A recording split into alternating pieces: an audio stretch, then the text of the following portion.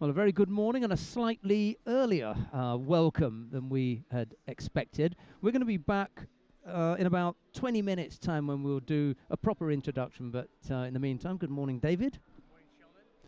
Great to see everybody here. Right, it's a good idea for us to do this because we couldn't hear David. Okay, but we'll be back in 20 minutes' time. We'll give you a full rundown of everything that we've got to bring you on the first day of competition here in Jeju. We'll see you in 20 minutes. See you there, folks.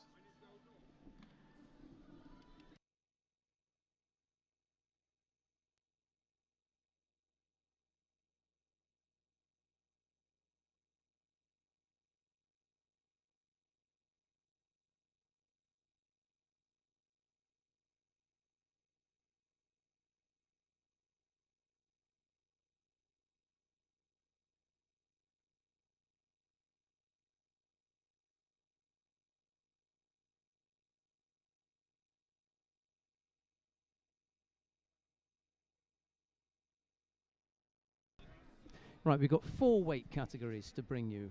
Under 60, under 66. Don't go on here, David. No.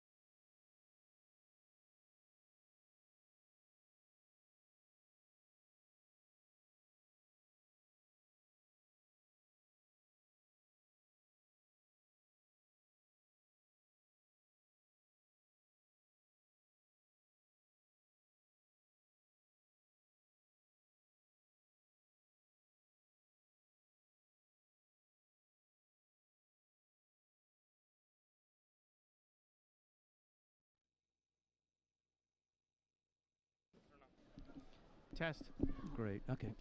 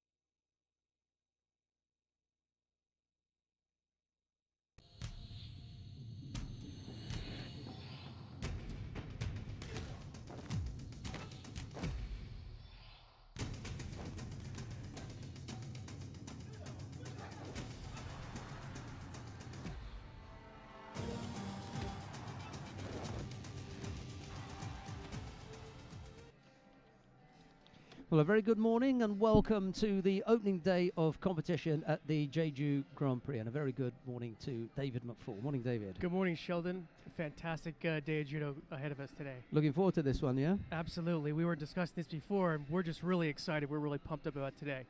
We're sorry that we missed you in China, but here we are back on the circuit. And next week we'll be in David's backyard, which is Tokyo, so we look forward to that. But before we get to looking forward to Tokyo, let's have a look at the 5 weight categories that we've got to bring to you today. 2 men's and 2 women's categories. I'm just going to run through the top 4 seeds in each of those categories, and we're going to start with the under 60 kilo category.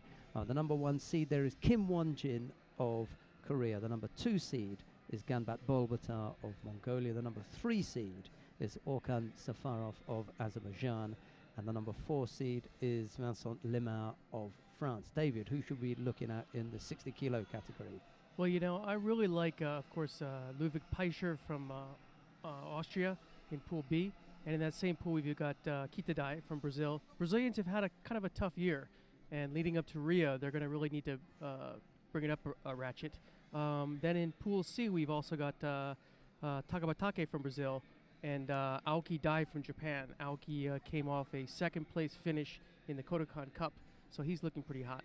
Okay, that's the under 60 kilo category. What about the under 66 kilo category? We'll start with looking at the top 4 seeds there. Mikhail Pulyaev of Russia is the number 1 seed. The number 2 seed is Nijat Shikalizada of Azerbaijan. The number 3 seed is Colin Oates of Great Britain. The number 4 seed is Golan Polak of Israel. Well, I really like the favorites. I like Pulyaev in particular. Colin Oates might pull something out here too. I also would look at Oriati. He always seems to get in the thick of things. And I like Fujisaka Taro. He had a good finish. He came in 3rd. He's a junior from Kokushikan University, and he might give some trouble to these guys. We were talking about the number of fighters here from Japan who are, not the top draw. They're not, in the top flight. It's not a long way to come, and we've got the Tokyo Grand Slam next week, so it's not surprising that they haven't sent their best. However, I'd be surprised not to see some of these fighters on the podium because, as you said, they've got such depth, haven't they? Well, Qingdao, you saw a lot of Chinese fighters who were, basically B-team players who had a really good, successful run, so we could see that again at Jeju. Let's look at the top 4 seeds in the under 48 kilo category. We've got a couple of minutes left to go. Julia Figueroa is the number 1 seed. Dilara Lokmanahim of Turkey is the number 2. The number 3 seed is Monica Ungaranu of Romania. And the number 4 seed is Chernovitsky Eva of Hungary. Yeah, I really like, out of those, I like the local favorite, Jeong Bong-kyung. She looks terrific. Yeah. I also like Sarah Mendes is another Brazilian who's got to sort of prove herself. As far as the Japanese, Endo Hiromi. The Kodokan Cup, the winner of that gets a place in the Tokyo Grand Slam. But for people who came in 2nd and 3rd, this is their chance. Endo Hiromi, and you mentioned who else was it that you mentioned there? There was one other. Menezes? Menezes. Yes. Is Natalia Brigida here? She is. She's she in the top half. That'll be interesting to see what happens there. Okay, in the under 52 kilo category, number 1 seed is Andrea Kitsu of Romania. Number 2 seed is Annabelle Urani of France. Number 3 seed is Gulbadan Babamuratova of Turkmenistan, and the number 4 seed is Priscilla Neto of France. For me, this is the best weight class, not of the day. I think maybe perhaps the entire weekend. It looks fantastic. Just looking at Pool A, which is probably our pool of death here. You got Kitchu, you got Sundberg, you got Munkbatar, you got Park. I mean, really fantastic action. And then you look down at Pool D, you've got Cohen, you've got Uchio Mako, you've got Baba Mortova. It looks like a great competition there. Looking forward to that. Right, under 57 kilo category, the number 1 seed, Auton Pavia of France. The number 2 is Kim Jun-di of Korea. The number 3 seed is Lien Chen-ling of Chinese Taipei. And the number 4, Rafaela Silva of Brazil. I like Pavia and Silva, but I'm looking for something from Lien Chen-ling, who trains in Japan as well. Okay, let's see what happens in the under 57 kilo category with Lien Chen-ling. I think that's a good call there. We're going to start on mat number 3 with the opening contest there in the under 52 kilo category. Maria Ertl of Germany faces Jana Sundberg of Finland.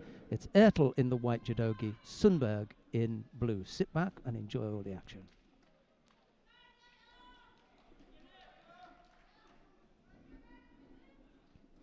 Not sure who it was that wandered through our shot there early on. I'm going to strangle him now. Muppet.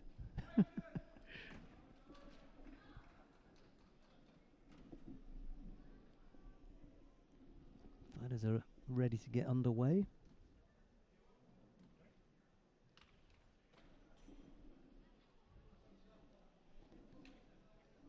Sure, wish I'd done this earlier on. Something so.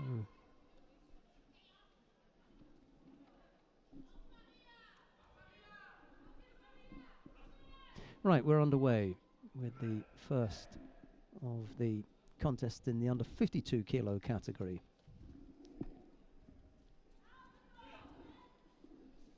Maria Ertl of Germany in the white judogi, and Jana Sundberg of Finland in blue. Sundberg almost looked in trouble there right from the beginning there. Good ashiwaza there by Ertl. See, she almost got position there for Sankakujime. Didn't look like that. That was what she was working with, but her legs look like in the right position. Should be a little bit better now.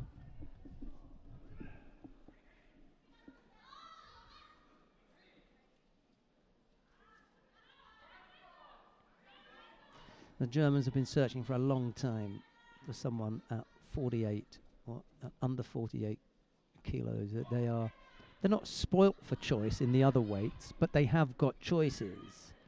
At 48 kilos, I don't know what it is. I just haven't been able to find anybody there, you know, who is world class. You know, you would want one person to be able to represent you. Come Rio. Yeah, and on the world stage. But it's perfectly possible that they won't have someone who'll make it to Rio. Rosari on the board there for Ertl. She threw nicely with the Jimata there. She did. You see, she was sort of baiting with the ashiwaza before and then going the other way. Here she goes in and hit. Now she's driving in there with the osoto, or ouchikari. So if you can work that ouchi one way and then the uchimata the other way, this is a nice combination. Yeah.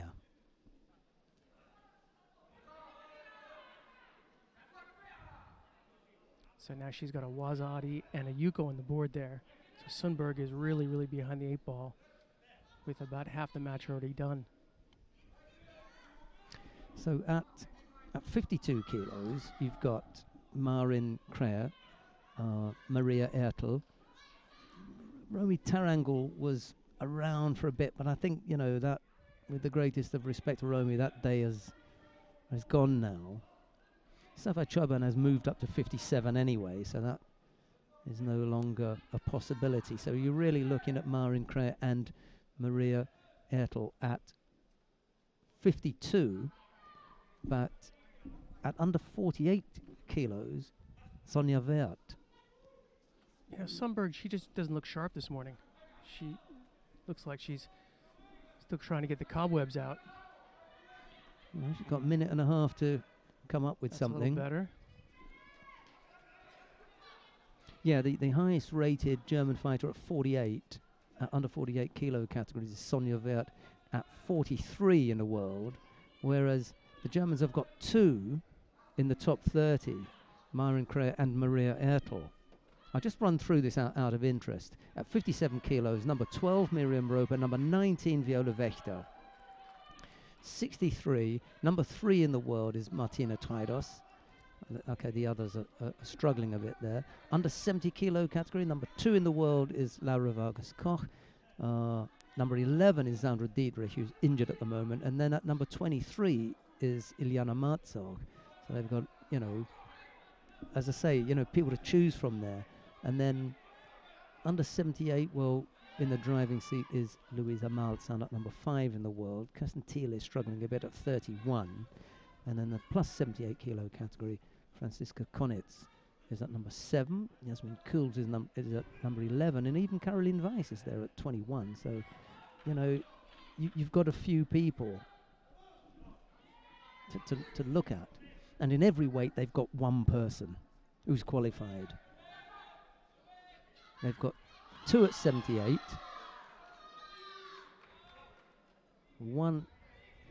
2 at plus 78. 1 at under 78. 2 at under 70. 1 at 63. 1 at 57. Yeah, you're right. She didn't look particularly. I thought her best opportunity was about a minute ago. Sundberg had Ertel on the ground there and looked like a chance for a reversal, and that would be perfect to go into a Saikomi and get the Ippon. But she was not able to execute that, and yeah, you got less than 30 seconds left. Trying to roll into Stemiwaza seems to me to be not a smart move. Yeah. Because it just kills the clock if you don't execute that. No, That's you're a better right. move. She didn't look her usual self, Jana Sundberg. And it's Maria Ertel of Germany who goes to round 2. So I'm sorry if I spoke through the whole of the fight there, but it is an interesting conundrum for the Germans to work out why it is that they've got someone qualified at every weight, and in some cases 2 people in qualification spots, and in some weights 2 qualified and someone, you know, buzzing around, and they haven't got one, not one, at 48. It's the way things shake out sometimes. Just can't find that right person. Munkbata Bundma of Mongolia faces Park Da-sol of Korea. Now it's Munkbata in the white judogi, Park in blue. Munkbata strolls to the tatami looking incredibly relaxed. It just looks so, you know, nonchalant almost. Confidence. Yeah, she took to the mat. A little bit more G'd up for this one, especially fighting South Korean at home. Park right away. Looks like she was looking for Kansatsuwaza there. Munkbatar now on top going to work.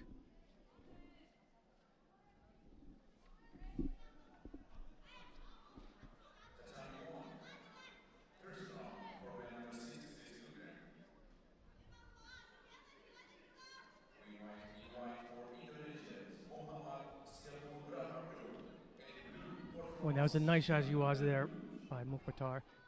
Scores a Yuko. Now we know why she's looking cool. Park looks dangerous. I mean, it's early in the morning and you could catch somebody. Munkbatar just working here in the Newaza.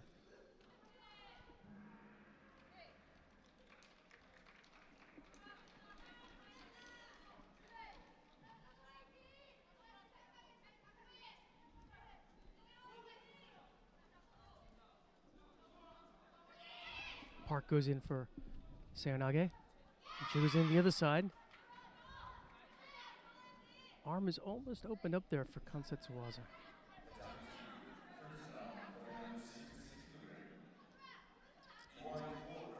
The way Park's going in, it'd be a chance for Munkbatar to slip that arm there for Shimewaza. Catch that.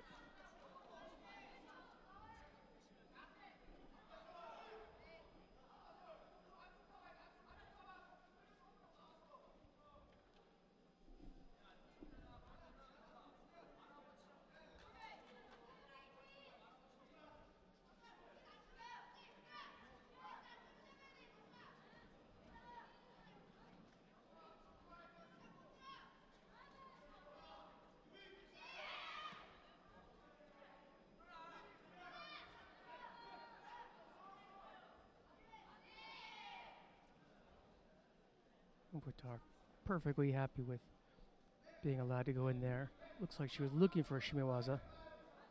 Now maybe the turnover.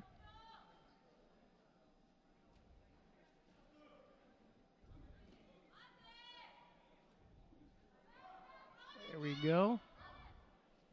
And that she was looking there for Juji Katame. Got the arm. Can't quite rip it free. One of the most experienced fighters on the circuit now, Monkbata. You can see how in control she's been in the last few sequences.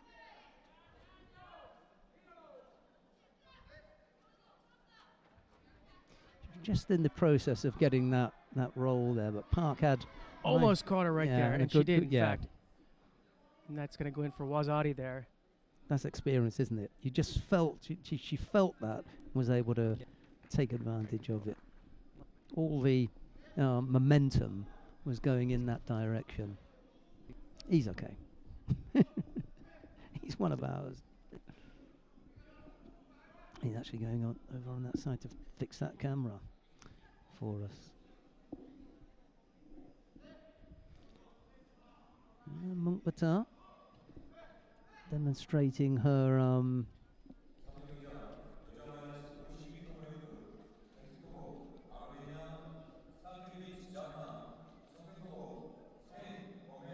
her poise.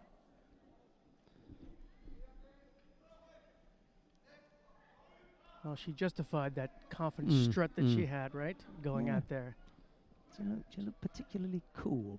Now this should be a good matchup here. Jana Stankiewicz of Armenia faces Laura Gomez of Spain.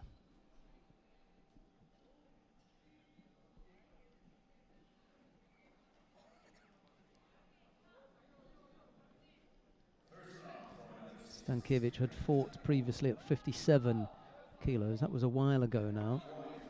She went off and took time out to have a baby and then came back and was down a weight at 52. So she's perfectly comfortable now at 52 kilos. Oh. Brief chance there at an Osodagari for Stankiewicz, but it appeared by accident and she wasn't able to take advantage of it. Just for a moment, it looked as though she could put something in. Anyway, it didn't come off.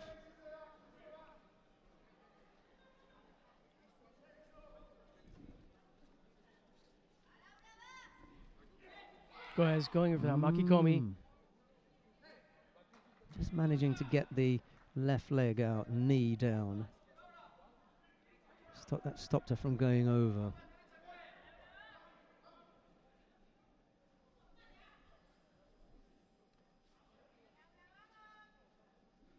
Yeah, it was the second lunge that Gomez felt coming, and that helped her with that Makikomi effort. Yoko Tomoenagi, I like that look. And then you go right in there for the Juji Katame. Didn't quite execute that, but that was a really good idea. Still working. She was onto that quite quickly. And we'll see that, I'm sure, on the final day of competition when the Russian comes up, the Russian heavyweight. He's particularly adept at that. Well, that's an old Kashiwazaki move right there.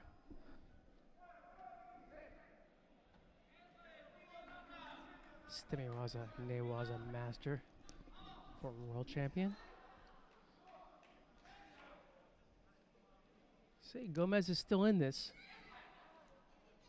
Are there any masters of Newaza in those sorts of terms at the moment? You mean as far as current IJF athletes? Yeah.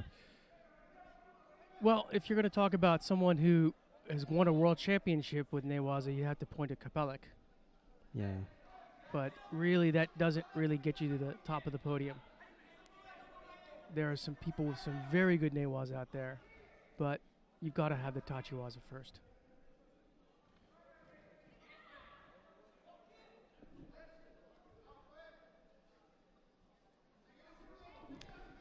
Yeah, the thing about people like Kashiwazaki and Adams in particular was that they had terrific throwing skills. First and foremost, they could really throw beautifully. After that, they were amazing on the ground. Right. But first and foremost, they could throw you. Well, I think many of the viewers know that. I mean, Neil's Newaza skills kind of came later. But really, someone who's a Newaza person, his classic throw, it's going to be Stemiwaza to set that up. And that was not really Neil's forte. He was more of a Taitoshi kind of guy. If we look at, let's take, for example, the two youngsters from Russia in the 48 kilo category, Dolgova and Kuznetsova. They are both really, good on the ground. You can throw in there, in a similar vein, Hashimoto Yuki. They're terrific on the ground, and all three of them, unfortunately, lack the punching power when standing up. Those three don't scare you as far as the threat, the standing threat in Tachiwaza. That's right, that's right. Well, I think in the case of the two Russian ladies, the thing I'd say is, here we go, that's a nice look there, Makikomi. When Gamba took over the women's team, I think the first thing he did was, if you want to draw up world-class skills, the quickest way to do that is to get the Newaza skills up there, because that can be taught relatively quickly compared to Tachiwaza skills. So get the world-class Newaza skills and then work on the Tachiwaza. Yeah. Well, it certainly helped them out with those two lightweights. Mind you, even as cadets, they were pretty good there. I think that probably came from, because they come from the same club.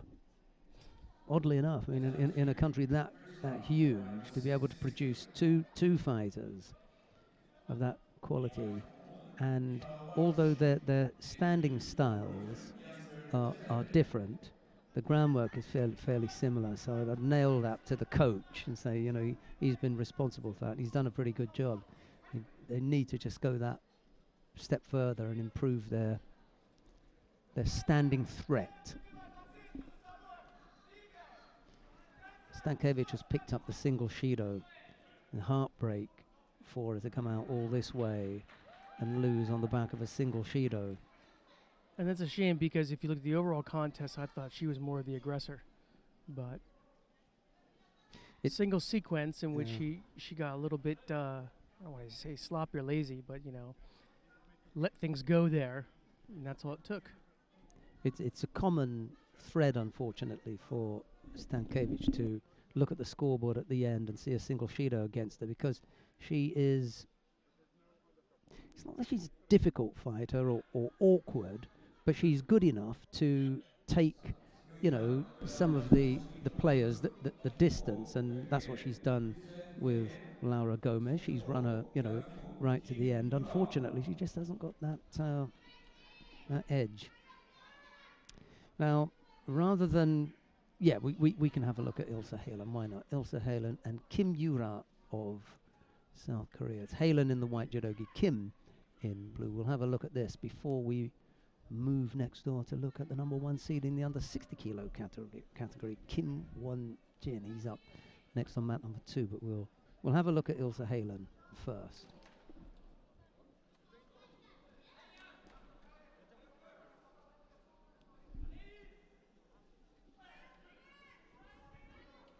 They're walking around with coffee there, David, if you want to grab one. Shall I grab two? Well, they're slightly over-sugared for me, I'm afraid, but a little bit too sweet for my liking.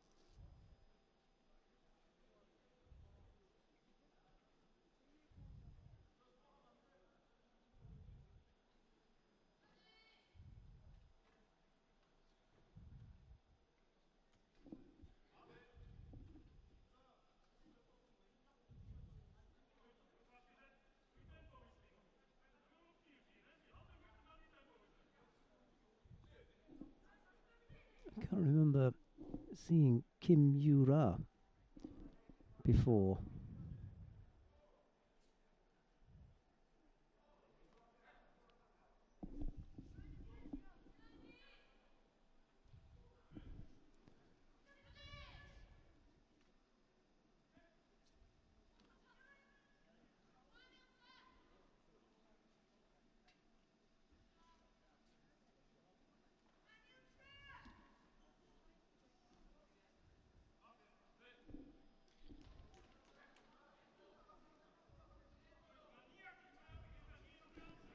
Have a quick look at Kim's background and see where it is. We may have seen her before.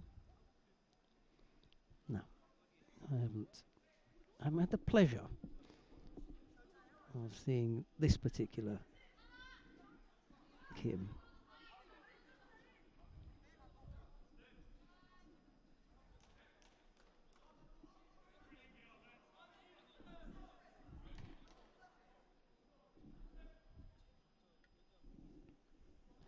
Minute and a half left to go. No score yet between Halen and Kim.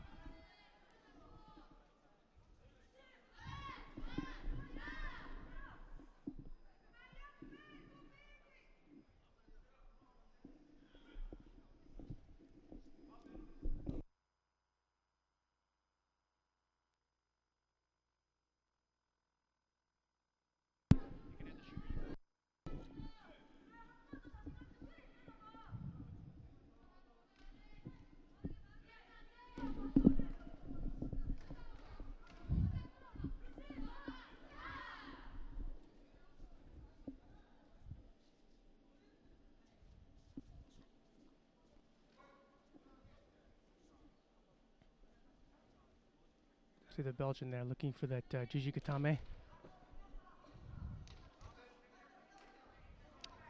She managed to get the left leg on top of the head, which was the wrong way around. She wanted it to be underneath in order to execute the turnover.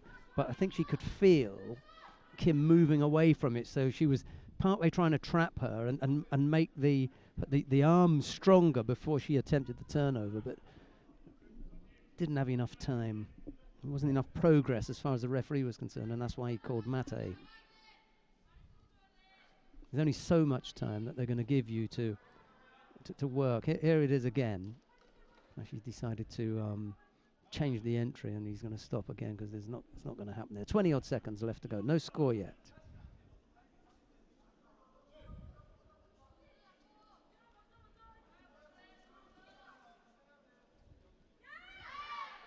A bad little effort. A little diving in there for Koichi. That's as close as anyone has come to scoring. Apart from that one. I was going to say. that was pretty close. That was a better looking Ashiwaza attempt right there. Yeah. I think they're sensing with the time gone. Looks like this is going to head toward golden score. I think they're going to give a Yuko here. Yeah.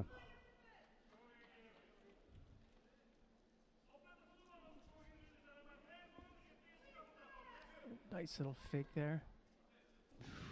Just about enough. It's just about enough there.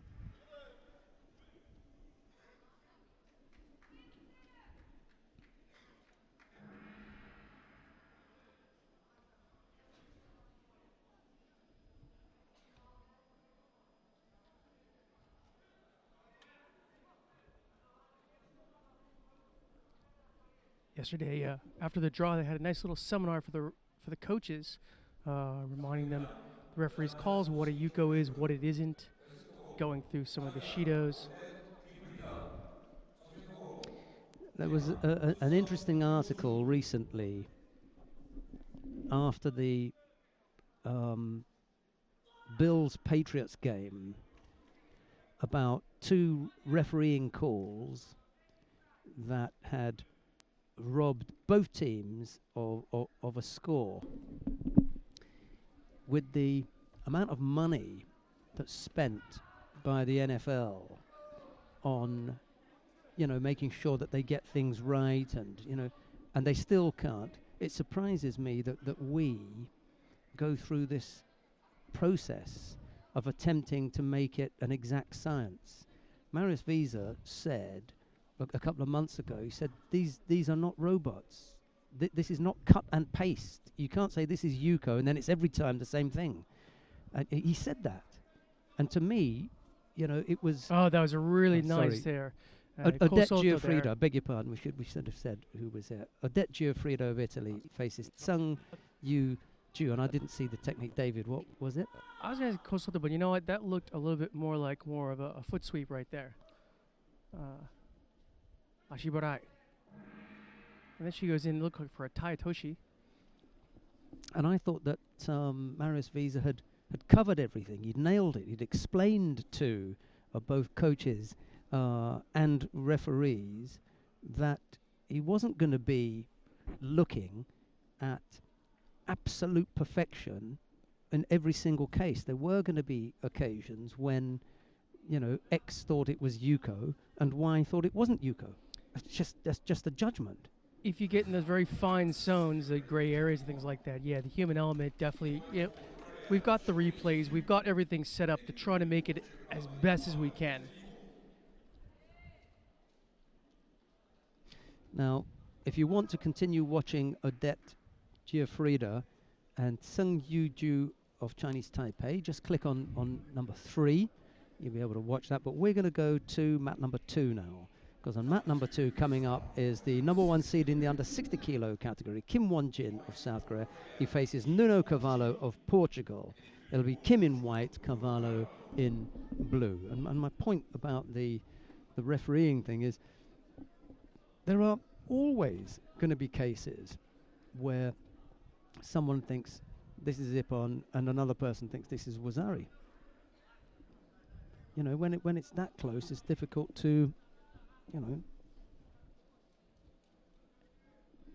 can you say? Anyway, here we are. Kim in white, Carvalho in blue. The hope today then for Korea is with Kim. The local favorite. Yeah, if he doesn't take gold today, there'll be a few upset people. Song Dae-nam will be one of them. I think that's him in the chair over there on the left. I can't quite see from here. But Kim goes in for a big Asanagi attempt there. Looked like the hand slipped out.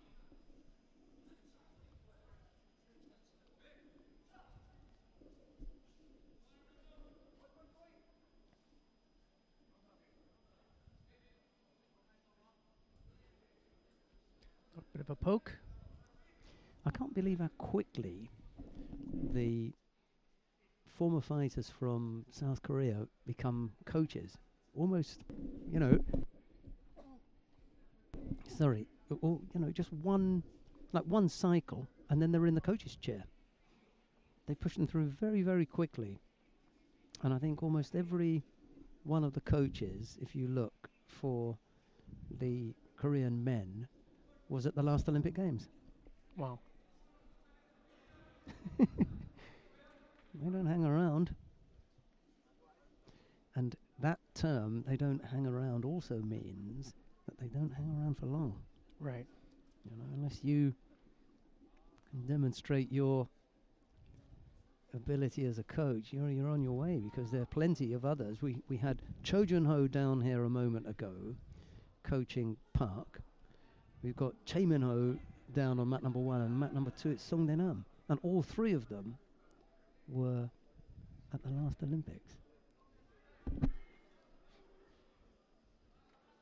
Well, there we go. This really nice Ashiwaza attempt there, looking for also Togari. Except Chae Min-ho, he was in Beijing as the Olympic champion.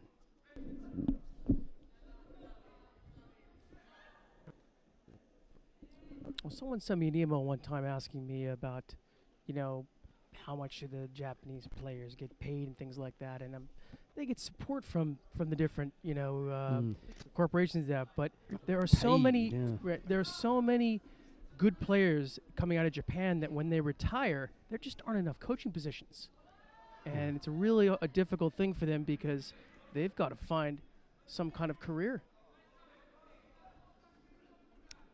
There's only so many university positions out there. There's not many positions in the national team. You've got to have an Olympic and a world championship up there just to even get in the running. Yeah, to get an interview. Odette Giuffrida has won her contest down on mat number 3, by the way, in the under 52 kilo category. 2 scores to the Italian takes her into round number 2. We're watching the contest between Kim Won-jin and Nuno Cavallo. A little over 2 minutes left to go. There's no score yet. Cavallo's picked up the single Shido.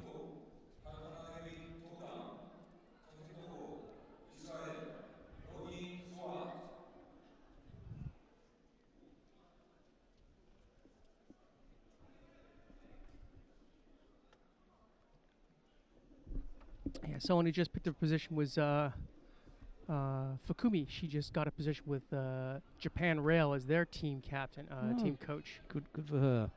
Yeah, she retired. She did have a bit of a plan. She went to England for a while. She also worked a little bit with Zio Gamba with the Russian women's team, sort of got a little bit of coaching experience. Now she's got a good position.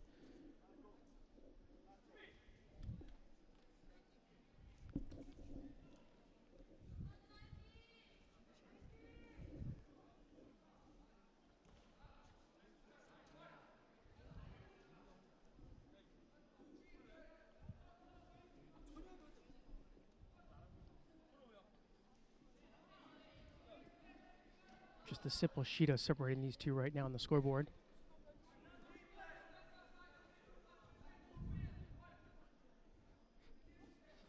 And now 2, Carvalho. He's just finding the pressure that Kim has exerted in his own efforts to try and step things up a little bit too difficult. He just pushed out a little bit and he was overly defensive. He picked up that second penalty. It appears that Kim has the kumigata he wants. He's just looking for his moment. It's just a case of Cavallo thinking for a moment, I don't like this, and stopping things. Well, he threw in an attempt there, but basically it was more like to break the grip that Kim had.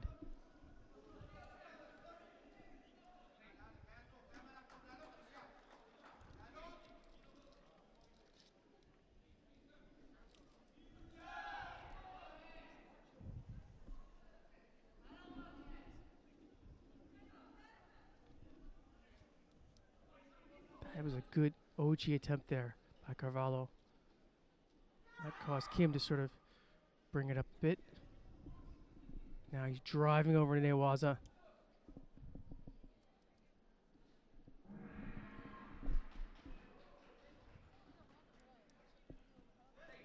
Carvalho working into a Saikomi here. Probably not going to need it with the clock, but there he's got it.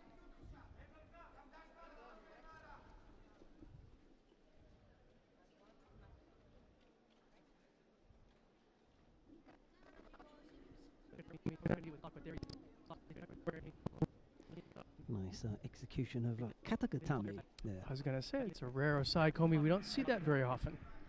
That was textbook. Yeah, it was. Yeah. And, I wouldn't say that it was prevalent, but there are a few times when you think with some of the fighters, hey, that's not technically the best position. You could be in a better position than that on the ground, especially with some of the Osai Waza. But that was perfect. It was really perfect. I think the thing is that if your opponent moves or makes a counter, you don't have the flexibility of something like Kamishiho or Yokoshiho is what I'm really thinking about. Yokoshiho, you can basically move into a different Osai Komi and things like that very easily. Katagatame, you're kind of stuck into that. You might be able to slip into Kesagatame. Yeah, that's about it. That'd be it, yeah. But what was nice was, and what gave you the impression that it was on tight was the arm that was trapped. That was it. It was gone. The only movement was there was very little movement because the whole shoulder was trapped by Kim's head pushing into it. He was ear to ear. Yeah, it was really nice. Down nice and low. The foot position for the foot, even with the shoulder line. Yeah. I mean, that could have been like for Katama no Gata. Yeah. That was really, really nice. Like I said, textbook version. On the mat now, Ashley McKenzie of Great Britain faces Javier Guedes of Venezuela, Mackenzie in the white judogi, Guedes in blue. Kenzie looking for Shimewaza, I think from that angle. Or so the Guedes was looking for it.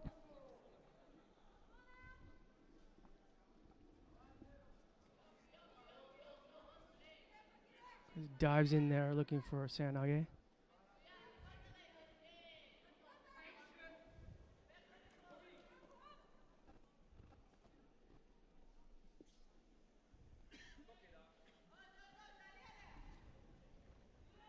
Oh, and that was a beautiful, beautiful Tomoe there. Wow. Brilliant. When they're looking at Yoko, but then he turned out almost into a straight Tomoe. Another textbook technique. That was fantastic. Mackenzie really got caught there.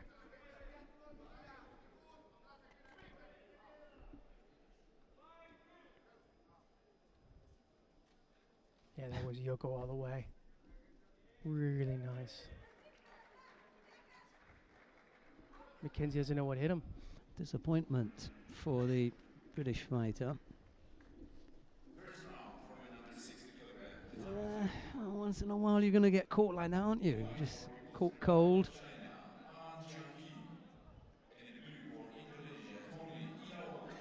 Really well executed. Not going to argue with that one. Nope, nothing to say when that happens. Right, let's go down to mat number 1 then.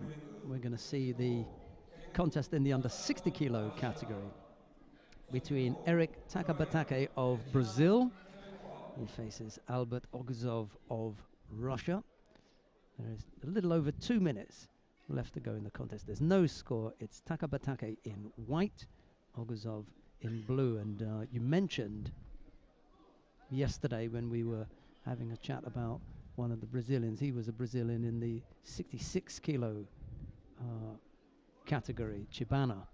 Haven't seen him for a while. Well, Takabatake fancies himself as the selection for Rio, over and above their bronze medalist from London.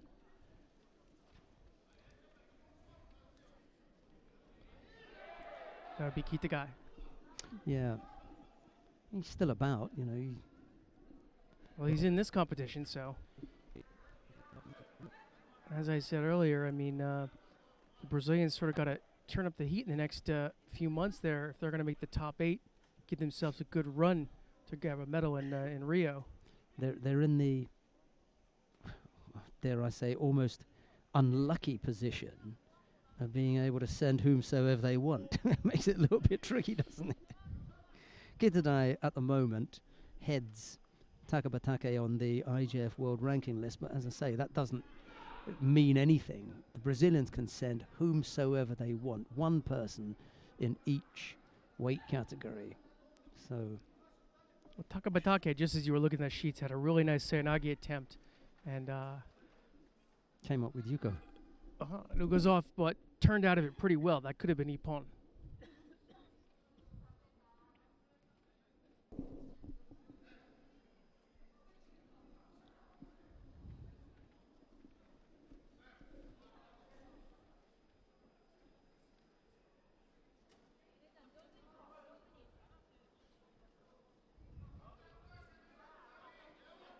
Goes in again. Ugazov had a nice look at Ashiwazu before that little sequence.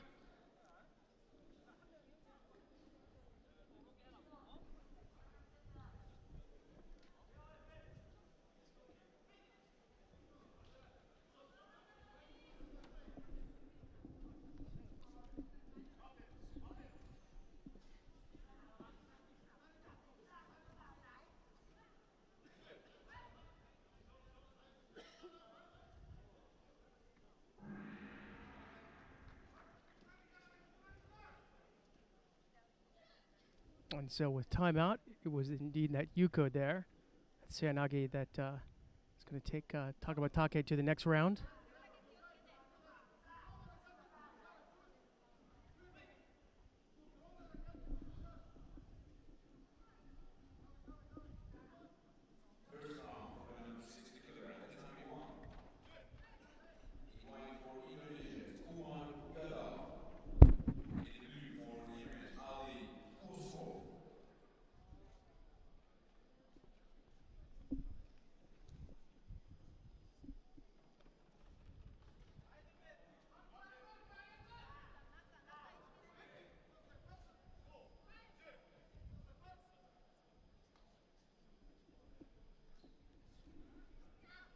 we're going to stay on mat number 1 for the foreseeable future, at least for one fight anyway. Kumar Yadav, or Vijay Yadav of India, faces Ali Khusrov of Yemen. He's not a bad little boy, you know, Khusrov. I've seen him a couple of times. See what the Yemenis can do here. I wonder where he's training then. He's probably training somewhere else. Maybe in France. Could be in France. We'll have to ask him. Iran, maybe. Iranians have got a good group of judoka. And then I mentioned the Egyptian heavyweight.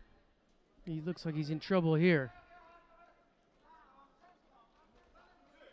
Got himself out of that situation. That looked like it was going to be Kamishiho there for a second. Was able to roll through.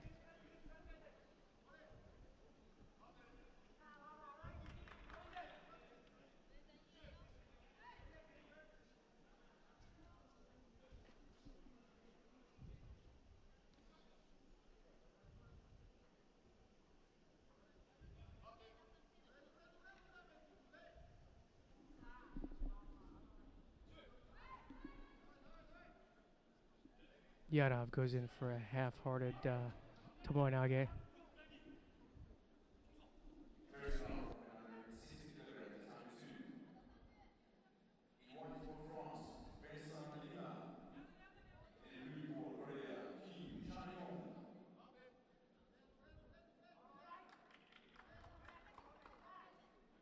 Ashraf trying to drive that leg over there.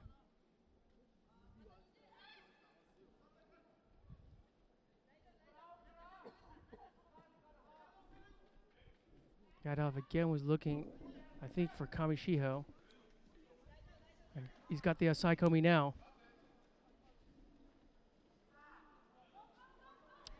Good effort there by Kasharov to get out of that.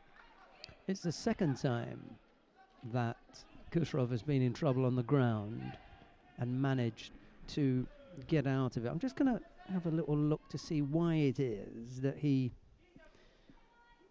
comes to mind.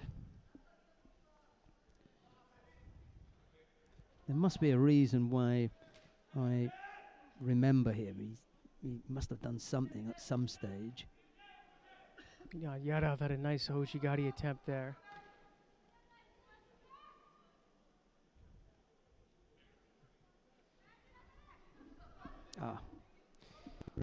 Yeah.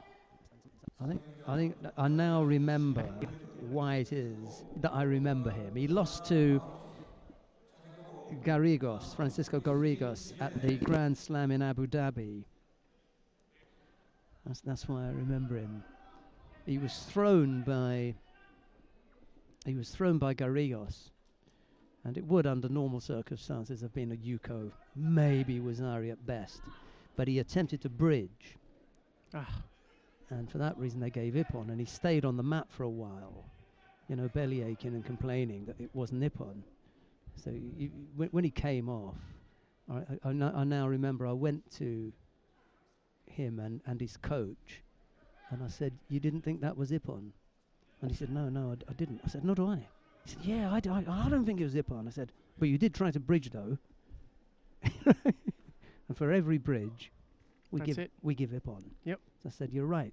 It wasn't an Ippon, but you attempted to bridge, and it's in our efforts to try and avoid you carrying out actions that will injure yourself that we give an Ippon for any attempted bridge." And he was really apologetic, maybe is the right way. He said, I'm sorry, I didn't realize. I just didn't think it was Ippon. I said, "No, it wasn't." And this was actually one of the points when they, after the draw at the referees meeting with the coaches, that Jan Snyder really emphasized this idea of safety for the judoka, and this is why they're awarding the Ippon for the bridging. It's virtually impossible to avoid it because it's a reaction. You know, you just do it. But you do have to have a certain degree of flexibility, skill and speed in order to even attempt it, because the speed with which you're thrown almost makes it impossible for you to bridge unless you're like Zantaraya or somebody like cat-like. Right. And these are young, fit, healthy athletes who can attempt it. They've still got the ability, ability to attempt it. You and I, we're still thinking about going over as our backs hit the mat, rather than, immediately thinking attempt to bridge. And it's the young athletes who are most at risk because they can attempt that kind of escape. Well, you don't want to have young players at home watching this, emulating that kind of activity, because they will injure themselves because they are not at this world-class level in terms of strength and flexibility. Or strong and healthy, yeah.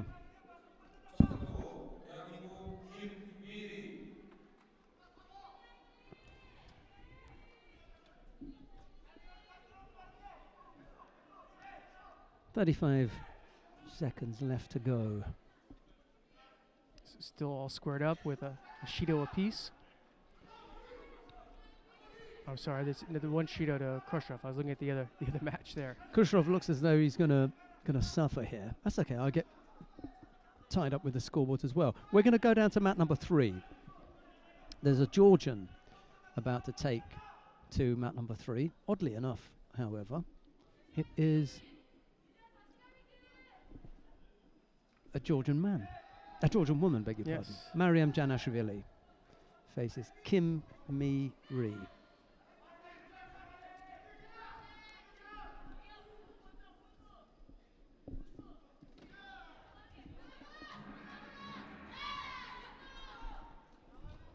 And we were calling this under 52s being one of the better categories perhaps of today and the whole weekend.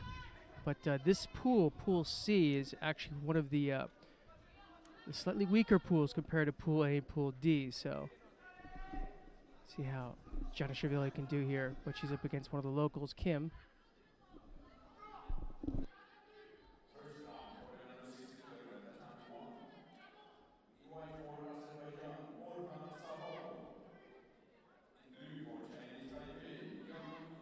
See, Kim is really working harder with the Kumigata. She's not going to give anything to Georgian. Gotta watch out the way she's retreating that way.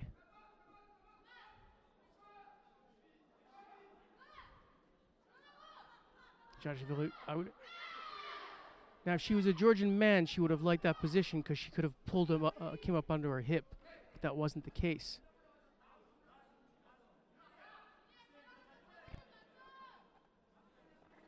Right now, Kim's up by the 2 Yukos.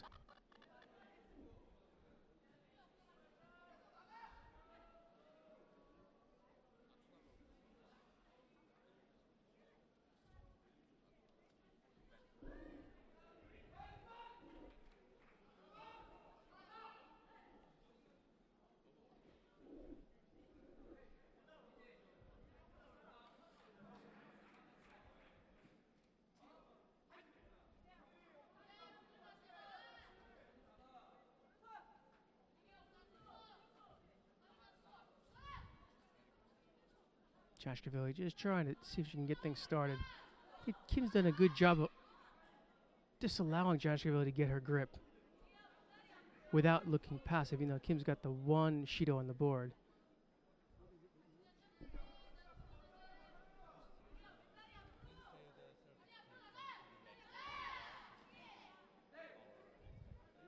See now Kim going to work there.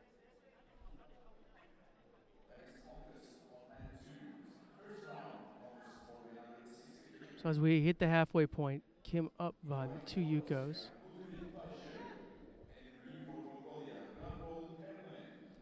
You can see Janashvili, she's trying to come up over the top. She wants to get that deep grip. Kim doing a good job defending against that. And as soon as Janashvili gets a sleeve, Kim right away starts to throw her body in there for a Sanage.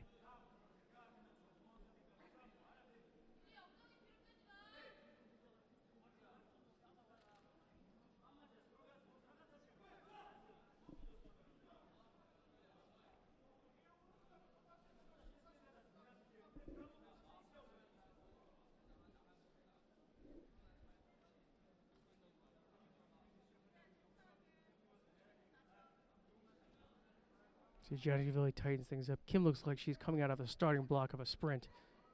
And she kind of backpedals a little bit there.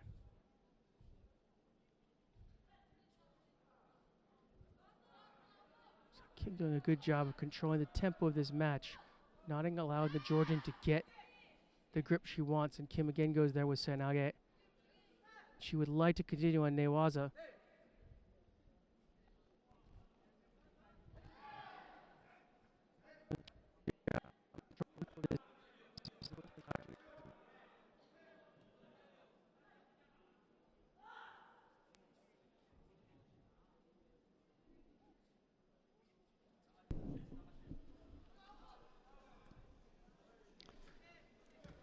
Janishvili struggling here a bit. You know, Kim's doing this amazing job of, she's giving Janishvili the sleeve hand, but she's not allowing her to get any collar grip, and especially anything over the top. Janishvili can only do one grip judo. She's not going to be able to do anything. Yeah, she's still a youngster making her way. It's going to be a while before she works out the difference between junior judo and senior judo. She banged everyone over in the juniors, but they were a little less experienced lower down in the age group.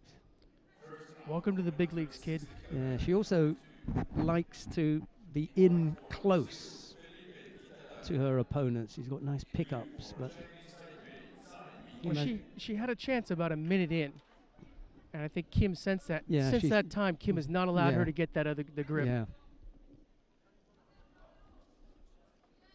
Kept her at a distance.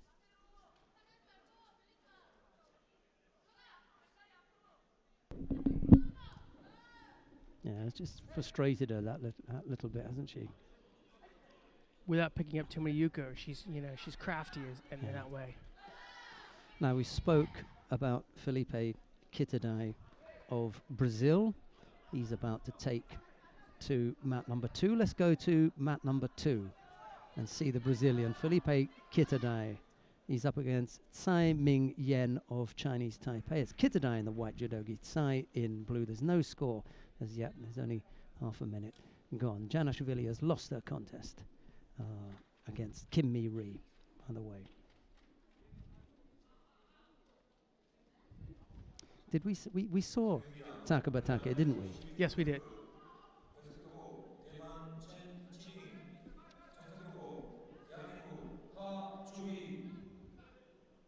Yeah, he took out Ugozov of Russia. Yeah. His first round match. Just got that Seanage for a Yuko, I think was the difference.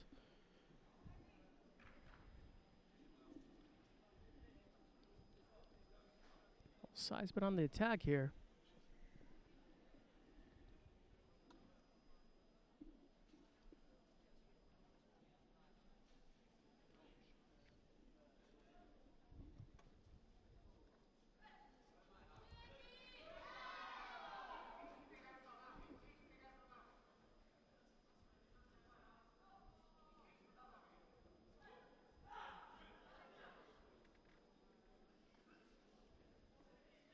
The Taipei representative picks up the first Shido. Got the grip now. Had his moment, but now he's in trouble with some Newaza with the Brazilian.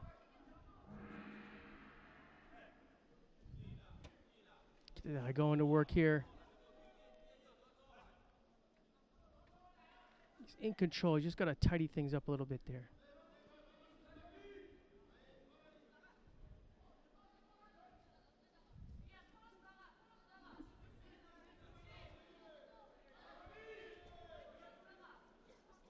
You know, Sai Kumi is called, I'm going to call this Yoko Shiho, but look like Sai got out of it. He's a strong boy, isn't he? He is. Well, he's fighting for his life here. Yeah. You don't want to be on the ground with the Brazilian.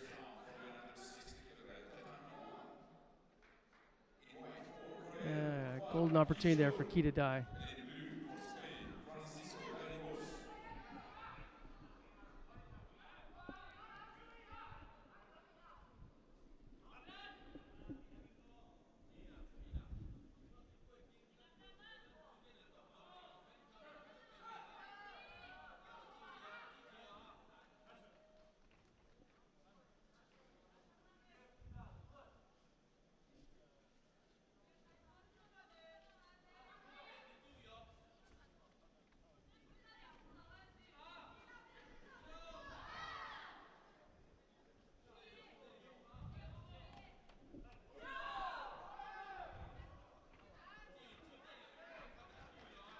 And Brazilian refs in the crowd screaming out for Yuko. And they actually got a Wazari out of that. So. I love that. Referee should have turned around and said, "Okay, Yuko." You want Yuko? You're right. We'll give you Yuko. We'll downgrade that.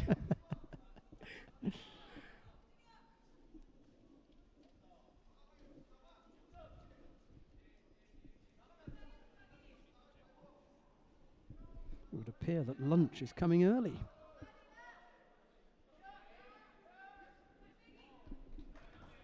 Yeah, that was a good look there by Kitadai. Some Ashiwaza there looking for Ochi. Trying to add on to his Wazari lead.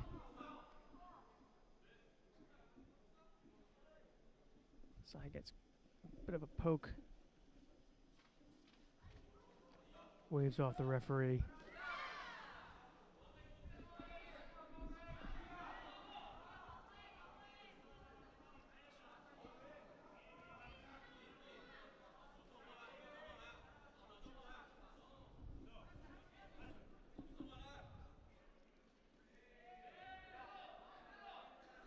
Sai, a couple times this match, he's gotten his grip and then he's backed off.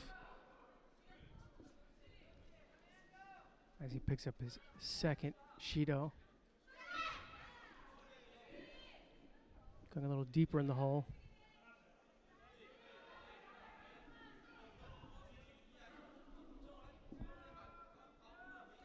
He looked energetic in the beating now. He's looking defensive.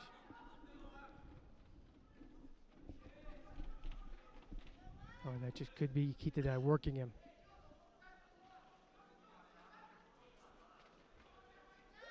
And that Sai's on the edge of being eliminated, picking up his third Shido.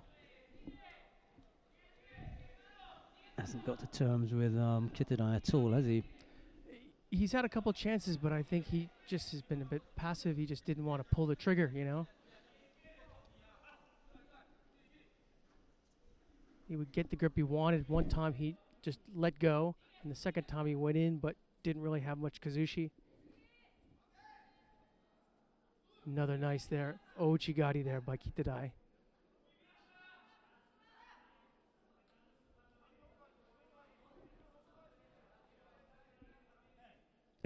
Second time he went in, but I think that one didn't score because Sai had gotten both elbows down. That was another call they had made at the coaches' meeting.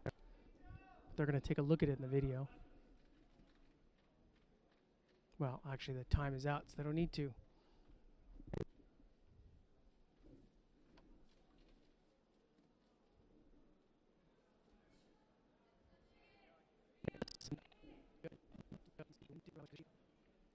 And so the second Brazilian is still in there.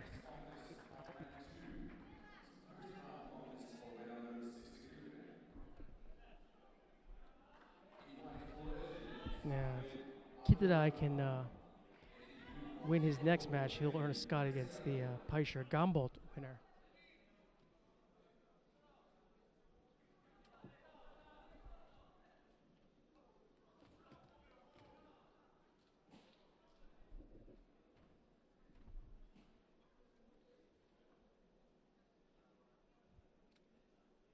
Why don't we take a look over at mat number 1.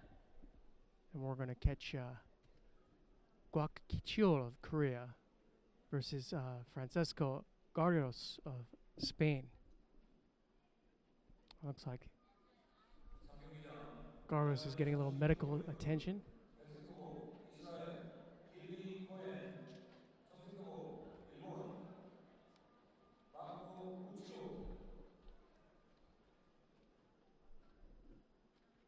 In fact, we're going to slip over to mat number 3. This is medical attention there.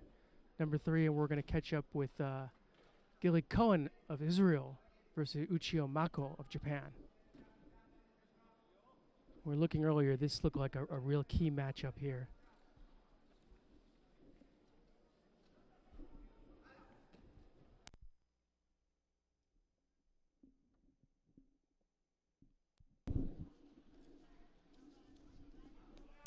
Well, let's find out whether Uchio has come along for the ride as a warm-up partner for Endo Hiromi, or if she's got something more to give.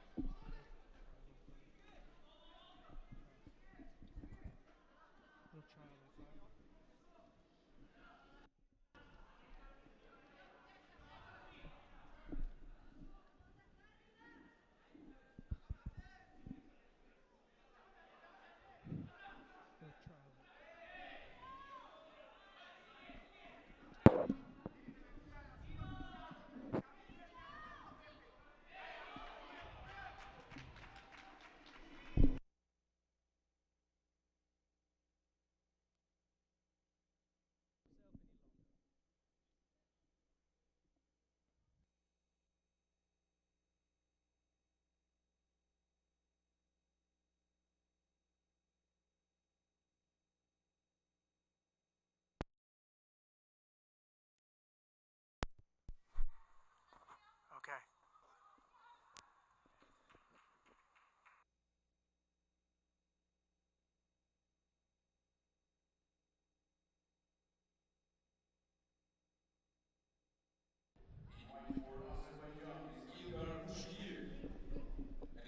So Cohen has picked up the first Shido here. You can see that there's some real fighting there for grips.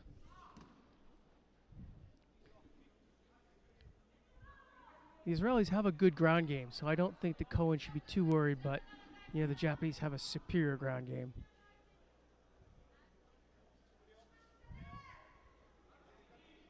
Chio trying to work Cohen's upper body. She can roll that around. She's trying to do two things at the same time. She's trying to get the upper body around and get her foot out. And there we go. And it looks like both legs are free. Is there a call yet? No, she still hasn't got the upper body rotated.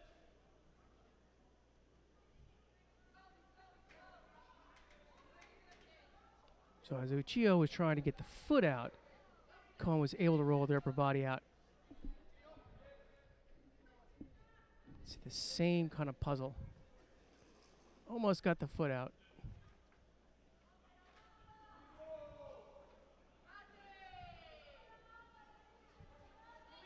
And there we go. Now we have the Yoko Shio here.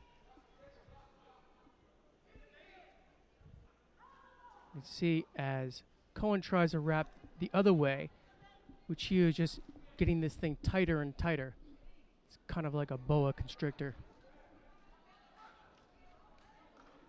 Just a solid Yoko Shio position.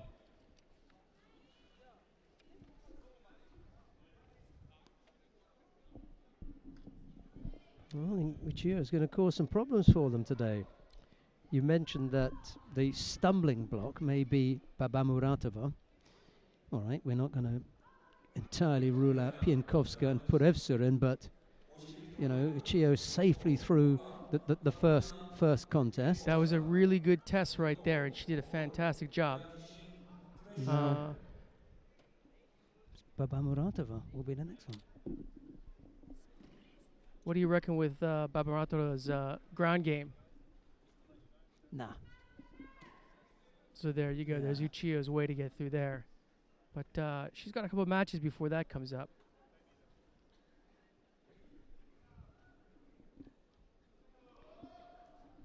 Yeah, the Turkmen is not up to it yet in Nevaz, and definitely not up to the kind of skill level that you're going to see from Uchiho. There was a frantic nature in the Kumigata between the two of them. I think they both realized that whoever was going to get the better Kumigata was going to get the best of the contest. And as it turned out, as things sort of ground down to the ground, that Uchiho, she looked really confident. She just kept working at getting that position. The only thing was at the beginning there, she was trying to get the upper body position at the same time as getting her foot out. And that looked to me a little dangerous just because her hips got a little bit high. She took care of business there. And she is going to fight the winner of this match between Pienkolska of Poland and Purevsurin of Mongolia.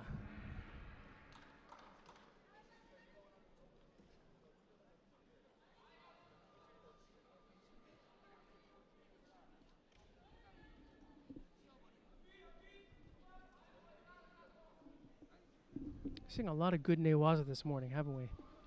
Yeah.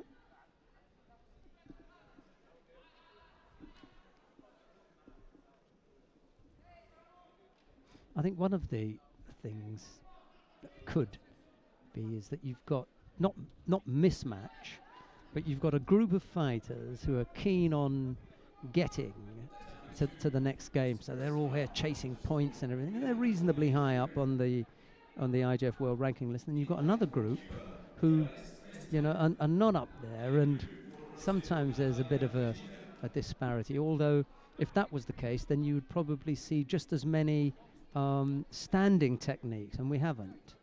So there's something here on the ground that people have found comfortable. Something's brewing here in Jeju. You could see here with Professora here working out for. She looked like I had to look there at the shimiwaza. I think she caught more of the chin than she got the neck. I regret to say that we're going to miss out seeing the rest of the Piankowska-Purev-Surin contest, because we're going to move to mat number 2 to see Dayaris Mestre Alvarez of Cuba and Natalia Brigida of Brazil. It's the Cuban Mestre in the white judogi and Brigida in blue. So far we've seen good things from Takabatake and from Kitadai. So we'll see now if Brigida can bring it on for Brazil. I tell you what, it's about time that the Brazilians started showing, although some clever person could say it doesn't matter what they do as long as they do it in Rio. Okay, fine. You want to hang around and wait until the day? Good luck. But we're not seeing anywhere near the kind of signs that would suggest, well, we're not seeing the kind of signs from the Brazilian team that would suggest that come Rio they're going to be a powerhouse. I don't mean sneak a couple of medals here and there, but really be the powerhouse that Brazilian judo is supposed to be. It's been said time and time again by the coaches, if you want to basically statistically get yourself in the running, you've got to get athletes in the top 8 going into the Olympics. If you don't have that, then your chances of the medal, you're adding a couple rounds. That's a good point there, David, and I'm going to follow that up by being a bit of a judo nerd here and look at, as we did with the Germans this morning. I don't know if you can remember that far back. The Alzheimer's hasn't kicked in yet, Sheldon, so I think I'm all right. Right, in that case, what I'm going to do is have a look at Brazil and see how many of their fighters are in the running. Right. Meantime, Brigida picks up the first Shido here.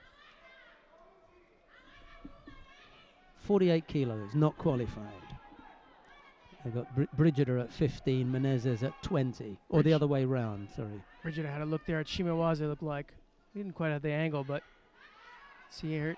Now she's going to look here at Juji, but they're going to call Mate right here.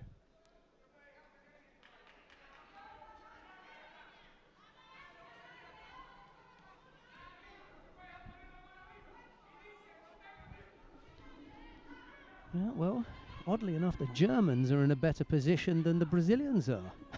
Oh, yeah? You know, if you speak in terms of the powerhouses of international judo, Brazil has got to be up there. You would say the Brazilians are up there. They haven't quite got the same kind of results at the moment. Anyhow.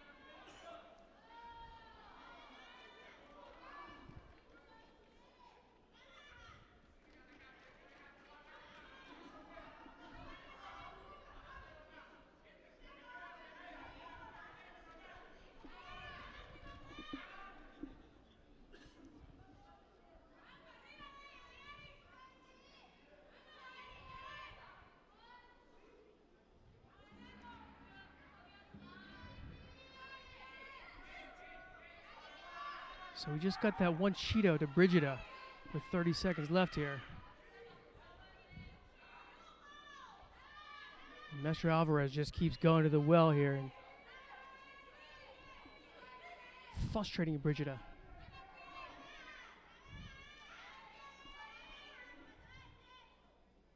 You can see Alvarez looking up, check out the clock.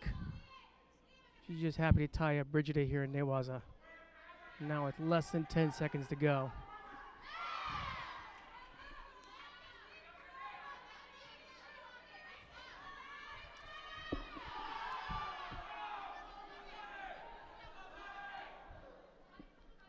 Well, what you don't want is a first round loss when you've travelled all this way.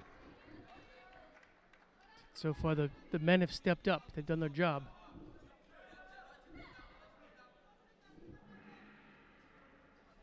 Well, having had a look at one Brazilian at under 48 kilos, and unfortunately for her, she's lost that particular contest. Natalia Brigida goes out in the first round to the Ares Mestre Alvarez. We're going to go down to mat number 1 because we're going to see the second of the Brazilians in the under 48 kilo category. That's Sarah Menezes.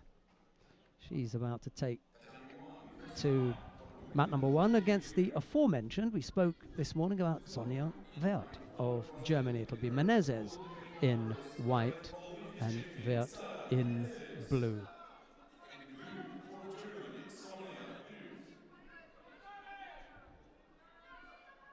Yeah, Menezes, she's wearing that back patch, the Olympic champion. It was a disappointment at the World Championships afterwards.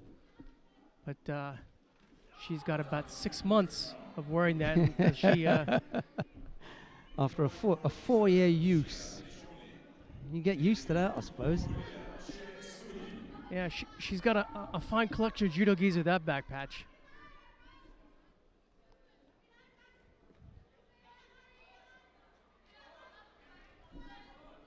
She looks for a little Dea Shibari right there.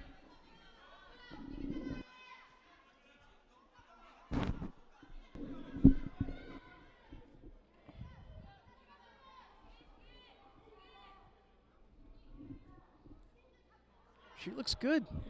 A nice little Seanage. I don't know what's going on there. Both fighters have got Wazari on the scoreboard. This is a heck of a fight here. I looked away for a moment, and Did I? and that was it. I didn't see either of those scores. I was looking at Menezes' score. I'm like, how did Worth get that Wazari on the board?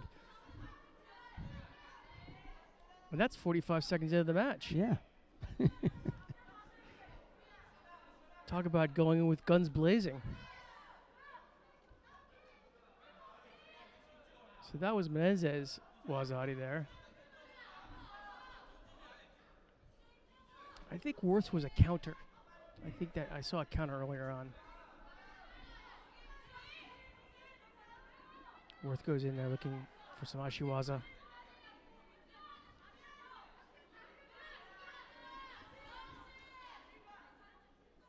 Ooh, caught her again. It's got to go for Yuko. Close. I think she gets the hip, but none of the legs and the upper part of the body, you know? I was thinking maybe the elbow was down. There's a bit of space between the tummy and the body, and that might have prevented that Yuko. She hadn't finished off the top half. It wasn't a case of Menezes getting the arm down. It was a case of Sonja Wert not finishing. She still had hold of her, and Menezes' hip was rolling across the mat before she could finish off. Really, really nice entry on that. Yeah. You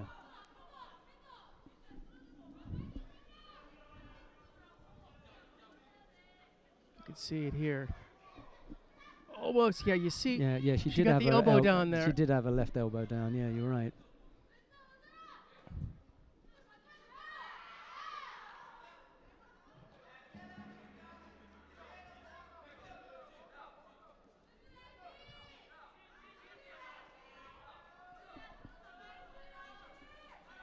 So far, a real firecracker of a match here. Menezes going in there. Didn't really set up that Seanage attempt. She's usually better than that. She works the Koichi Seoinage combination like a champ, like an Olympic champ.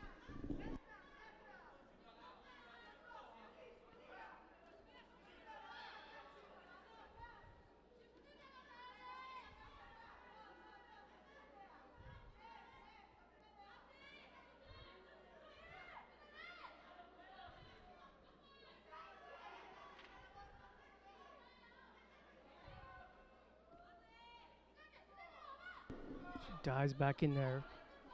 Again, Seoinage, but not really setting it up well. Got to be careful, giving Worth a bit of position.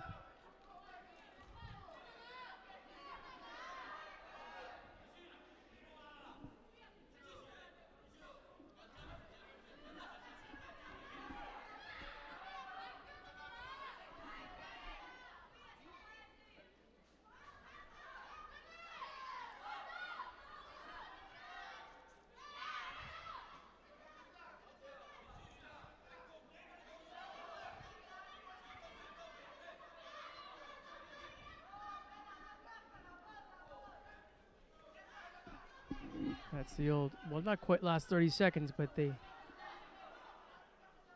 end of the match drop into Tomoe-nage. That doesn't really seem to work very well. That execution being attempted by Worth.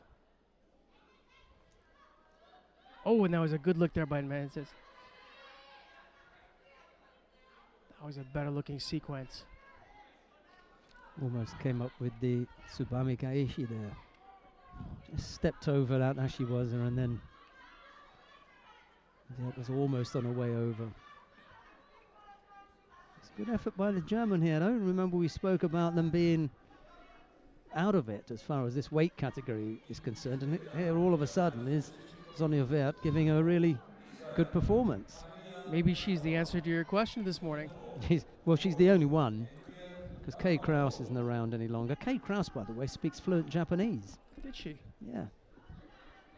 We have to look out for Kay and see if we can get her on the team, because it's always useful, as you know, having a Japanese speaker. Let's see how she can read and write. That's the next thing. Oh, she's got a master's degree in Japanese. She's studying go. in Japan, so it's not going to be pidgin or just a bit that she's picked up. I don't mean that. Oh, there beautiful. we go. Gorgeous. And that'll do it. What I mean is it's a totally different skill set, speaking Japanese and reading and writing Japanese. Now, she's got a proper master's. That means, exactly, she can read and write. Yeah. But there are more than a few people who can speak fluent Japanese who cannot read and write. Oh, yeah, they've managed to pick up the language speaking, but they haven't done any real study of the language. Not in an academic setting, but I mean, you've got, for example... This is nice. Gorgeous. Yeah. Most of the older Japanese movies, the subtitles are done by a guy named Donald Ritchie. And Donald Ritchie does not read or write Japanese. So he listens to it, and he hears it, and he writes it out, but in Romaji, but basically he does not read and write Japanese, or he hasn't, I think he's passed away now.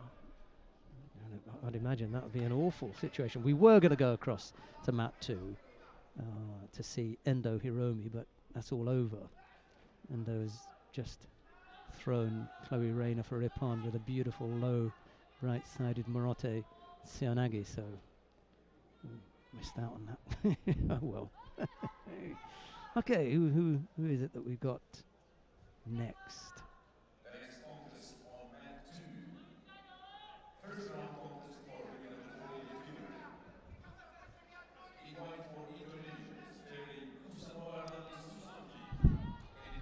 It all depends, if we go somewhere, we need to look to see where we're going to go afterwards. Exactly. So, Pulyaev and Kresniki maybe, or we'll just hang on to. We're on mat number 2. Let's hang about hang here. On here for a little bit.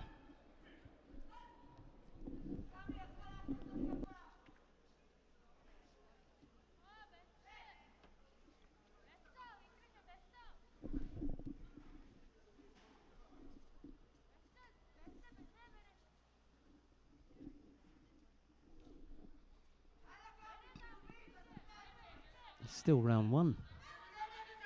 in the under 48 kilo category.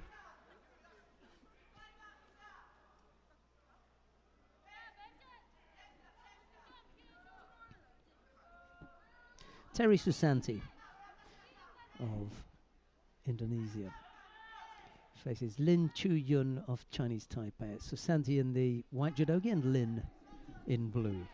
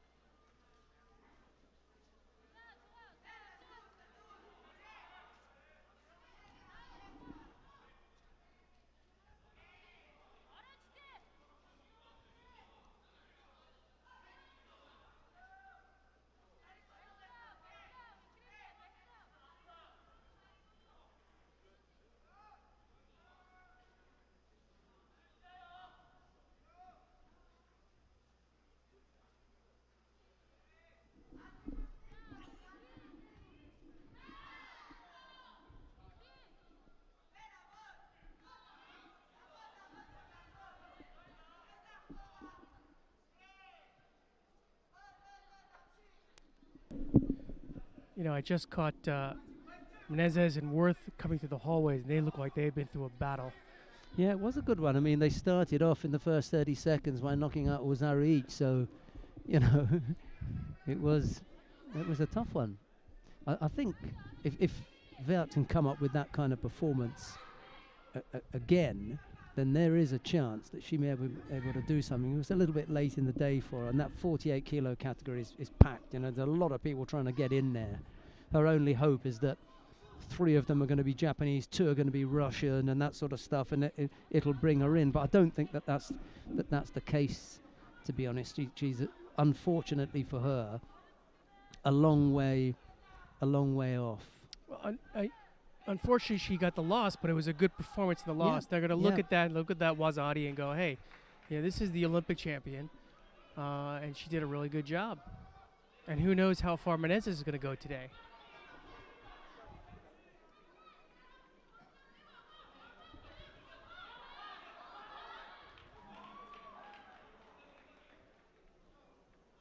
You could see that Susati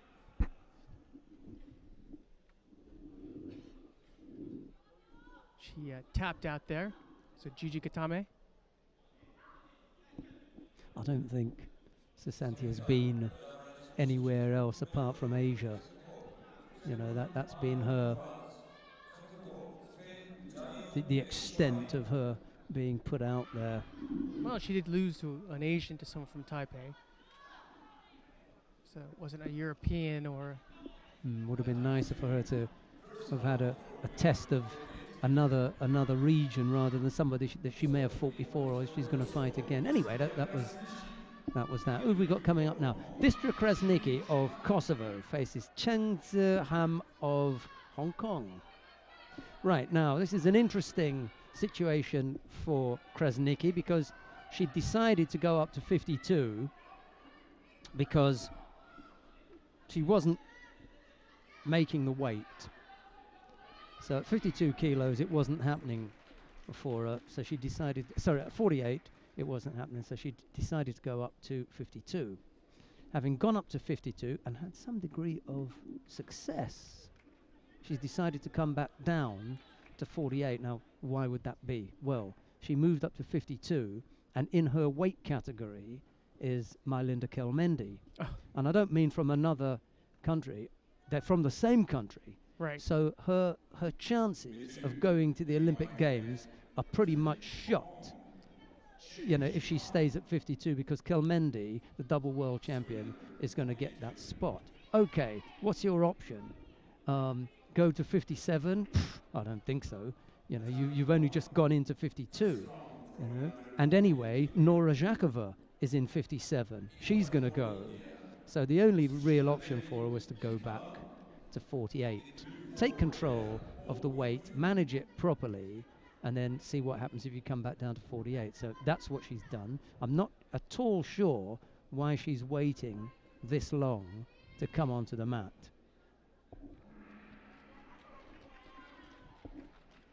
Well, let's hope it wasn't an issue with the weight.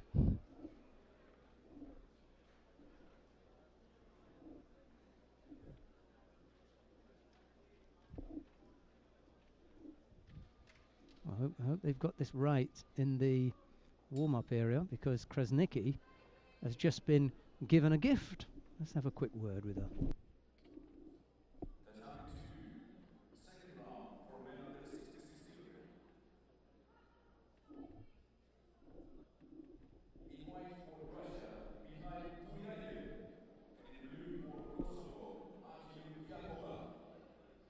And that brings us up as Sheldon checks out what's going on here. We got Yankova of Kosovo versus Puliev.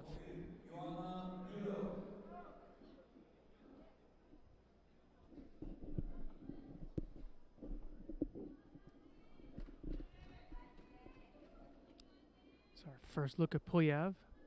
It's one of my picks this morning. No surprise, considering the seeding.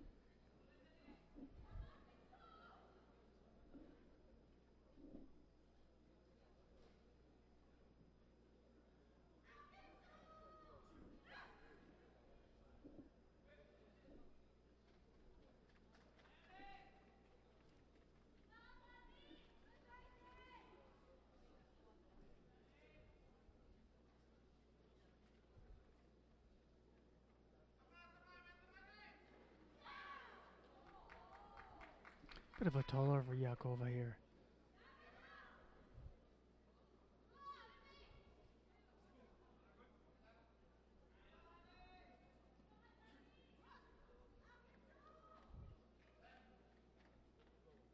Right now, both looking a bit defensive. If this goes on too long, we're going to see a pair of Shidos come out.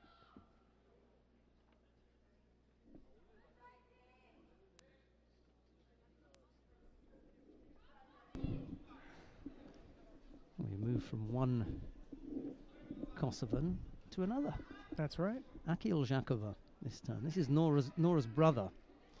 She fights in the under 57 kilo category. And we just had, well, I was able to say hello to Distria Krasnicki just a moment ago. She was quite humorous. Okay. In having had to wait for her opponent, who then didn't turn up. They said, "Oh, if they come late, they come late, as long as they come. But when they don't come at all, it's a different story." There's nothing you can do.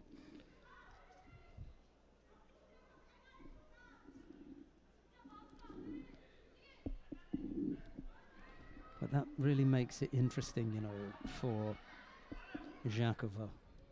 Not Zhakova, beg your pardon, for Krasnicki. See there. Puliev coming in big and getting the Wazari. And comes in big again.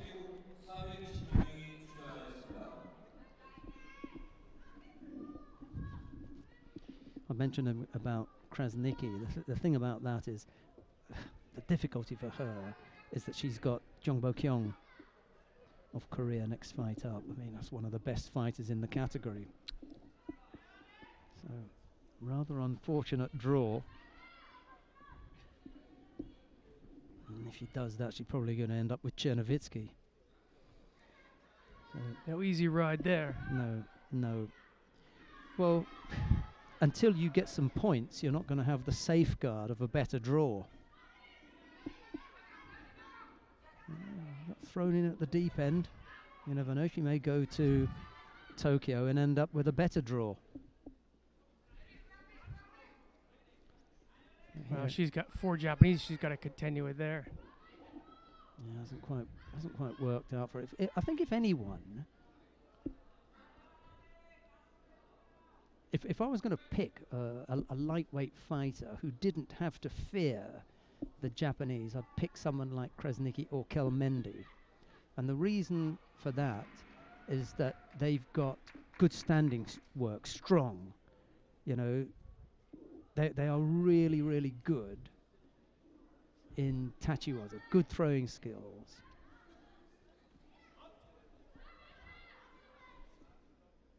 And on the occasions when Krasniki has fought at 52, the only person to beat her was Kelmendi.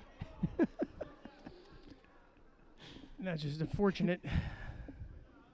Anyway, she's made the move, and we'll see how she gets on. Pulyaev leads by Wazari with 1.5 minutes left to go. Clock's still ticking away. The clock's still ticking away. There's 4 or 5 seconds gone off the clock there.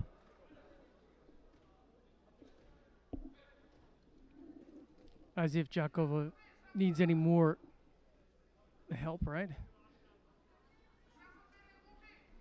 Went in there.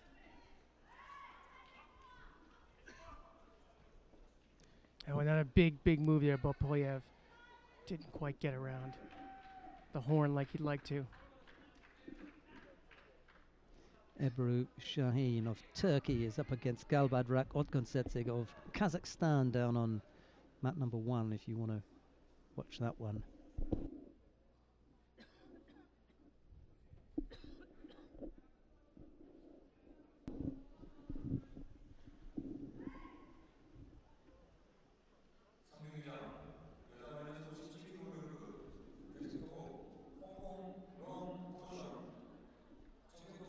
Yakova did get that 1 yuko for the effort there, but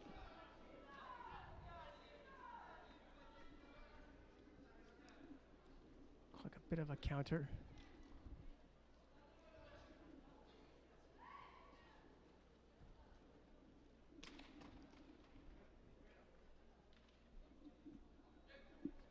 As they both look at the clock.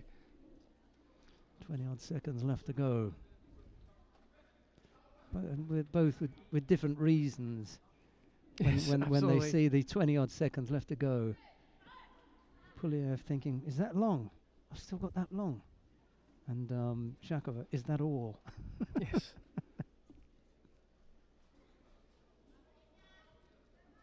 Pulyaev again going to work here.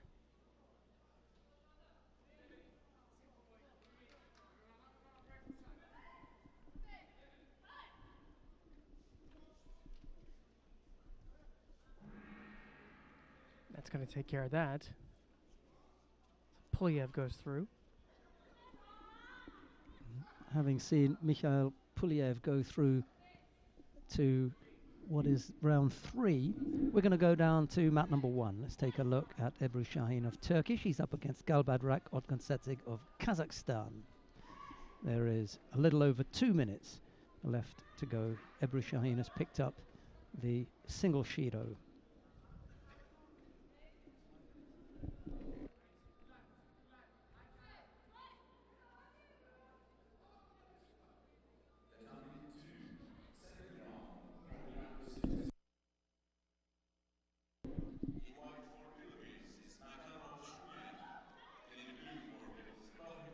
An interesting contest on mat number 2 between Shugen Nakano of the Philippines and Ma Duanbin of China. Nakano may be a Japanese name and Shugen is definitely Chinese. It's an odd combination. We used to have a girl at 48 for China, Wu Shugen, and Nakano. Well, David, I think that's a Japanese name, isn't it? Absolutely. Sounds like she's from Hawaii. That's usually get that Chinese, Japanese, Mix, Korean yeah, mix. yeah. The Pacific melting pot that Yeah. place is.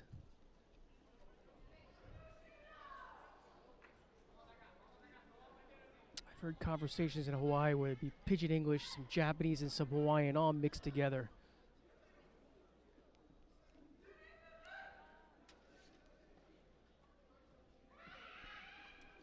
Well, when I saw this on the draw sheet, Galbadrak and Shaheen, I thought this was going to be a problem. And the Kazakh fighter just proving that little bit too difficult at the moment for Shaheen, who's looking a bit ragged now as she tries to find a way back into this.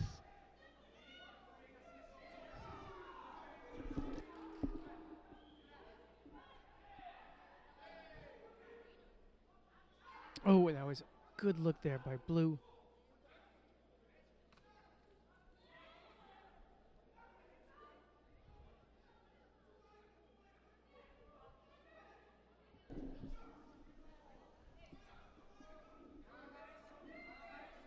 There's a stalemate.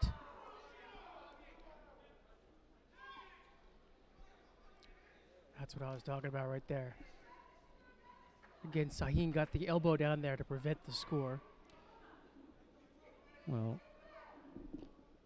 poor tactics from Galbadrak there, having had the advantage for so long with the single Shido against Shaheen. She then, in the last 11 seconds, gave up a Shido for passivity. Now, it had been coming for a long time, and they'd been a little bit lenient in not giving it. And then in the end, she just failed to attack. As you said, poor tactics. Yeah. So that takes her into golden score now. She's got to go to work again.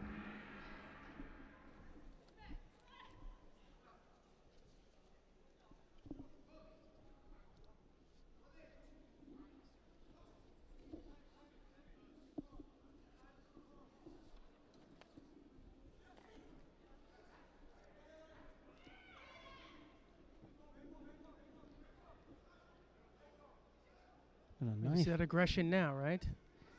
Yeah, things are on a knife edge here.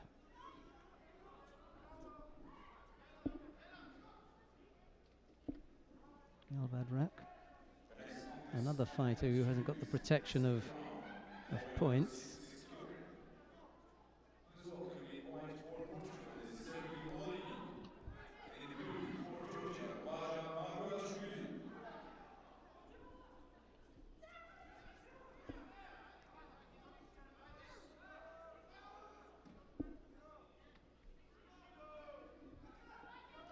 Just had the introduction of Sergio Oljenic and Vaza Margvelashvili onto mat number 2. That's in the under 66 kilo category, and that's probably the first time that we would have had, you know, perfect pronunciation of Margvelashvili's family name, because we've got our Georgian stadium announcer along with us this time.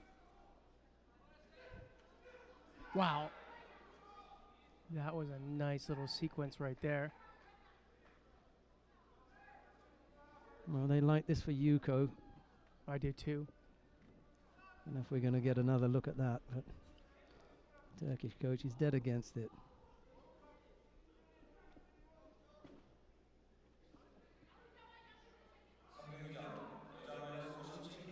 The attack, and the elbow was out, but then it came in. But I don't know. Yeah, the upper body looked too much of the chest toward the tatami for me, right? Yep. Me too. This is, you know, maybe not. No score for me. Luckily for Shaheen, that's what the referees thought as well. The contest judges decided against giving a score, so we continue now. But Shaheen is on the back foot because, having had a score given against her, she's really going to have to step up. Down on mat number 3, Nora Zhakova takes to the mat against Reno Furukawa of the Philippines. The Philippine team seems to be packed full of names that sound strangely Japanese. There's plenty of them in there. It's no shock to me.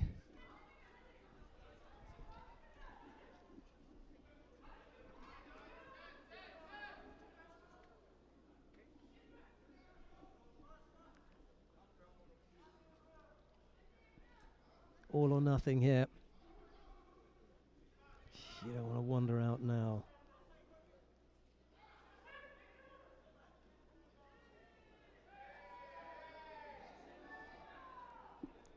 There's just nothing left here for either of the fighters. Yeah, they're both pretty gassed. Yeah.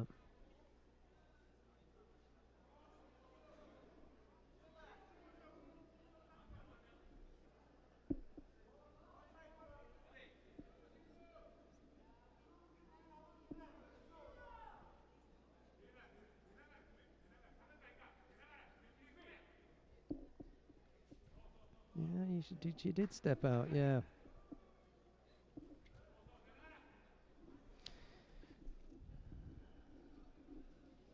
Well, Abadrak looked pretty much the aggressor in the entire match, so.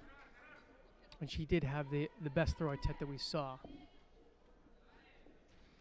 Right. We're going to go down to mat number 3. Let's take a look at the under 57 kilo category. It's round 1. It's Nora Zhakova of Kosovo. She faces Rina Furukawa of the Philippines. It's Zhakova in the white judogi, Furukawa in blue. There's no score, and 2.5 minutes left to go.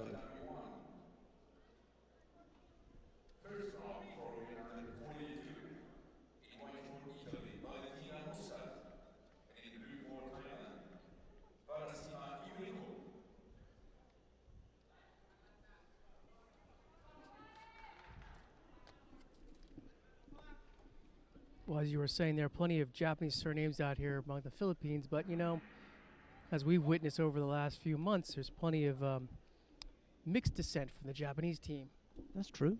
Yeah, very true. Zhakova winning out there with Ippon. The Nonitas, Bakers, Yeah. Wolves, Shichido. Well, Shichido has a Japanese surname, but he's, I guess, a quarter. Yeah. Someone was almost mocking us the other day about our attempts to stick with the naming order with regard to, you know, Japanese fighters, and it was our attempts with Baker Masu. Well, we didn't do anything to change his name, you know. That's the boy's name. You know? Yeah, it's not Matthew, it's Mashu. Exactly. M-A-S-H-U. Right, so we're not trying to pronounce it in a particular way. That's the way the boy's name is spelt, as David has just pointed out. It's not Matthew, it's Mashu, and it's Baker Mashu. And the reason that we refer to him in that way is because that's the way the Japanese refer to him. That's his name, you know. And if we are referred to as David McFall, then I like to be called David McFall when I go somewhere, and not McFall David. That's not my name. Though in Japan, actually, I'm Makfoto Davido. Yeah. I actually have two different. There you go.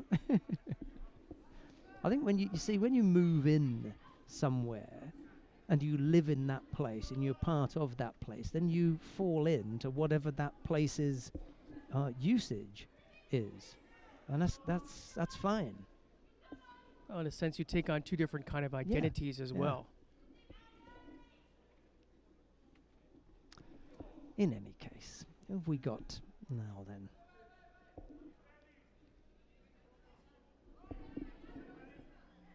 Yeah, Denis Amaris of Colombia. There's a nice little matchup for you. And Enrique Ellis Barrios of Venezuela. They came a long way just to go head-to-head, didn't they? The Colombian and the Venezuelan. Little Pan-American matchup here. Do you know what I mean? You come all this way, and you'd like to think that if you're going to have an international match, it's going to be someone from a little bit further afield than your own backyard. Anyway, that's the way it's worked out. That's the nature of a random draw, right? There's another one from Thailand, up on mat number 1. Yuriko Warashia. Good old Thai name, isn't it? Sergio Olenic of Portugal has just defeated Vaza Margvelashvili of Georgia on mat 2, the Georgian going out in the second round.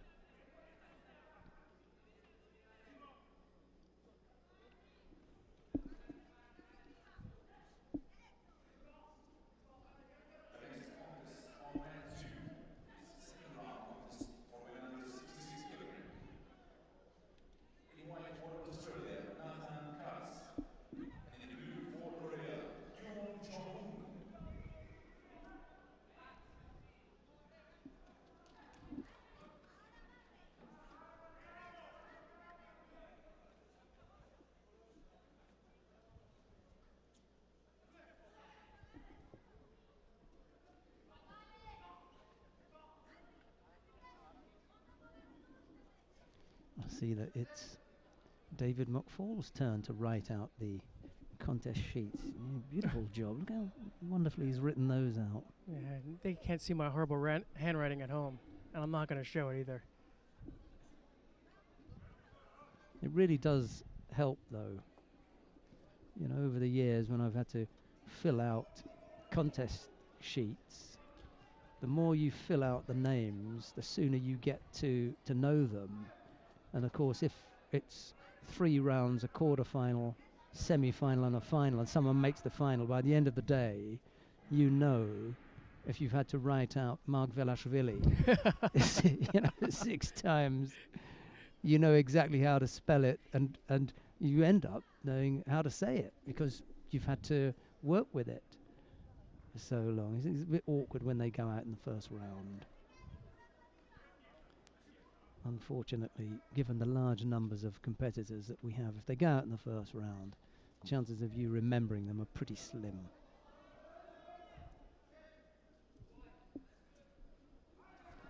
It's amazing how much colder it is here this year than it was last. We were here at exactly the same time last year, and it was wonderfully warm. You know, you could leave your jacket here and walk outside and enjoy the sunshine, and yet here, drizzly, and it's not cold, it's chilly. You know, it's chilly. I've brought the Tokyo Grand Slam weather for you, Colt Sheldon. But even Tokyo is mild compared to, you know, some of the European places that we have to go to at this time of the year. I mean, I wouldn't want to be going to, and I better not say, had I? And then people would know where it is that I don't want to go to in winter. Hold your tongue on that. You can guess. You can guess. Well, Jeju is quite the kind of semi-tropical paradise, and warm weather here is a real treat. Fortunately, this is my first outing here, so I got a bit of the cold, but there's lots of really wonderful natural places to see and temples, and there's a big volcano and some really naturally beautiful coastline, some nice beaches. Beautifully described. I'm sure that the tourist office is going to be winging that check to you any day now. I just prefer a free flight, maybe some hotel accommodations during the summer. Half a minute left between Amaris and Barrios. I think we're going to go down to mat number 1 to take a look at Nijat Shikalizada of Azerbaijan. He's up against Kenneth van Gansbeker of Belgium. It's Shikalizada in white, van Gansbeker in blue.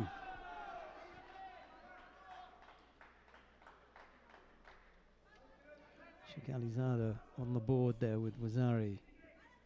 Did he win in Qingdao last week? I can't remember,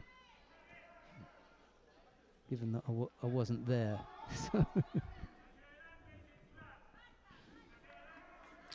Well, he's won this one. Oh, did they give Ippon instead of Wazari then, or did he throw him again? I didn't see. I'd looked away. See if we can get the replay on that. He did win. He oh, okay. He changed it to Ippon. Yeah, he beat Davidos Tumucheleg in the final last week in Qingdao. But as I say, see, even when you're not there, you're there, Sheldon. Yeah, I wasn't there. Who have we got coming up now then? Matthews Punza of Zambia faces Zambori Benza of Hungary. It's Punza in the white judogi, Zambori in blue.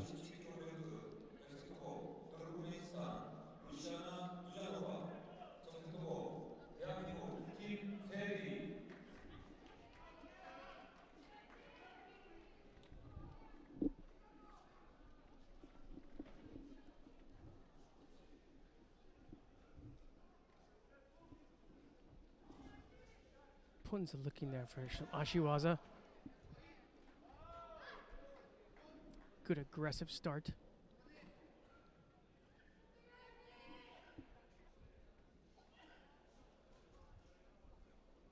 Somebody there looking for Makikomi.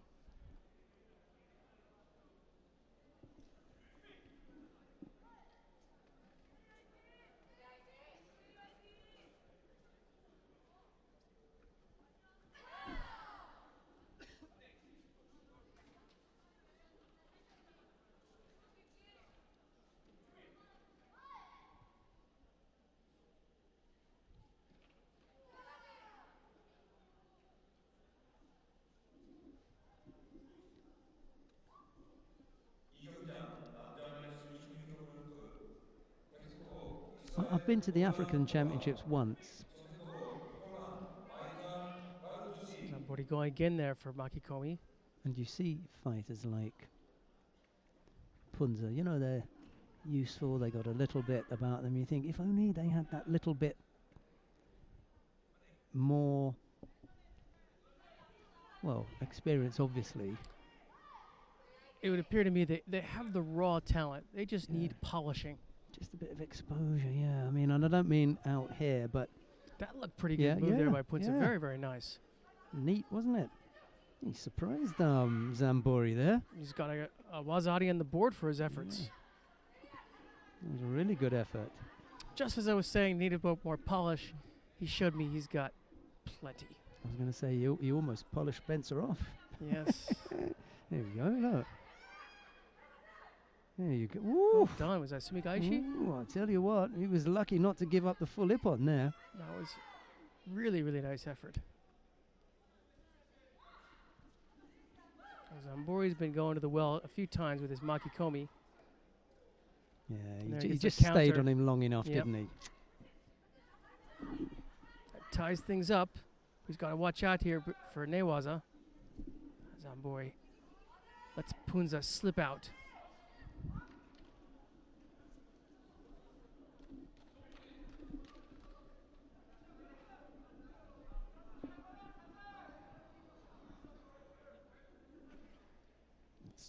Coming up to midday here.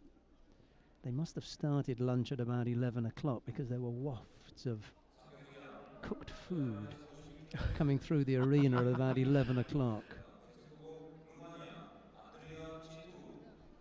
And those wafts of food continue. We're pretty close to where they've got the food area here, which may or may not be a good thing depending on how hungry you are.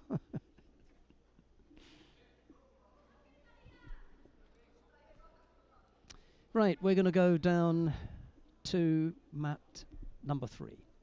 Andrea Kitsu of Romania faces Maria Ertel of Germany. We've already had a look at Ertel in her opening contest. It's the first time that we're going to see Kitsu today, however. It's Kitsu in the white judogi and Ertel in blue.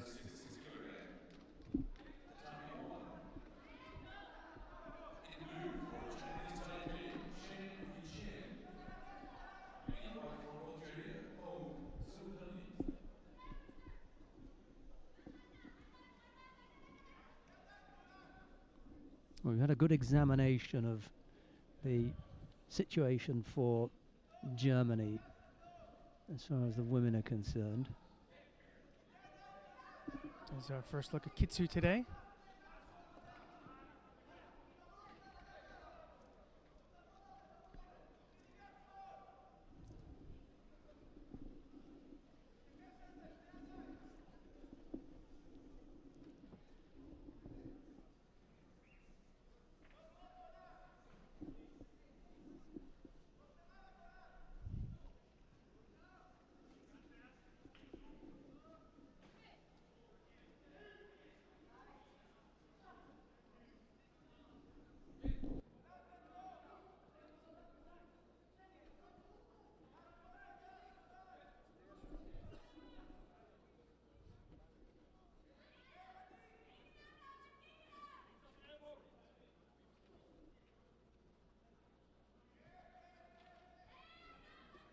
Good look there by Kitsu.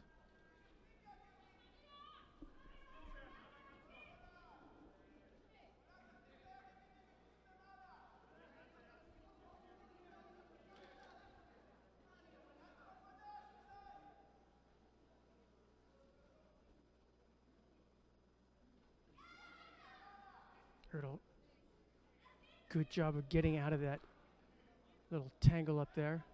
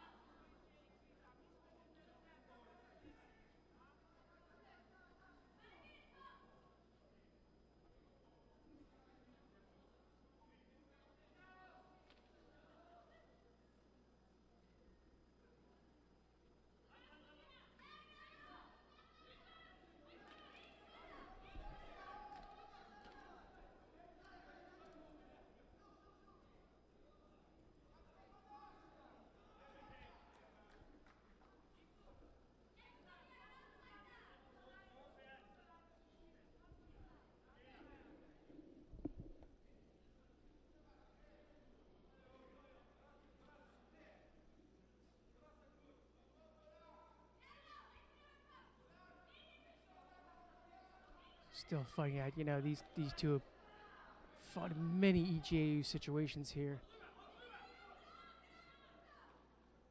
Kitsu being the top right person here, and good position for Asai Komi. And it's called here. I call this Tate Shiho.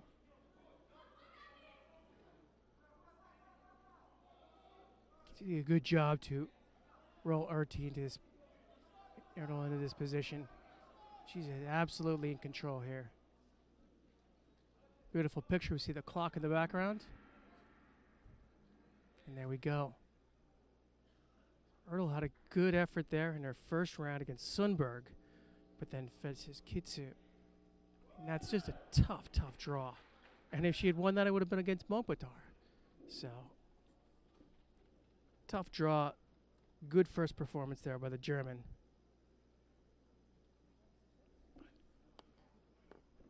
Couldn't beat Kitsu there in her second fight. Well done.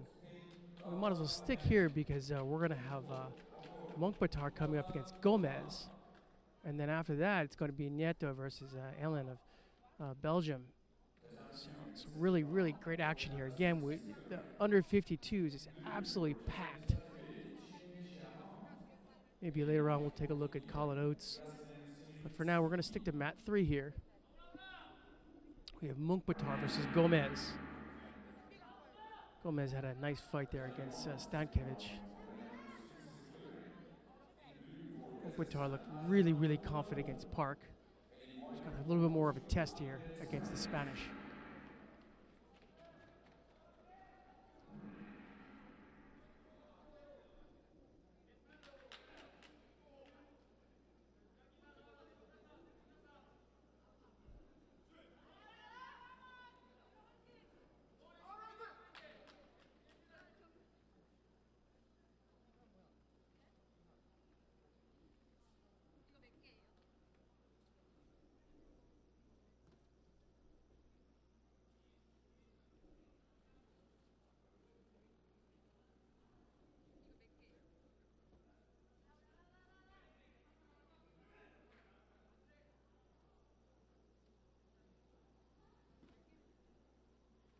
Monkbatar tries to roll in there with a Makikomi.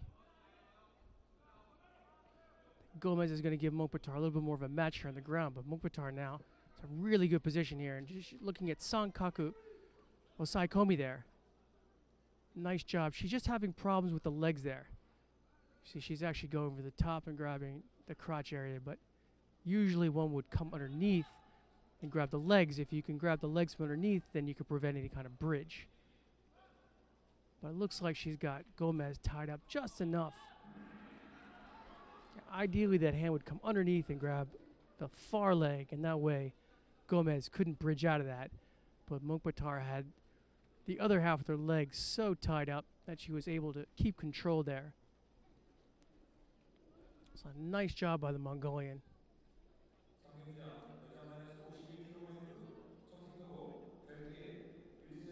That's going to be a big match against between Monkbatar and Kitsu.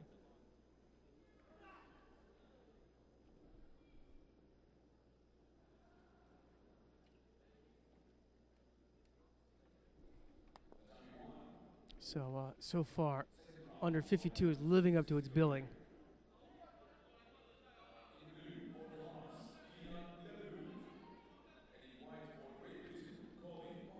We're going to take a look. We're going to move over to mat number 1. We're going to have a look at Colin Oates versus Lebouche of France.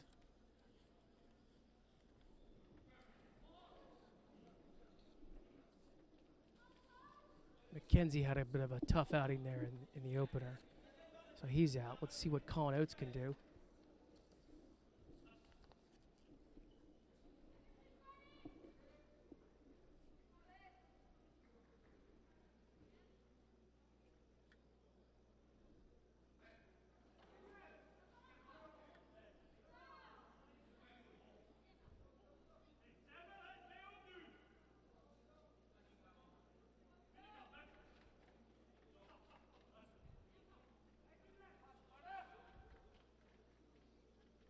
Joe was mentioning about names. Labushian's first name is Killian. It sounds like a nice Irish name. He's fighting for France. Certainly making Colin Oates work hard here. Oates just trying to settle this thing down.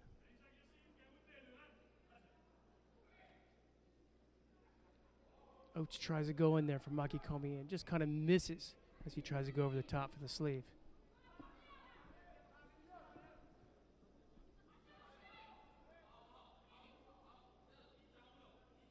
The first Shido goes out to white.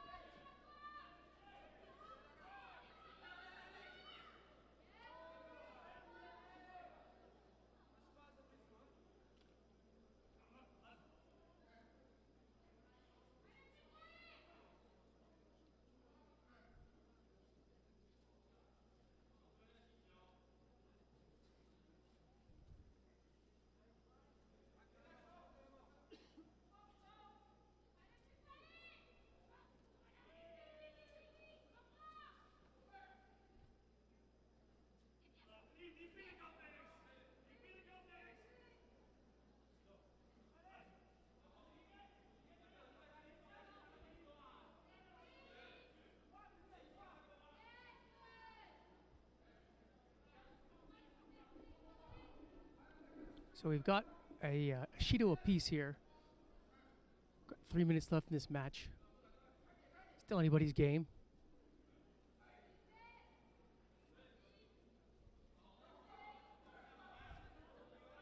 Oates again looked like he was going to fly in there for Makikomi. And then misses the arm.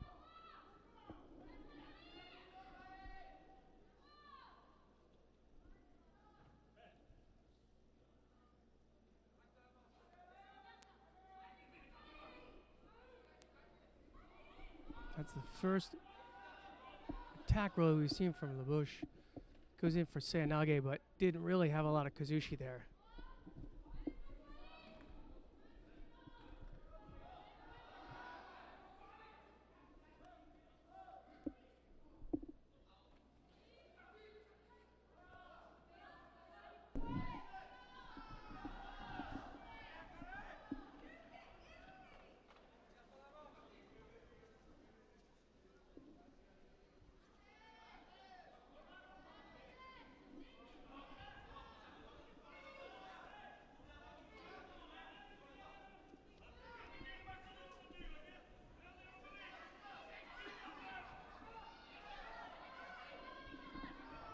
See Oates still trying to set something up there. Throws his leg up in there, but didn't really work anything. Looked like he might have been looking for Uchimata.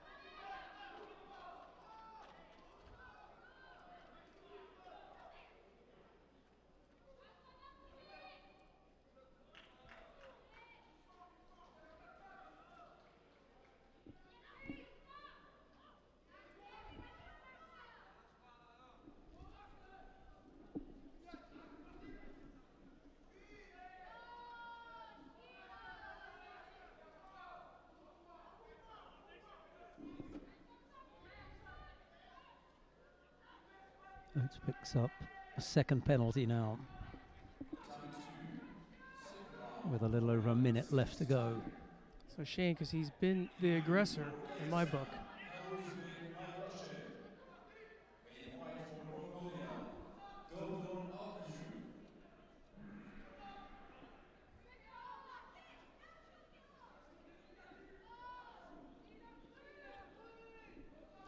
I think we're going to stay. Well, I was going to say stay on Mount number 1, but actually we're going to, after the Oates Le Bleu contest, because it's a good battle and there's only 20 odd seconds left to go. After this, we're going to go over to Mount 2.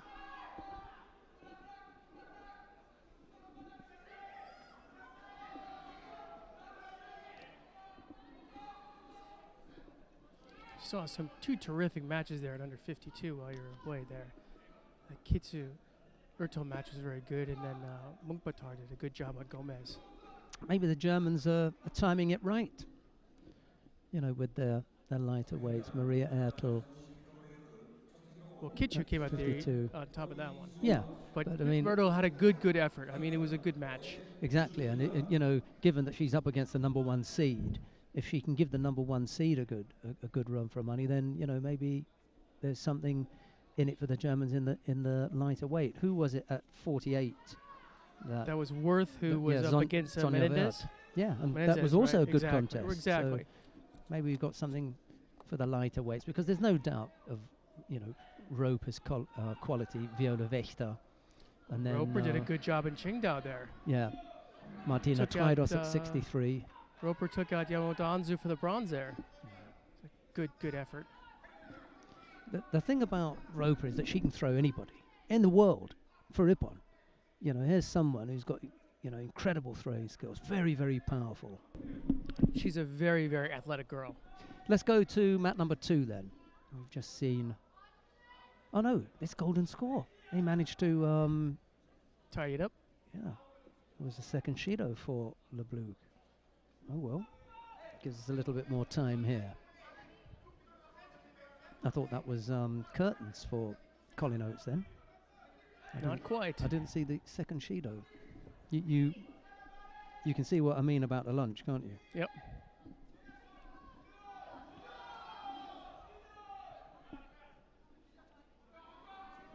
It's not the way to treat a hungry man, is it?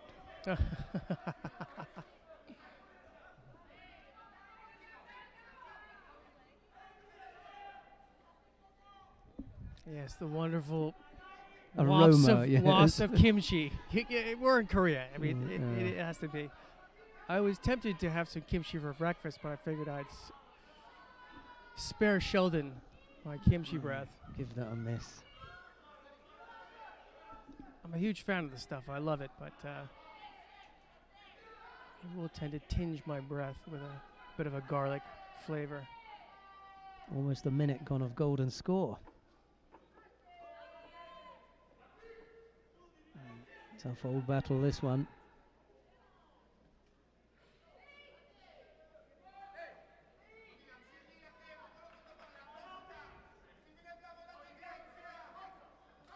As you were saying earlier, come all the way to Korea and you fight somebody who just across the channel, right?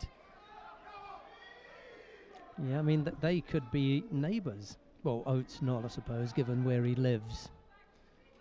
But theoretically, they could live, you know, 22 miles away from each other. I was saying that earlier that Lebu is his given name of Killian sounds very Irish. Yeah, that's true. Yeah. Well, there is the French physio. Her name is Oriel O'Brien. Erin Gobra.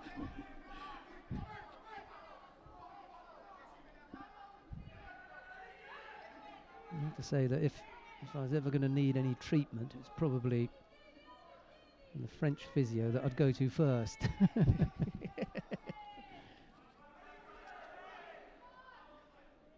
Most attractive proposition, that is. Not taking anything away from our Dr. Arnold. Mm-hmm. Oh, a real old battle here with Oates and LeBlanc. Koji from the Frenchman has a little tap of the feet there. They stop for a second to take a breath, and now they get to grips with each other again. This boy, fitness is going to be a real factor here. 2.5 minutes.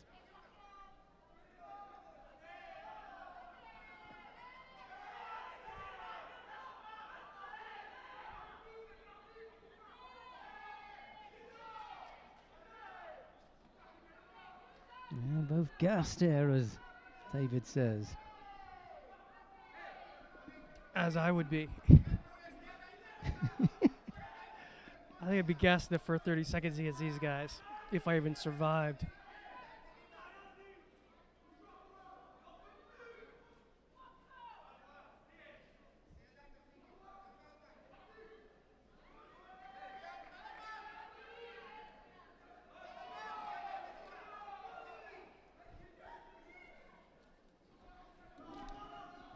not looking good, I'm afraid. The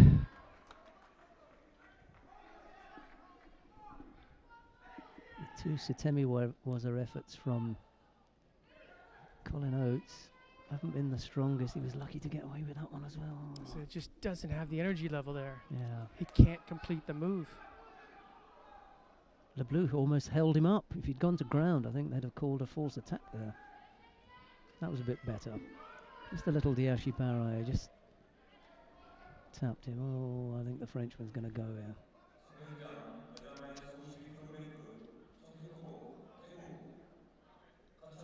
A few Sitemi Waza efforts from Oates, and then that little Ashi Waza attempt is going to do it. That's it. Yeah. Someone had to go, and it was LeBleu.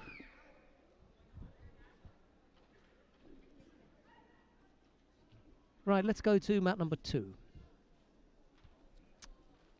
There's a good reason for going to mat number 2, because coming up on mat number 2 is Fabio Basile of Italy. He faces Kim Lim Hwan of Korea. Now, I'm going to stick my neck out here. Every time I say that, I get cut off. Well, I don't always do this, but Basile, I'm gonna have to check this now to make sure I get this right.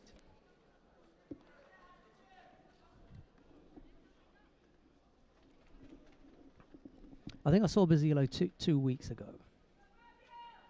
We had a good chat. Okay.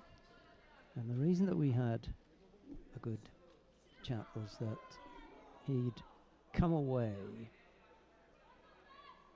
from, where was it now that we went to? Bratislava, if I'm not mistaken. Yeah. He'd come away from Bratislava as the winner of the Under-23 European Championships. Now, the Under-23 European Championships is an age group that only the Europeans have. Okay. It's the last kind of age protection that you get. And he was pretty verbal in his demands, not requests, but demands for competition at senior level. You know, suggesting that He's ready. In his opinion, he should be given a shot at the big ones. This is Basile. Sorry? This is Basile. Basile, yeah. Basile. And, you know, he said, I should go. They should give me competitions, you know, at senior level. Okay, well, there you are, pal. You asked for it. Welcome to the show. You've got it.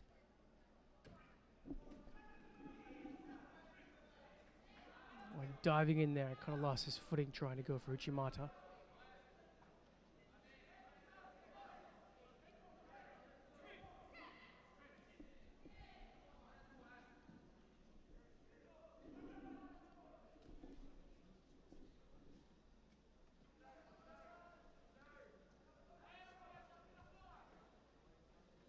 There were a few things that I found not quite right about his demand. It wasn't a request, it was a demand. One, he's 21. Second thing is that as of October 2014, so 1 year ago, he was still fighting juniors at under 60. And then you could demand a spot on the senior team, you know, that's heading for Rio. Having won what? At 66 kilos. Well, he's going to have to answer the bell here against Kim. See, that was a really, really nice combination. I like that. He was sort of went flying in for the sorisode, that twisting sorisode that the French do. Yeah. And then, as he didn't get it, he went in for the ashiwaza, like an old sotogari. That was a really clever combination. I take it all back. He had won a competition at Sindelfingen. So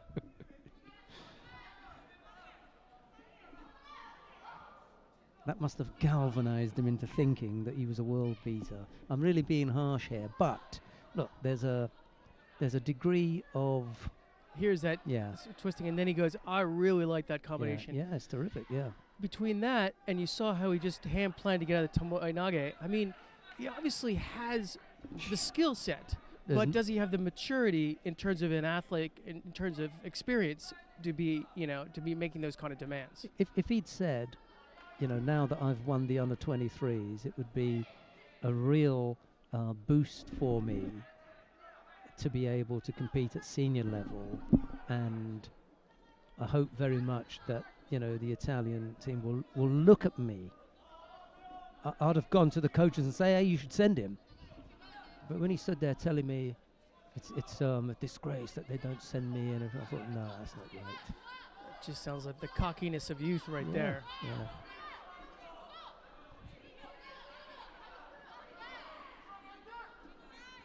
Anyway, he may yet come and prove us completely wrong. Like I said, he's showing the skills. I mean, Kim is down by 2 Shidos right now, but like I said, we've seen some nice little sequences yesterday.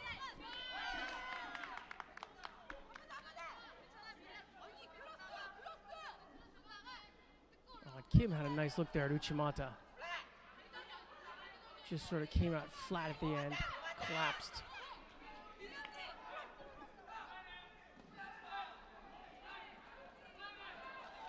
Good look at Dayashi Barai there by Basile.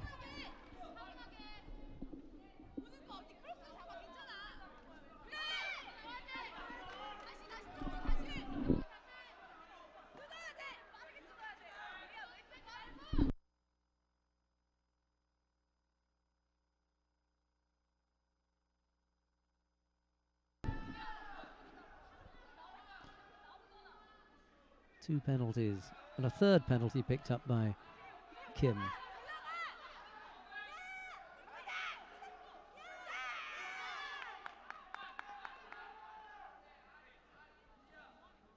Well, Basile can afford to do what he's doing here, which is to push his opponent away. He accepts that penalty. He will do exactly the same thing here, however. Give up another penalty.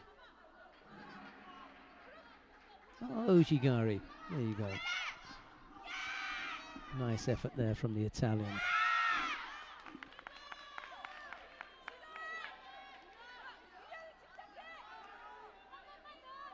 Quick look at the clock. No need to worry, and there you go. Yeah, did he win his opening contest, or did he have a bye in the first round?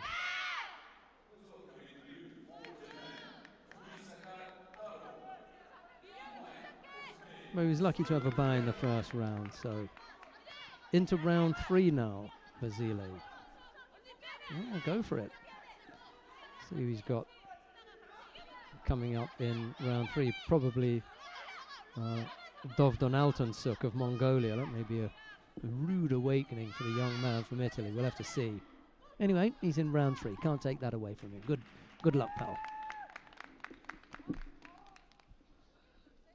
We're going to stay here on mat number 2, because coming up next is the number 1 seed, Kim Won-jin of Korea. He faces Sakhavat Gadzhiev of Russia. It'll be Kim in the white judogi, Gadzhiev in blue.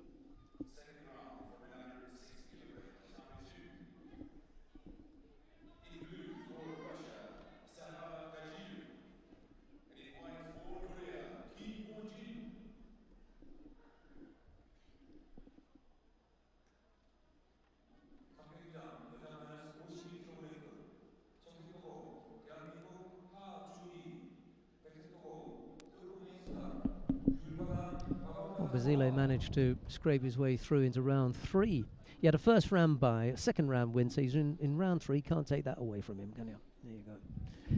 he may yet come and upset the whole apple cart, although, as I said earlier, he's up against Dovdon Altunsuk of Mongolia in the next round, so that may be a rude awakening. We'll see. Kim Won-jin of Korea in the white judogi faces Sakhavat Gadzhiev of Russia. It's Kim in the white judogi, Gadzhiev in blue. This is round 2 in the under 60 kilo category. Gadzhiev, the former cadet world champion in blue, faces Kim Won-jin, the home favorite and the number 1 seed. Well, we saw Kim earlier. He looked really sharp against Carvalho. But this is going to be a different order. We've just given up Yuko there as well with that Yoko Sutemiwaza from Gadzhiev. Neat little takedown by the young Russian, who I think is from Dagestan. I think he is.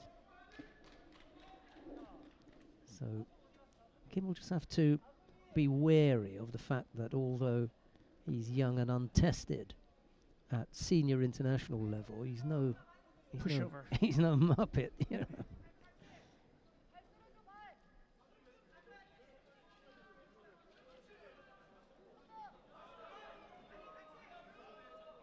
Left Uchimata attempted there by Kim. Didn't quite get Gadzhiev up.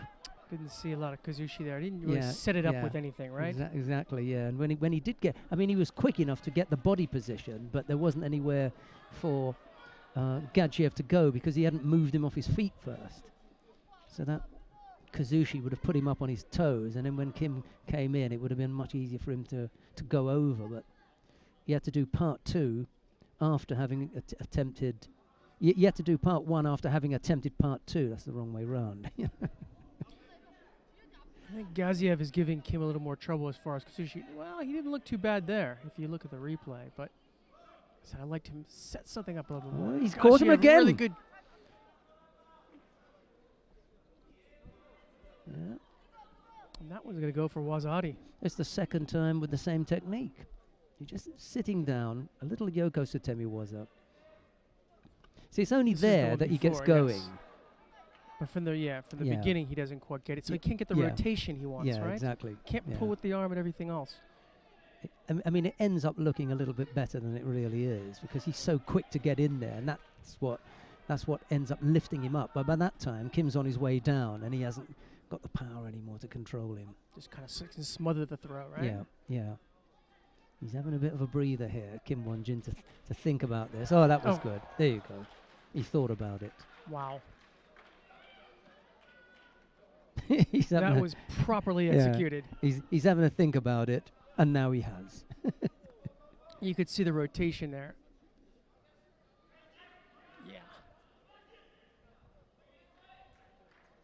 I don't know if we can see it once more, but Gadzhiev also attempts to bridge here. Look, he doesn't quite manage it. You could see the way Kim had the arm tied up against the trunk and then was able to rotate the trunk of the body. Really nice there. And the thing about it is he knows as he's going over Gadzhiev, he knows that this is going to be Ippon as well. I'll tell you what, though, I love that saying, when the going gets tough.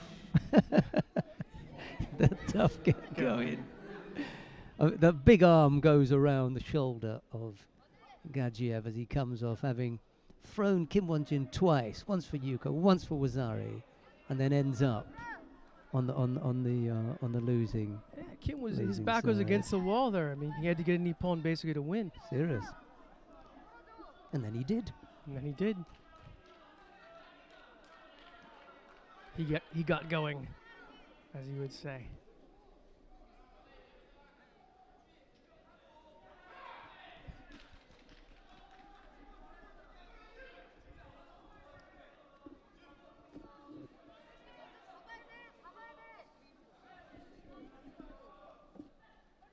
Javier Guedes of Venezuela is on the mat now against An Tiangqi of China.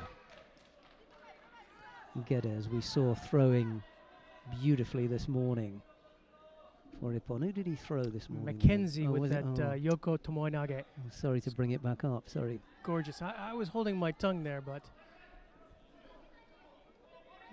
I genuinely couldn't remember who it was that he'd thrown, or else I'd probably have avoided saying it. I was going to go there. So if you didn't know, I was Yeah. going to go there He because did. it was a really nice throw. It's a Yeah. textbook. Yeah, you know, Mackenzie, he just got caught. Yeah, he did. Deer in the headlights. Caught him well, didn't he?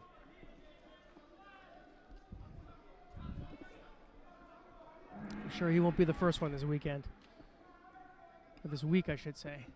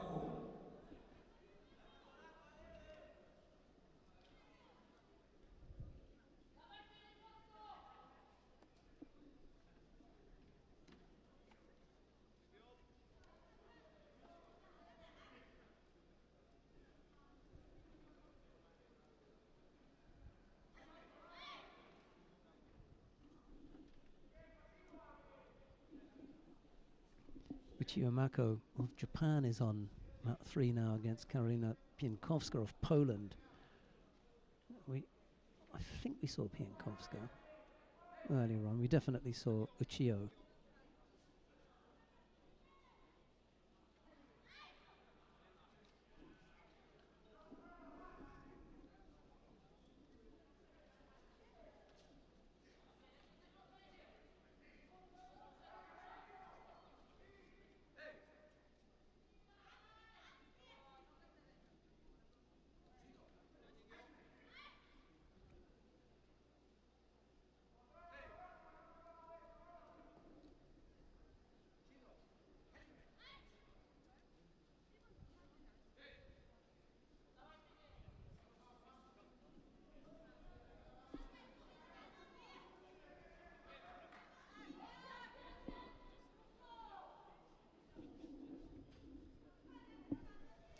$25-1 here. Everything is either round 2 or 3, so we're working our way through the day.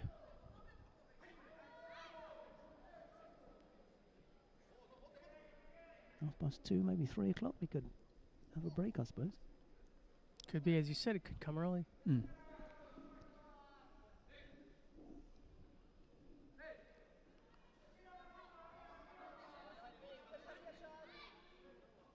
Geddes picks up a Shido, a second Shido this time for passivity. And Jianqi, part of that Chinese men's team that has been, I was going to say rejuvenated or revitalized, but that suggests that they had previously been a strong Chinese men's team. And with the greatest of respect to China, they've never had a strong men's team. Completely different set of circumstances with the women, of course. Powerhouse, a judo Chinese women, but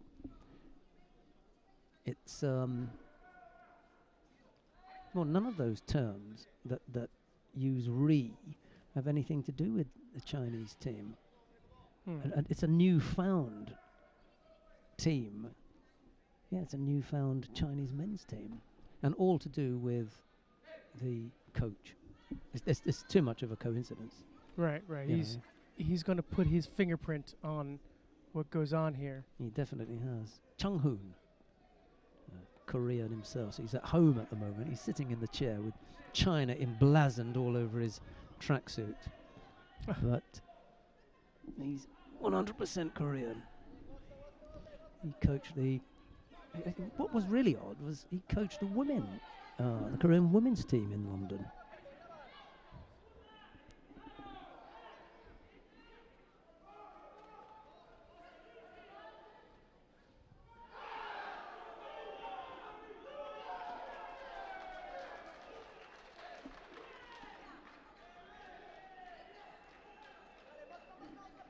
Well, Geddes has just slapped Anne for Ippon here, with a Yoko Sutemiwaza up. So he's showing his Sutemiwaza skills.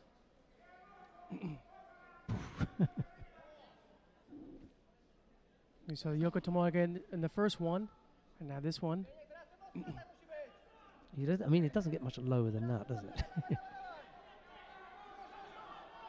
No. No, Just it's a just a Yuko. Yuko. I was going to say. But there's no time on the clock.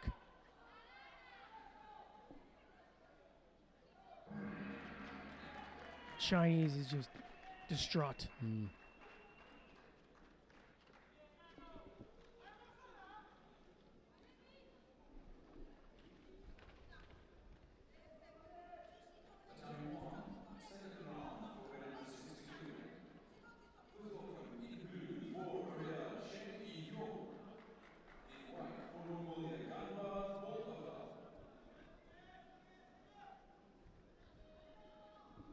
Now, the medical table, by the way, just happens to be next to where we're sitting. Vincent Lemaire of France faces Ganbold Kerlan of Mongolia. Lemaire in the white judogi and Ganbold in blue. The medical table just happens to be next to us, and on the adjoining mat, Karolina Pinkowska has come over to the mat for a little bit of attention. She had a cut lip, and I'm not sure what it is that they put on the cut lip to stop it from bleeding, but I can tell you something. It hurts like hell. Because whatever it was that was on that little swab, Right. when they put it on the lip, Pinkowska, you know, the cringe. she recoiled, Yes. you know. And that probably hurt a lot more than the hand slap that caused it from Uchio. That's on mat number 3. That's all taking place there. We've got Lemar and Ganbold. Menezes had a good split lip too. I wonder if she got the same treatment. Who was that? Menezes after that Yeah. match she had with, was it with Worth?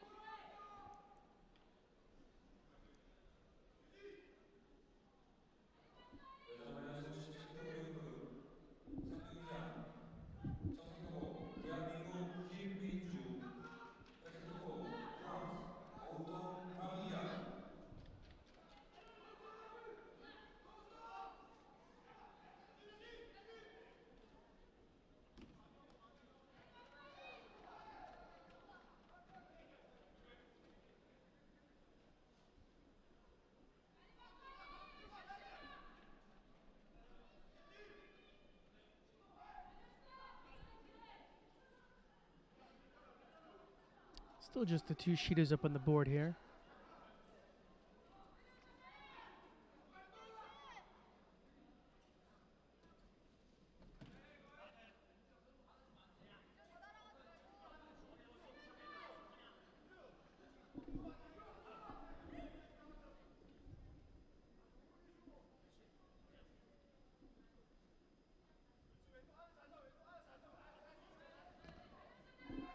Couldn't get the arm on. Lemar saw that coming, and he dodged that.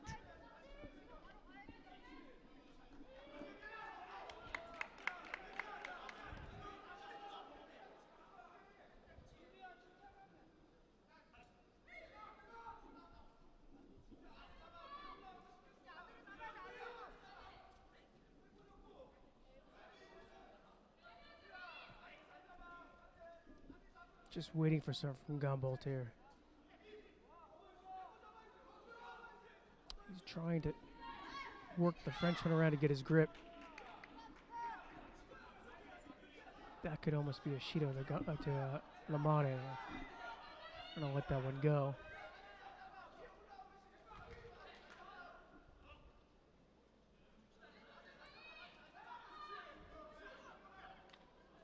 Oh, and there we go. Lamare with really nice koji right there. And that scores Wazari. Just dove in there. Absolutely committed to that one.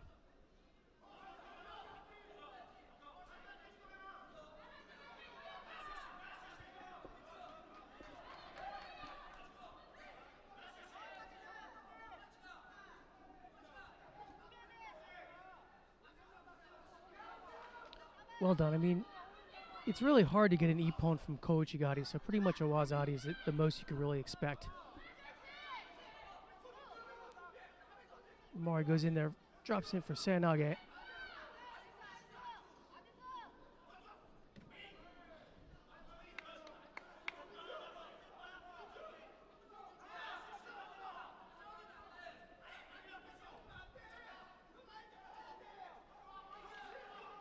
With a minute left, Gambold in the last series, he looked like he was a little bit desperate to try to get his grip.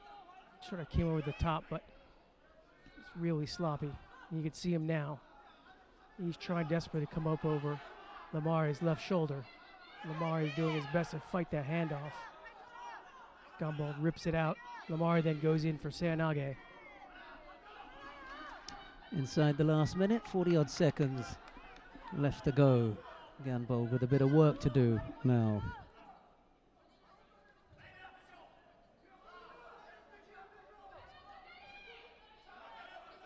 Mari can afford a Shido or so just defending that arm coming over the top. Yep. And as soon as it does, he slides in for Sanage. So, you know, he's got his strategy mapped out.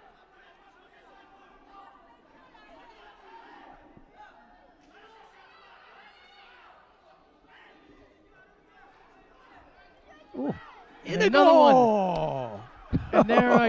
And there we see the ippon there for Kosoto.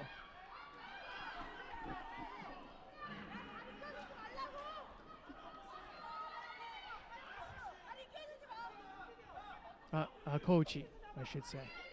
It was beautifully done, and David was talking about how we very rarely see it for ippon, but if that wasn't ippon, I don't know what was. He's quite right. It's not something that you see that often for ippon, but that was spanking, wasn't it? I like the way he was driving the arm, and that's what made it ippon. You can see here in the slow motion. Watch his right arm drive. He drives the two hands together, controls the torso, drives it home. Gorgeous, fantastic. Look at how deep his leg was on that too.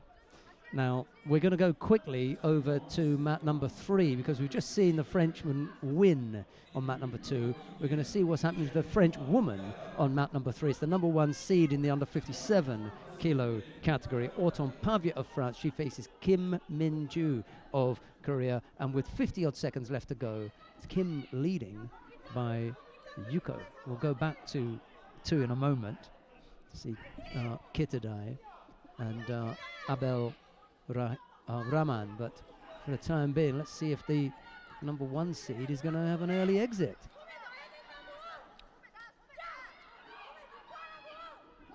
Oh, overthrow. Overthrow, yeah.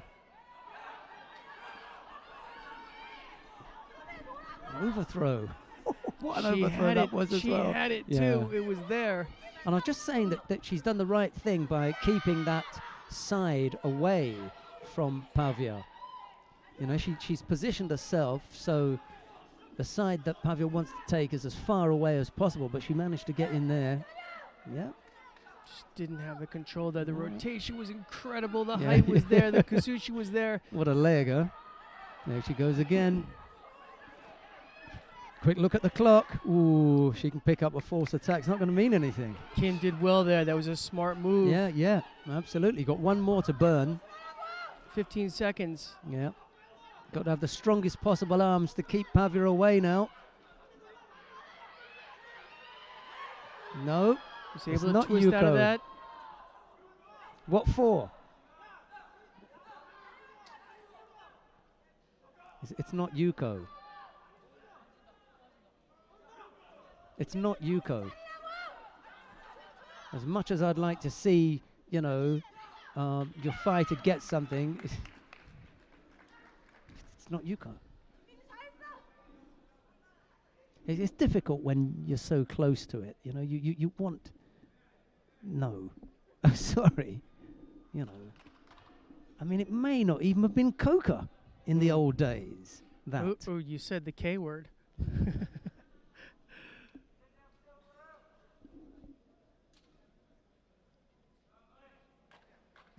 Yeah. You know, it may not even been Coca in the old days. Say it So- again. Right.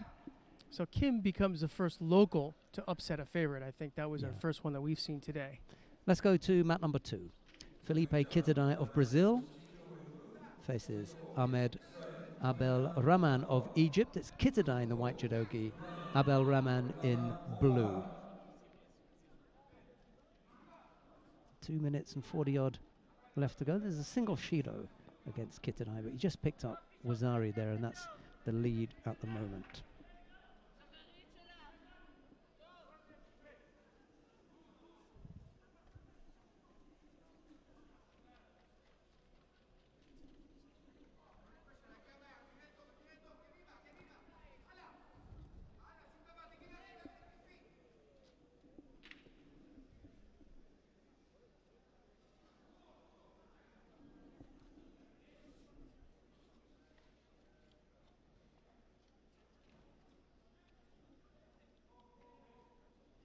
Kidai flies in there for Seanage.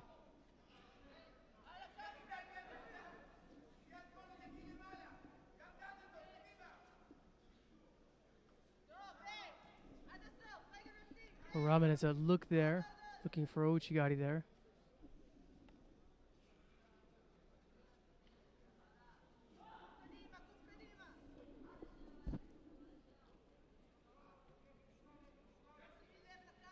That's a better look by Abel Rahman.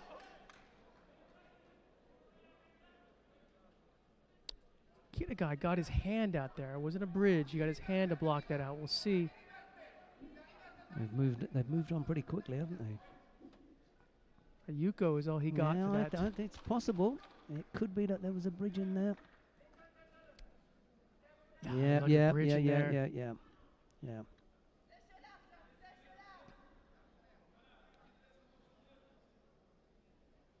I thought he had gotten the hand out, but nope. Right. Here's something. If they show the replay again, here is the difference. Watch. Now you can say, oh, he throws him on his head. Right. It's possible to get thrown on your head. It's perfectly possible to get thrown on your head. But look at the body shape. Look at the Kitadai's body shape. Kitadai's body shape can see isn't the from being arch. thrown as it's the arch. Yep. It's the bending of the back in the attempt to bridge off the technique. That's a bridge. I will say in his defense, I think that would have been Ippon anyway. Yeah, exactly. If he doesn't attempt to bridge, It's he's going Ippon. to be Ippon because he gets thrown flat on his back. The rotation was just Yeah. perfect. That would have definitely been Ippon. He knows. Right. So instead of let's have a look. What have we got coming up here? It's Figueroa. So we'll stay here because she's the number 1 seed. Let's have a look at Julia Figueroa of Spain. She faces the Yaris Mestra Alvarez of Cuba. It's Figueroa in the white judogi, Mestre Alvarez in blue.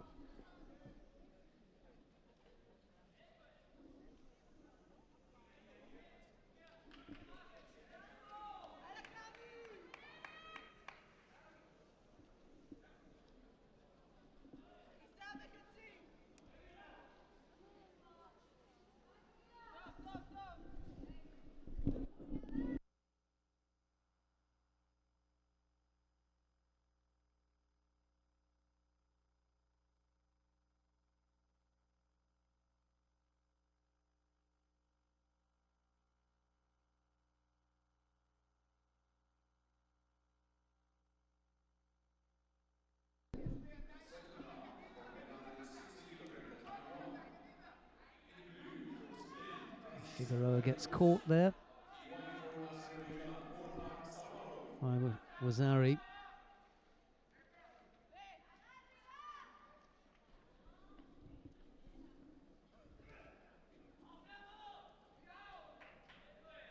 We'll find out just how good that number 1 billing is as Figueroa comes up against the tough Cuban. It's tough being top of the hill. Oh yeah, Ojigari, low down, right-sided from Mestre, but Figueroa stands up. I was going to say stands up tall. You can't really, not 5'2". That was harsh. No, you can't. Figuratively speaking. Yeah.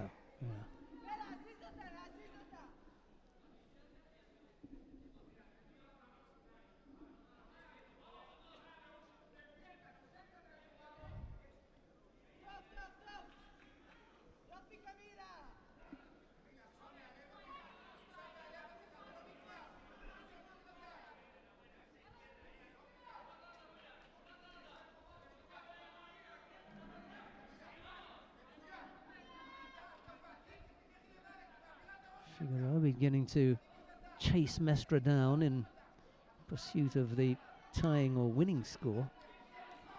Good thing that she's got on her side is time. There's over half the contest still to come.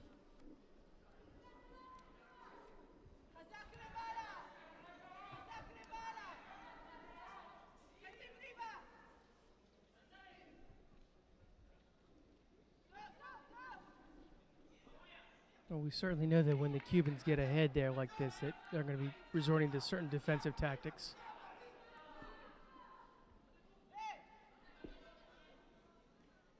They can't quite pull the old driving the sleeves down. But they've got some other tricks. And Figueroa is just desperate to try to work some sort of ashiwaza to set things up.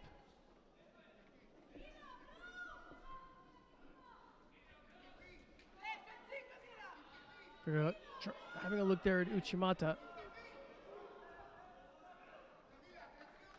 Drops down looking for Yoko Tomonage.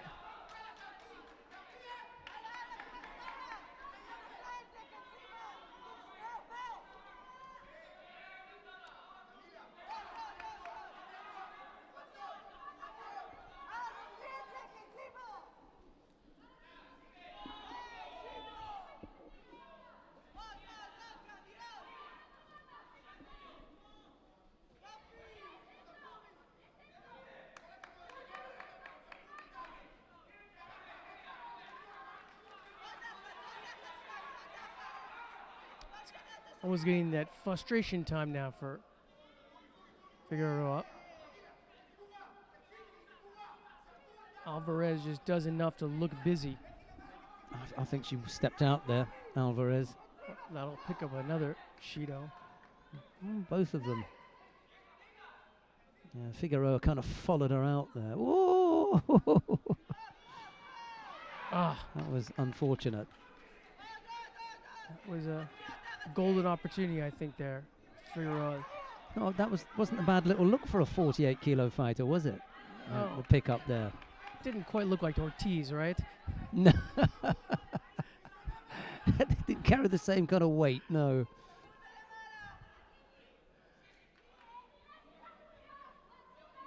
Or Agbedenu is another one who's got that big Oranage.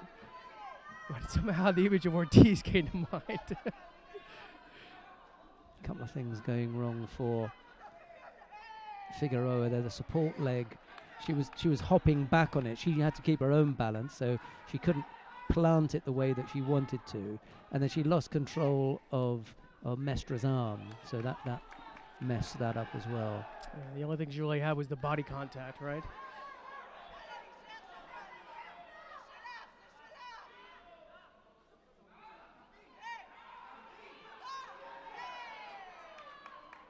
So that drop into Tomoinage that just gives your opponent a chance to go into Newas and burn time off the clock.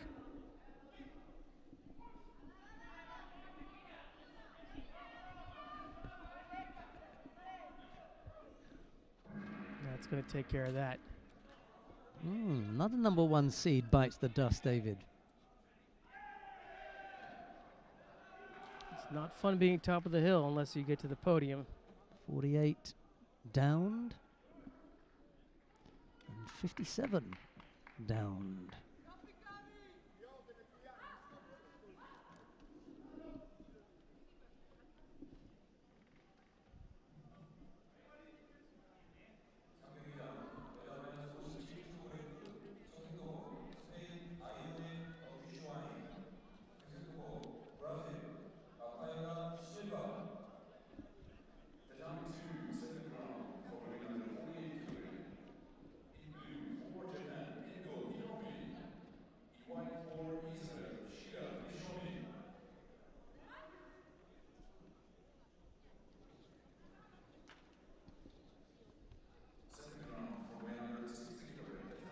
Right on mat number 3 now. Oh no, we're on 2. Beg your pardon. Shiro Rishoni of Israel faces Endo Hiromi of Japan. It's our first look at Endo this morning. We wanted to have a look at her, but she was over and done with so quickly that we missed getting there. Just as well we're here now then. Rishoni in the white judogi, Endo in blue.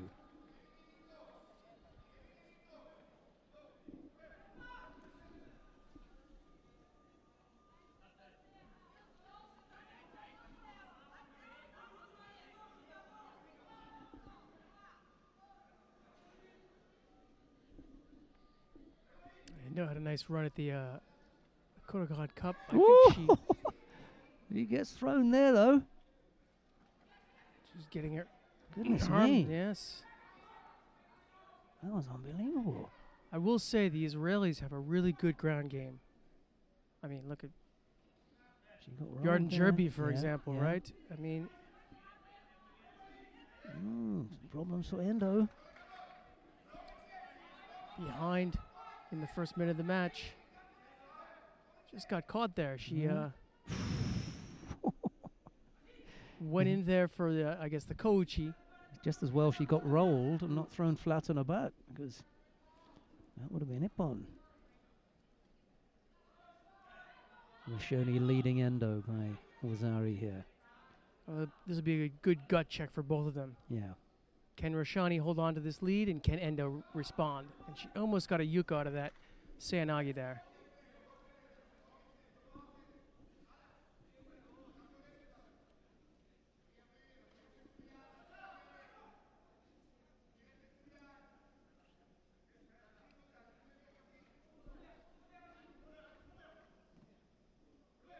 This was the Seanagi attempt.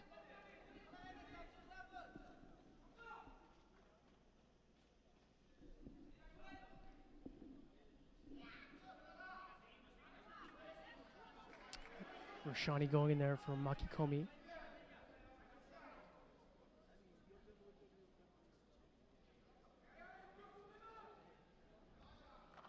And they're Stepping working up the into pace now, yeah. she tried to work on the one hip and then went over across the other leg.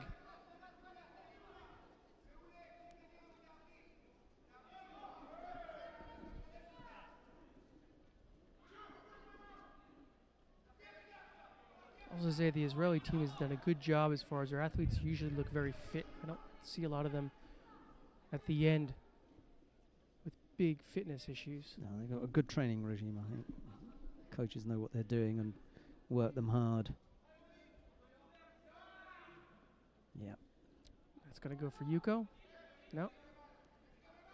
Perhaps that coach might have gotten a Yuko.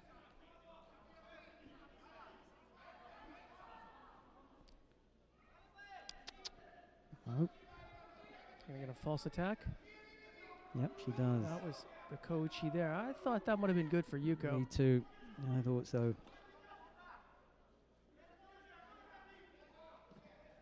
That was not a great Seanagi attempt, but you can see she's trying to use that Seanagi to set up for the kochi. She was almost in there. It's been a good 2 minutes now that Rashani's been able to defend this lead. Mm-hmm.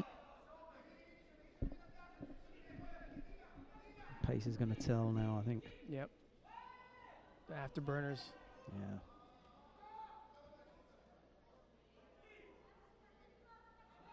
She's got to watch out. Already two Shidos on the board against Rashani. It's all defense at the moment, and the thing about this is the third penalty will be the passivity penalty, and after that it'll be I better try something, and then you get the weak attack, and that's the false attack penalty.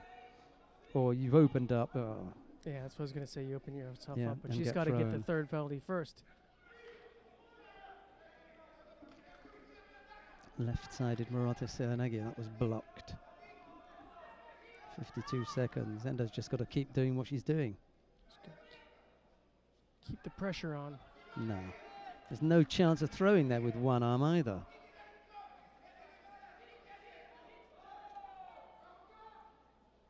Now we got that situation we were talking about. Yeah, she's done it the other way around. She's given the false attack first. Well, Endo's got to throw her. That's the key thing here. The unlucky thing is if she threw her and only got a Yuko.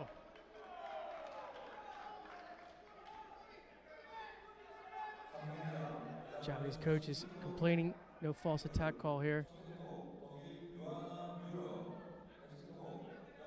Oh, and but that's going to be a Yuko. That's exactly what I was afraid was going to happen. Got to stand up now.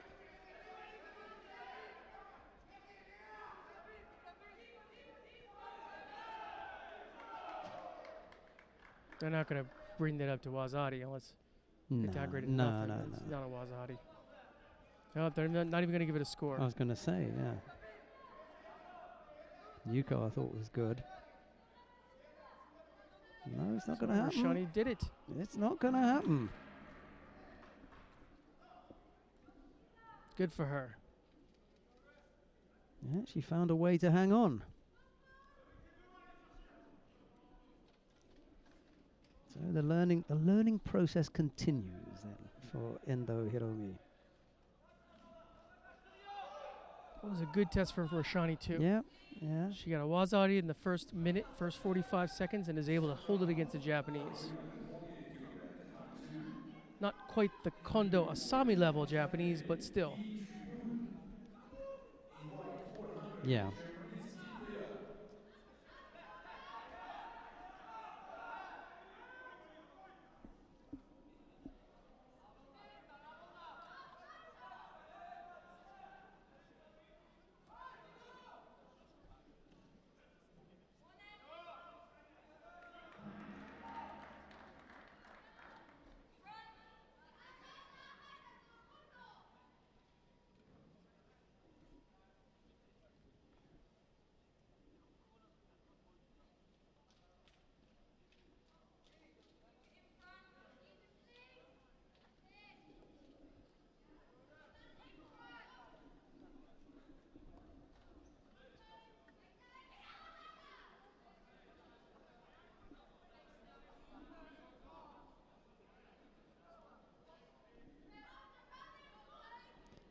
Right, on mat 2 now.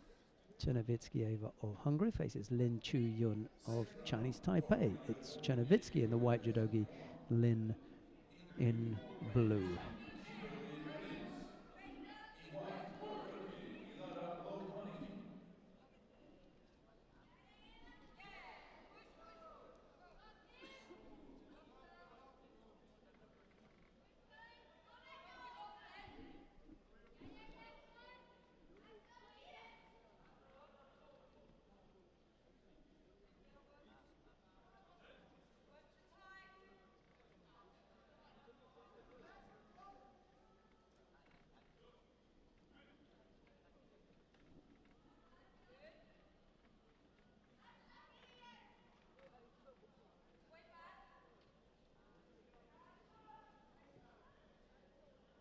Oh, and that was a really nice throw there by White.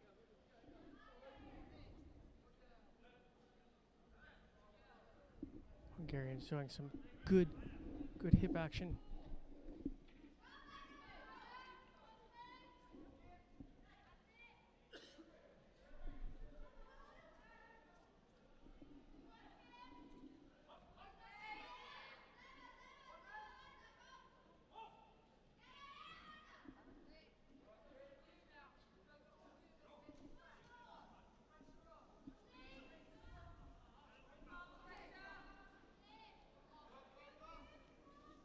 Interesting Yoko Stemiwaza there. Yoko Tomarige by Lin. Just sort of flies in there, but didn't really develop much Kazushi. Didn't throw the Hungarian off for a bit.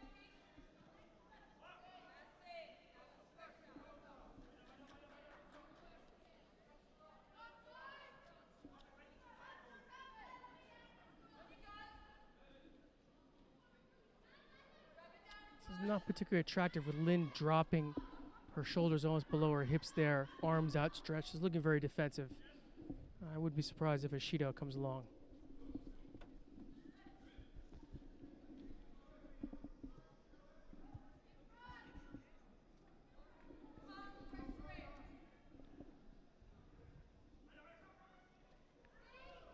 Big hip throw attempt there by White. Just got her up on the hip but can't quite finish her. Now she's looking for the Juji Katame, and it must have been a tap out. Yep. You can see Lin grabbing her elbow.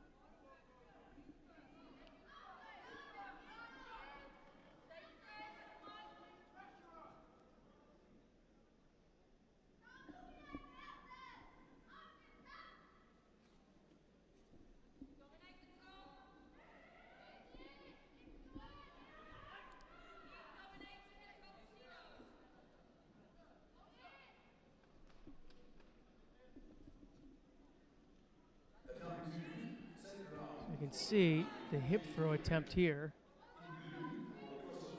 wasn't really well controlled, but then put Lin in the position where she gets set up for this Juji Katame. Some pretty quickly as well. Look, It's really nice transition Yeah, there. yeah. Absolutely gorgeous. that's a good job. Very good heads up judo right there. Coming up now, Jongbo Kyung of Korea faces Distria Krasniki of Kosovo. We had a chat this morning about Kosovo and Krasniki and her move back down to 48. Well, here she is against one of the better fighters in the category, Jongbo Kyung. Jeong, I think, is slightly undervalued as far as her current position on the world ranking list is concerned. I'm not sure whether she's not been fighting recently or whatever the case is, but I think she's probably better than she's placed at the moment. Yeah, she's a little fire plug. As she was driving there with Seanage. Krasniki tried to work. Shime was there on the ground with Jeong. Although having said that, she is number 13, so that's pretty good. Not in the top 10, but 13. But in my mind, I see her top 5 even. Yeah.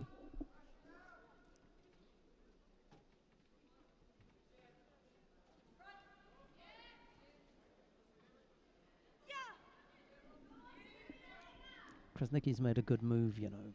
She's at 57 on the IJF World Ranking list at 48 kilos, and at 17 on the IJF World Ranking list at 52. But she had to move because Kelmendi is above her.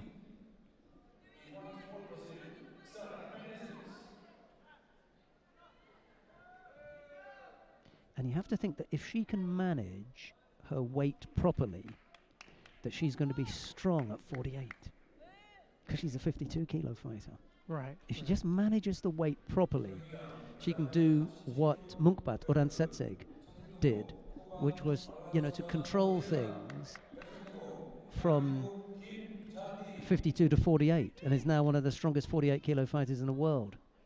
It's just tough mentally and physically. You lose a bit of the strength in that. And we don't know what her natural body weight was, if she was ever doing any cutting to get a 52 and then have an extra cut to 48. Yeah, she was actually. She had to lose a bit for 52 as well. So this is a tall order for her. Yeah. But she said that she hadn't done it properly in the past because she didn't feel that she needed to. But now there is the need, given that there's no place at 52 for her. Right. Yeah. Well, I remember reading the struggles of when Harrison was, at under 70, and her just, just mindful. And again, the added mental, physical game of dealing with that. And then she was much more comfortable at 70 under 78. And then she dropped down after she got the Olympic title to fight at 70, I think, a couple times. Yep, that's right. And thought better that why go through all that if you don't have to? I think the thing for Kayla was the tempo, the pace of the weight change. She was much better with the heavier weight. The pace was better for her. John has picked up a single penalty, by the way.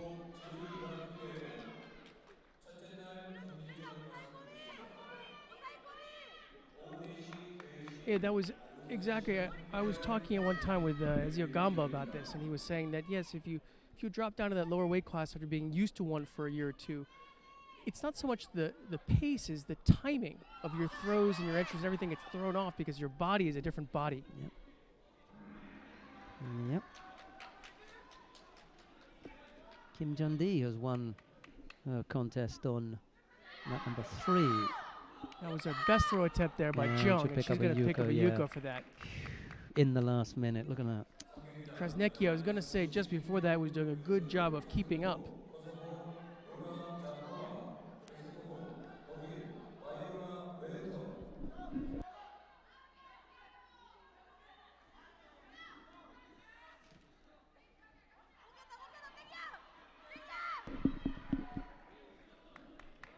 John trying to work on the arm, wasn't quite going to get it. See this Kochi. It sort of sold it at the very end. It was a bit borderline for me. Yeah, good enough, yeah.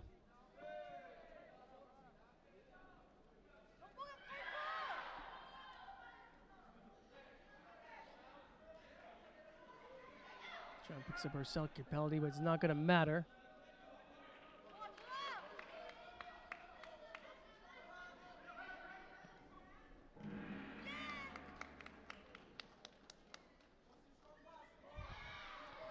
Single Yuko.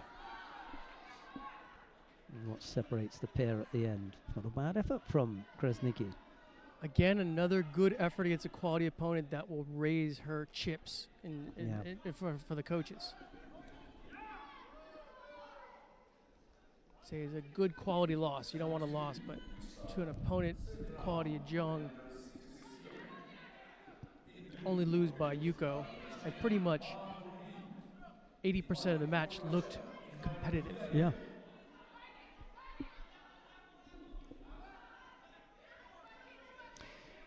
Right, what have we got coming up now? We'll stay here then for Mikhail Pulyaev of Russia. He faces Ma Duanbin of China. It's Pulyaev in the white judo gi, Ma in blue.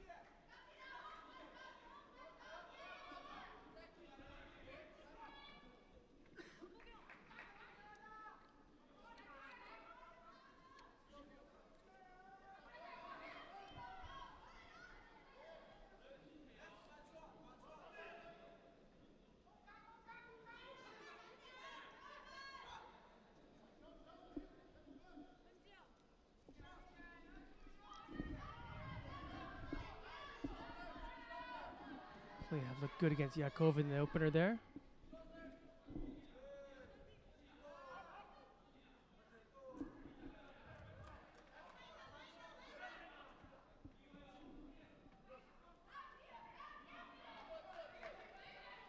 Ma looking there for Juji.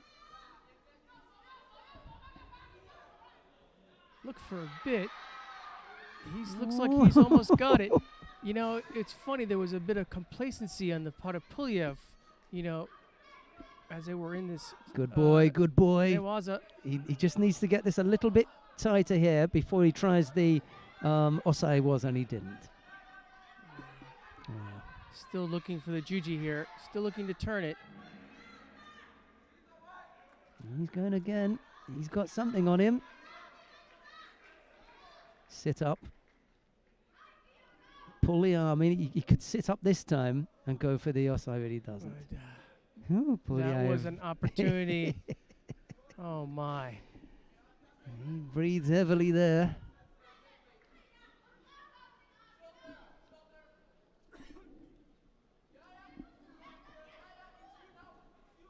Polyev relieved to be out of that sequence. He looked like he's in trouble at a couple of points. And Ma, you know, if he doesn't pull this one out, he's going to really be thinking about what could have been with that beautiful Newaza positioning.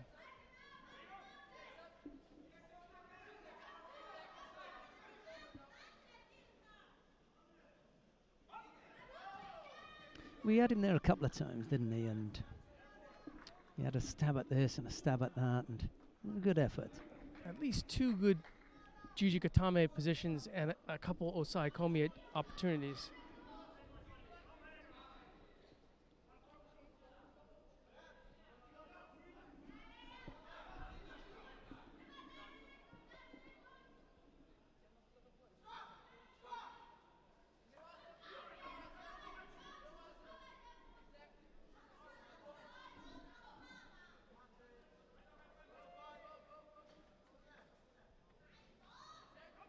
Ma, just grasping at straws there with that Kochi. He just blocked that, didn't he? That was going nowhere. The way that leg missed, it was kind of like missing the entire rim in basketball. Didn't even catch the bottom of the net as the ball was dropping. But he's only behind by the one penalty there. He's still in this. And with that, Polyev smacks down. It was a Yuko, but that's basically because it was an overthrow. In good shape, isn't he? Ma. Yeah, he's Dwin Bin. showing pretty decent stuff out here.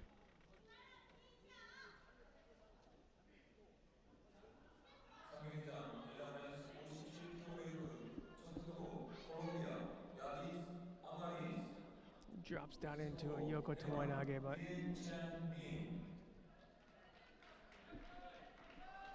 not really a serious attempt. It's that big move by Polyev. Yeah, just an overthrow.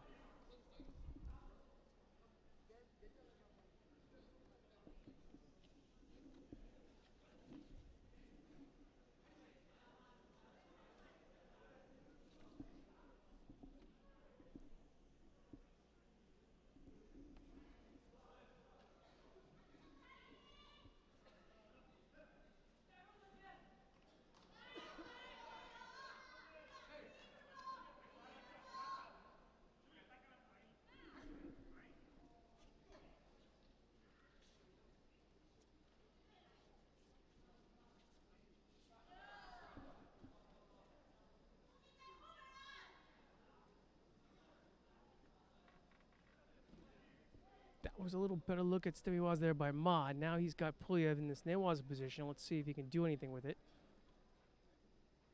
He's working to set the upper body here. Polyev almost looks like he's just trying to escape here. I can see Ma thinking maybe he can roll him over into Kamishiho.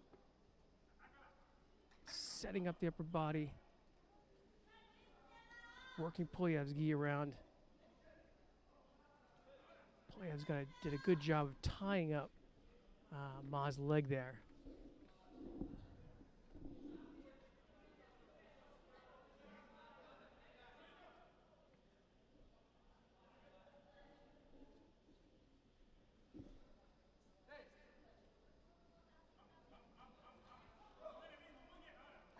Polyev kind of bailed on that throw halfway. Lost his grip and finds himself on the ground again with Ma.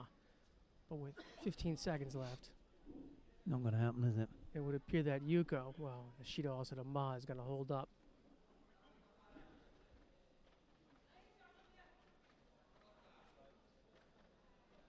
Polyev drops in again for a Seanage there. And that's going to do it.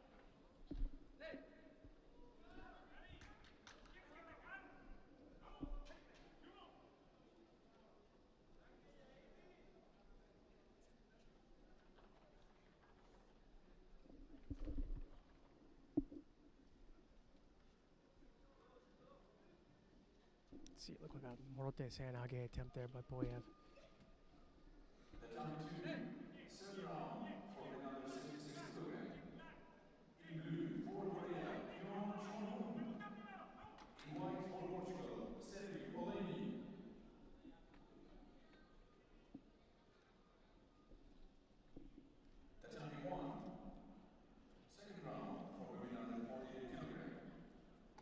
Well, I suppose if it's the men, it's Kim Won-jin in the under 60 kilo category, and for the women, it's Kim Jun-dee. So that's where the Koreans are going to be looking for their heroes today. 60 kilos and 57.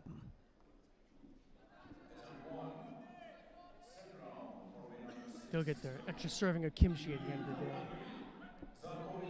Maybe a little shochu as well.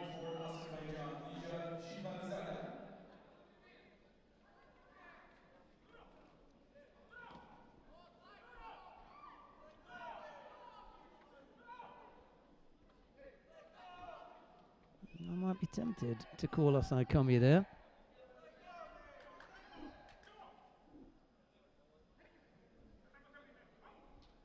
I'll call it now. And then he squeezes out.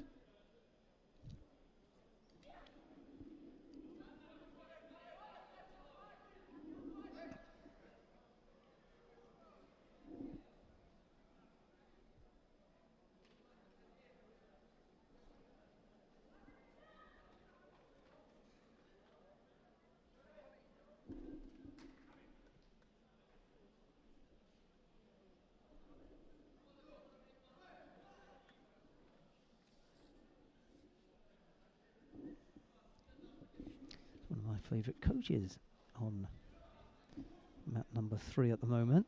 Who would that be? I will tell you. Tanimoto Ikumi. Just gonna go over there and ask if she's married now. that will have her collapse in fits of laughter. She's just that kind of giggly type Japanese girl, you know. Always laughing and joking, and I know that one will make her collapse.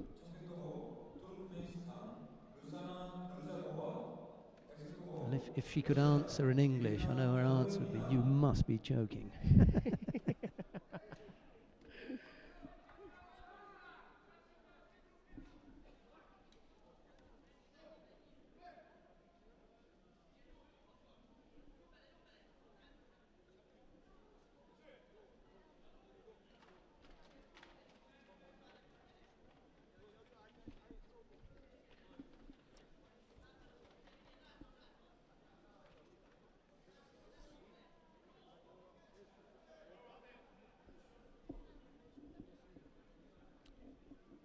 Well, Bjorn has got all these Shidos packed up here. Yeah, he's got his hands full against Olenek, hasn't he? And they're not even halfway through the match yet. How did I get here? And Olenek is still the one who's doing all the aggressing. He's still attacking.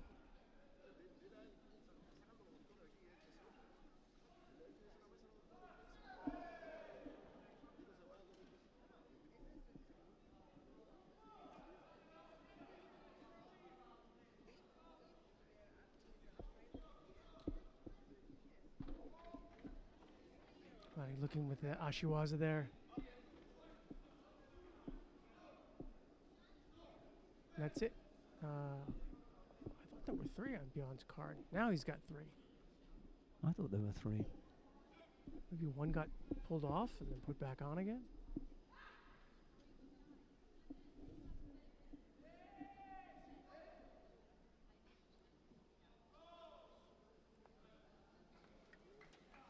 maybe that is the case. I've asked him to tidy up their judo gis.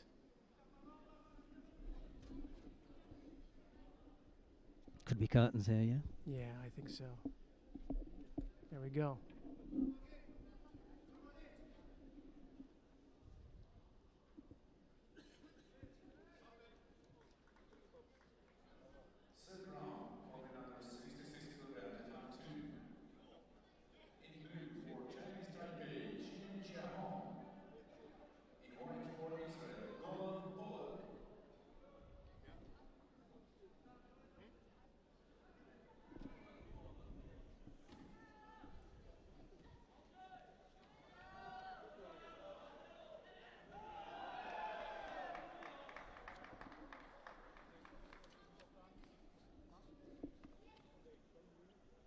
Well, we haven't seen a lot of Golan Pollock yet today.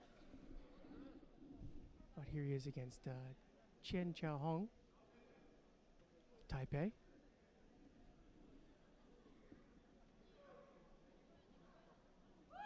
Israelis really brought a big team.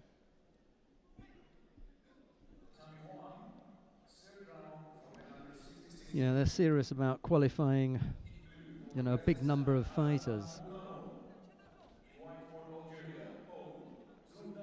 I think they're likely to do it as well.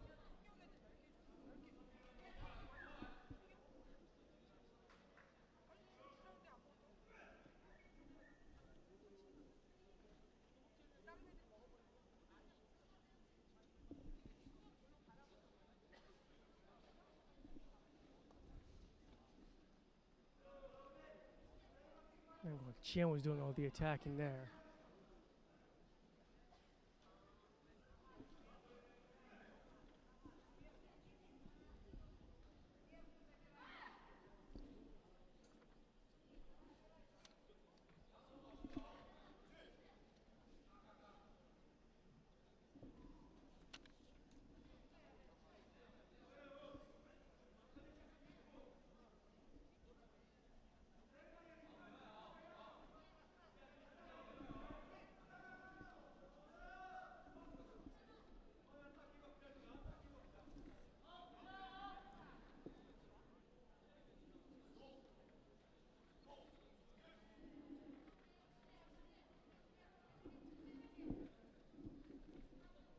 No score yet.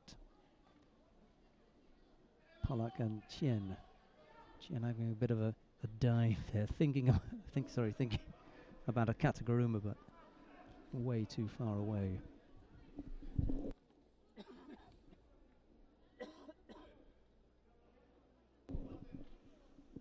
See here, I think a Shido might be coming out.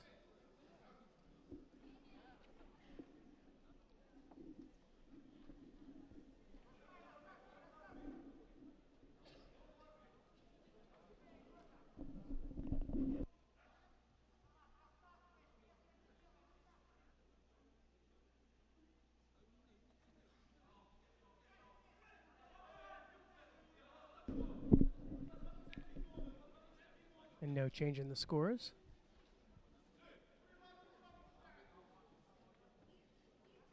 Just waiting for Pollock to start to get something going there.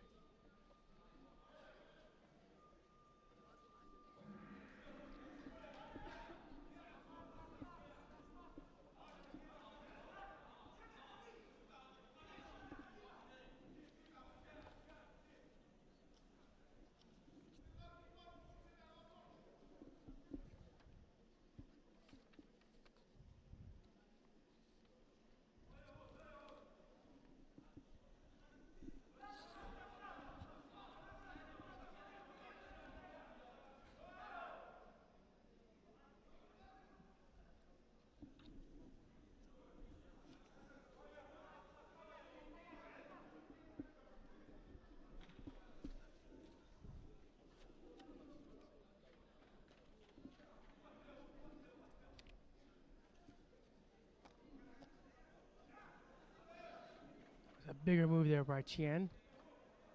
Oh, a big move by Pollock. Just manhandled Chen. Chen kind of came out of that previous sequence and then was on his foot, 1 foot, and Pollock just slammed. I guess I would call that uranage. We'll see here.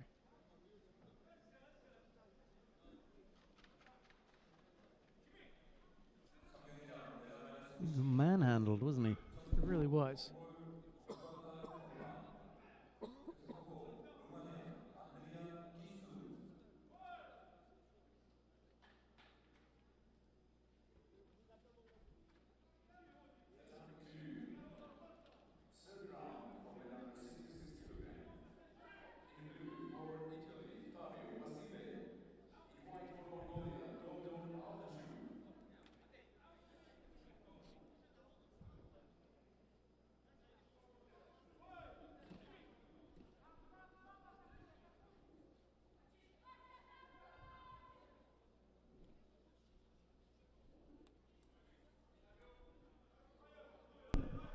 Right, on mat number 2 now.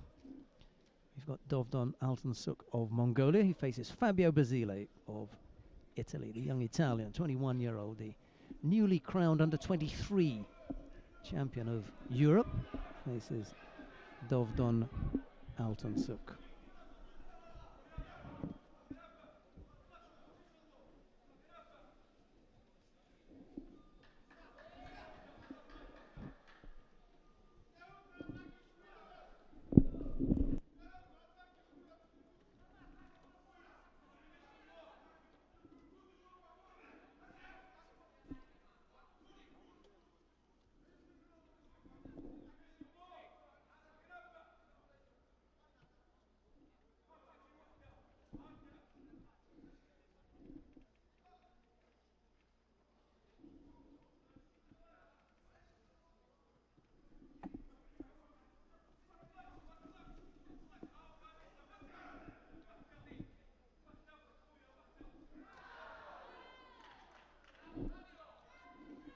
Oh, Basile whacking his man over there for Ippon. Woo! We may have to have oh, nice Ashiwaza. We may have to have Basile up here. Look. Have another look at this then. This is the Basile who I was questioning. Beautiful day, Ashibarai. He's done to Dovdon Altansuk of Mongolia. Sorted him out, didn't he? Oh dear. That was a sweet-looking day, Ashibarai, right there. Well, let's have a look and see where, the real way to judge this is to find out where your opponents are in the world ranking list. What kind of opponent have you just defeated? And Dovdon Altansuk is number 17 in the world. Well, he hasn't defeated him. It's a Wazari. Wazari, yeah. They changed the score down. Well, now we're going to find out. Here's the second thing. He can throw him, but can he keep him at bay? What was his defense like? Well, we saw that with Rashani against it's the Japanese, so be a good gut check here for Basile.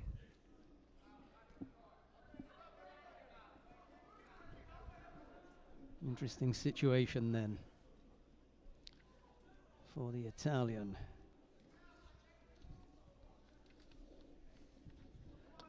He has another dig at him there. He's not unlike Rashoni, who spent the time defending. No, he's going to keep going here, but he's getting in trouble right now. It's that right leg that he's got trapped. Can you see? Oh, he's going to get out of this. Yeah. Nope. Yeah, he's out. I thought he was going to go into, well, he was in Otakesa, but. Mind you, he's given up the Wazari. So now it's all even. There was that little technique you like. You tried it again there. Yep. So yeah, that wasn't a random thing. That's a go-to. He's got that well planned. Twisting sore, and then he sets it up for Osoto, I think it is.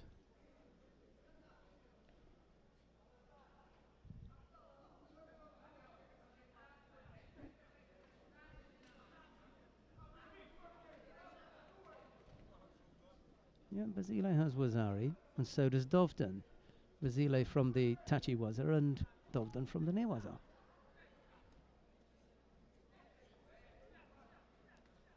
So wait, no, that's not right.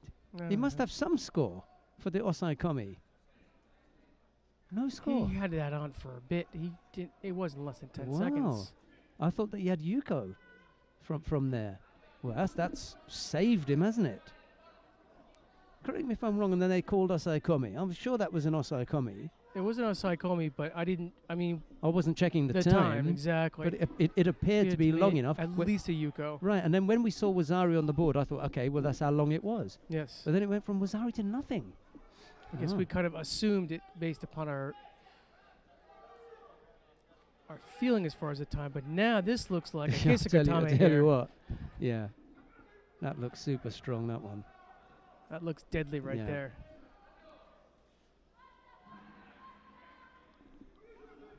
Well, it's all immaterial, the last discussion as to how long he held him. He's going to hold him here. No. He's out again. But this time it's a Wazari. This time it is Wazari. Dovden can't hold on for the Ippon. I tell you, this could come back to haunt Dovden, you know, if he's expended all that energy, and Basile, who's got, you know, plenty about him. He likes himself, doesn't he? Basile is a cat. He's already expended a couple lives here. Dov would love to have him on the ground and work him again. He's found Basile's Achilles heel here.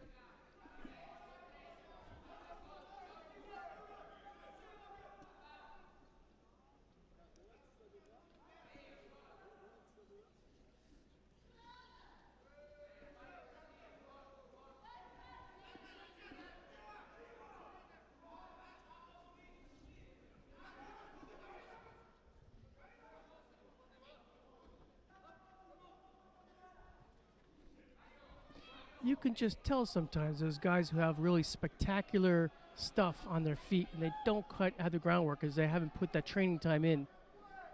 Ono is one of those, you know. Ono is very spectacular on his feet but doesn't have quite the groundwork to back it up. Versus Nakia Riki is the complete package. Basile better get it quickly. Especially if he's demanding to be in senior contests. You can't just be a Tachiwaza showboat out here. You got to have the full package.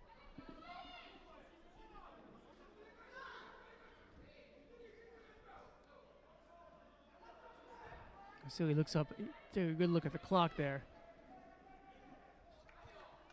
Dovden's picked up a penalty. That's why Basile was looking at the clock. He's on his way out here if he's not careful. Basile's got to put in an attack and stop the stiff arming. That's that dropping in a stemi. I hate when you see them toward the end there. Yeah, Dovden didn't need to do that. Yeah, Basile's done another one. Yeah, that was close, wasn't it? Fabio, the boy, into the quarterfinal. You're going to have to come up here tomorrow and explain yourself. As I take the opportunity to apologize to you. He's done the stuff today, that's for sure. He ambushed Dovden there. Well, Dovden had two prime opportunities and just couldn't seal the deal. Basile goes over to him. The 21-year-old says, "Don't worry, pal, there'll be another day." He's a cocky little boy, I tell you. Like but he's got Dom some didn't stuff chew about his him. arm off for that. Yeah. Don't patronize me, buddy. He didn't want. He wasn't going to shake. He was on his way off, and Basile made a point of going all the way over there to see him. Well, we've got the number one seed here, Kim Won-jin of Korea faces Javier Guedes of Venezuela. It's Kim in the white judogi, Guedes in blue. Meanwhile, down on mat number 3, we've got Annabelle Urani of France. She faces Kim Mi-ri of Korea. That's another quarter-final. And that's down on mat number 3 in the under 52 kilo category. Colin Oates and Tal Flicker are battling it out on mat number 1. That's what's on offer. Plenty of action all around.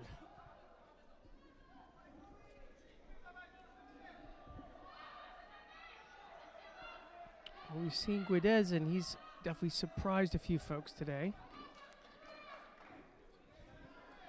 See if he can continue this run. He took out Castillo. We didn't see that, but we saw him take out Kim.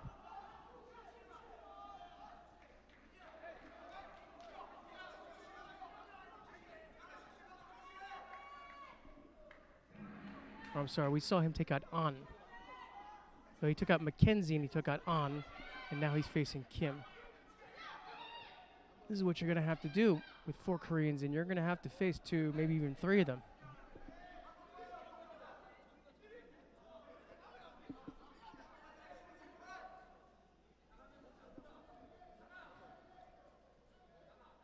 Well, we know from the first 2 fights that Guedes is going to have some dangerous stemiwaza.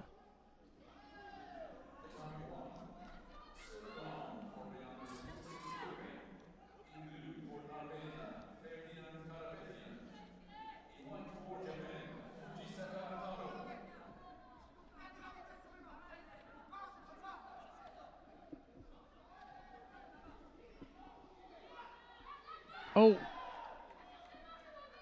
Everybody goes for Wazari. Wazari. Is it the second time that Kim's been down by Wazari today? He was losing in a previous contest, wasn't he? Against Gadziev, right? Yeah, Gadziev caught him earlier on. And then he hung on. And now that Wazari's been downgraded, I think, to a Yuko. Oh. Kim? But it's got the... see, I wasn't looking, unfortunately. I'm doing this coaches thing. It's the Yuko to Kim. They just put it on the wrong side. I wasn't looking. So it was a Wazari Guedes go to Yuko to Kim. Yeah. That's quite a bit of a change of events there. Yeah. Yeah, he's caught him again there. Yeah. That for a better score, and now it looks like Kim is going to pull out. And now he's got the... Is it the same? We got the katagatame again. Yeah. What a boy. So there we go. Now we know that's his go-to move. He hasn't got the arm over there, though, has he? Look. True. It's through so on it's the more other of side. Just a normal Tateshiho. Yeah. Oh, Kezugatame, because he's just got the legs changed, that's all. Okay. Yeah. I thought the way his body was angled there. No. Just side on, and he just swaps the legs over. So instead of sitting on his left hip, I don't know if you're going to see it for long enough, because that's the throw. See if they get the finish. He just turns onto his front.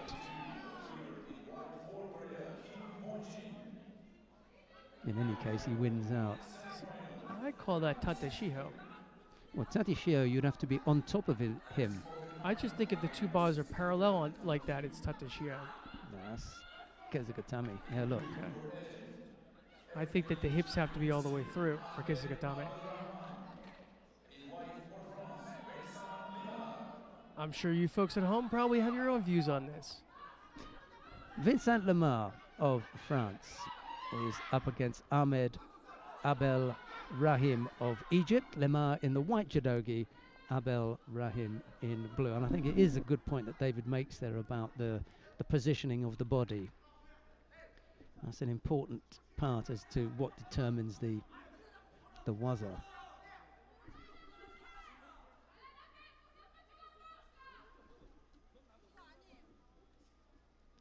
Lemar in the white judogi, Abel Rahim in blue. Rahman, beg your pardon.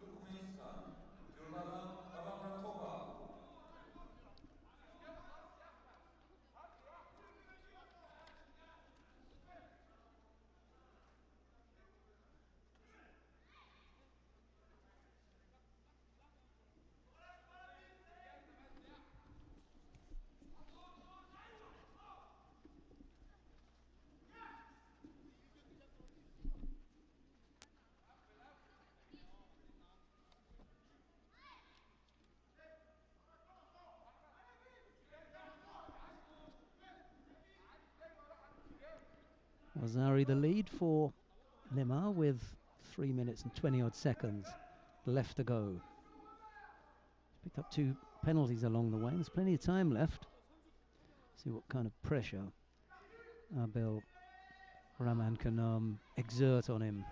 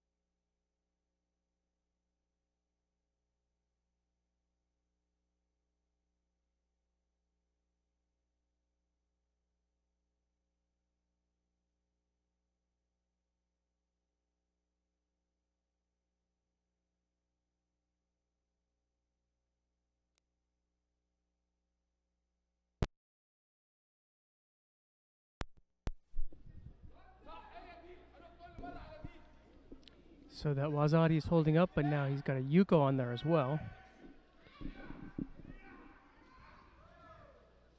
So Limare looks in control here, despite the 2 Shidos.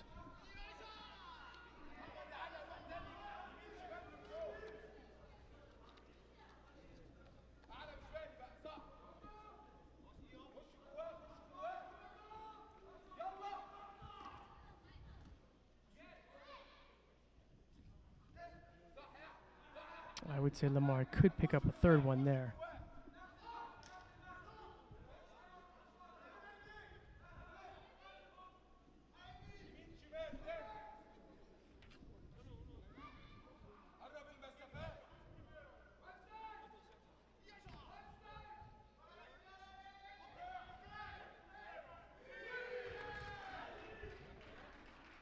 He does now. Yep. So Malare looking good. But he's going to have a test against Kim there in the next round.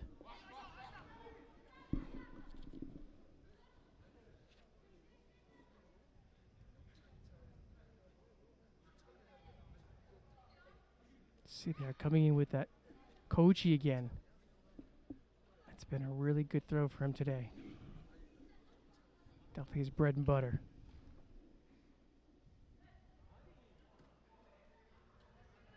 Just the nice thing about this is he's got a powerful top half.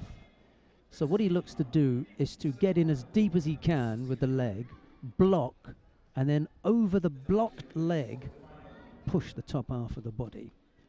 He does a good job doing that. Yeah, I really like the way he ties up that arm with the 2 arms, and then he's got that control of the torso, and then when he drives his shoulders and he hooks the leg, he really, really exposes the back. Nicely done. Quarterfinal in the under 48 kilo category now. The Astris Mestra of Cuba faces Shiro Rishoni, conqueror of Endo Hiromi in the previous round. Mestra in the white judogi, Rishoni in blue.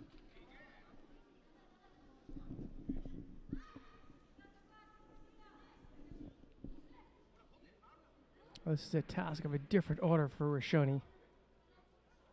She's got to deal with the Cuban power here.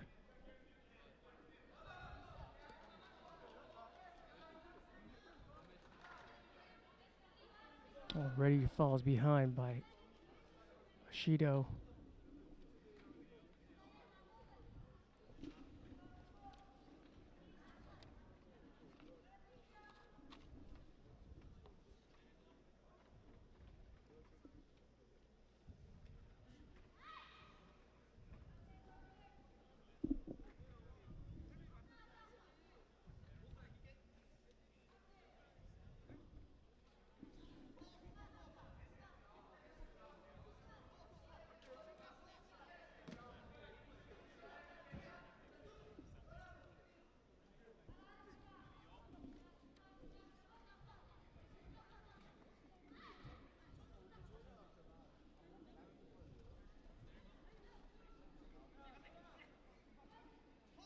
I thought that Kouchi looked at by Mr. Alvarez looked a little better than that Sanagi attempt.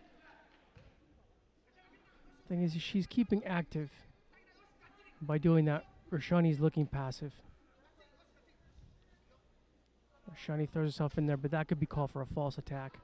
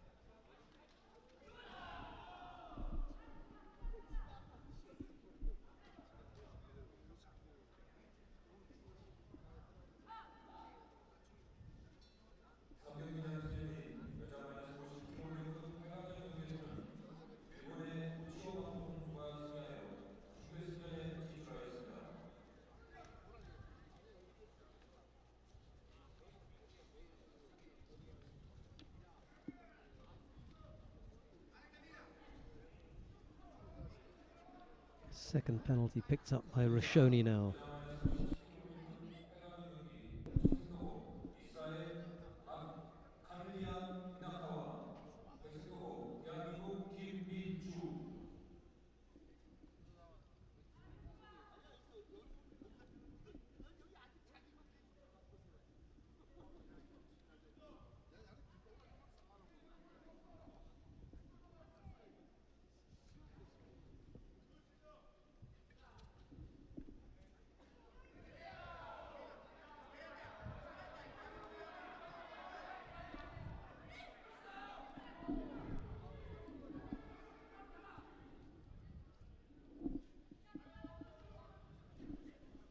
Where are we now then? 2 o'clock. We'll be that time. We will be wrapping it up early. Nice little wrap up, I think.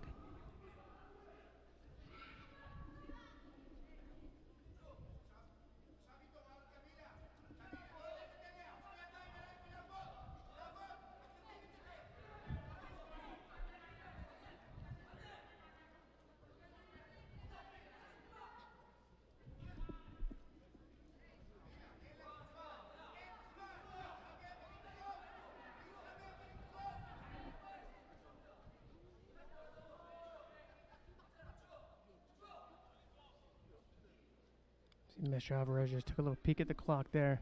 She knows she's got the 2 Shido lead with 22.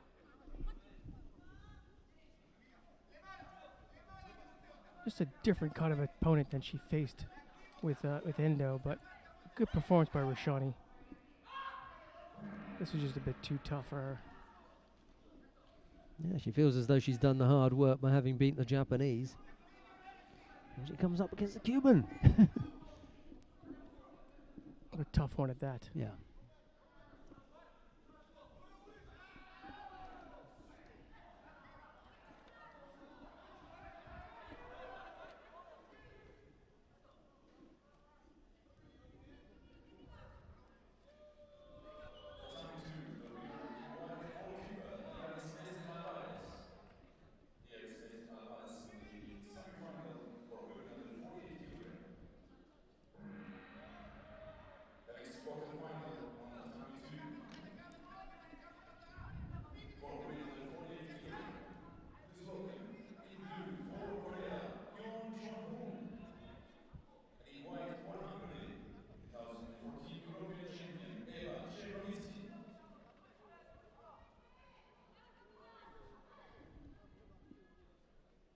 Ganbat Bolbatao has won his contest down on mat number 1 against Eric Takabatake of Brazil. That puts Ganbat into the semi-final. Both Brazilians are out. A good start this morning. Well, Takabatake will go down into the repechage. He's not done yet today. So we may still see him on the podium. It's odd that we could see Takabatake on the podium and Ganbat not get a medal. There's still a chance of that. If Ganbat loses the semi-final, then loses the bronze medal match, he could be medal-less, whereas Takatabake could still end up with a bronze. Right. We got Chernovitsky Ava in white, Cheongbo Kyung in blue. It's the Hungarian in the white judogi, the Korean in blue.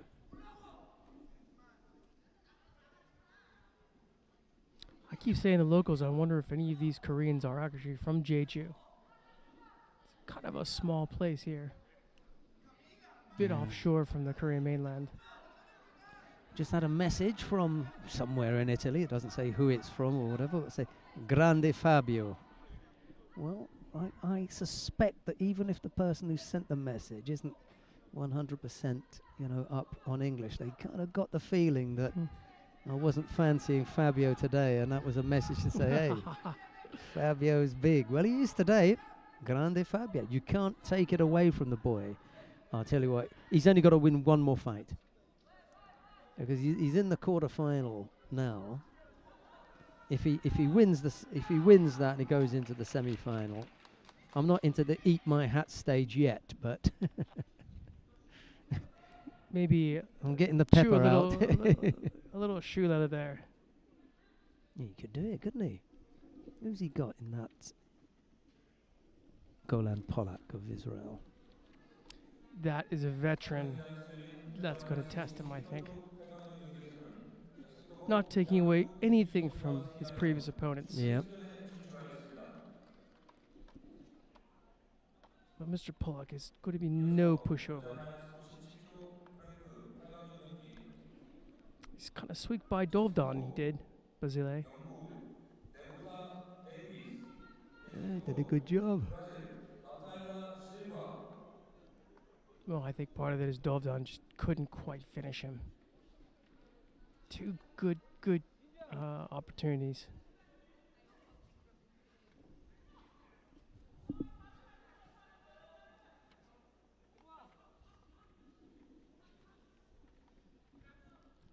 Meantime, Charovsky is down by the one Shido.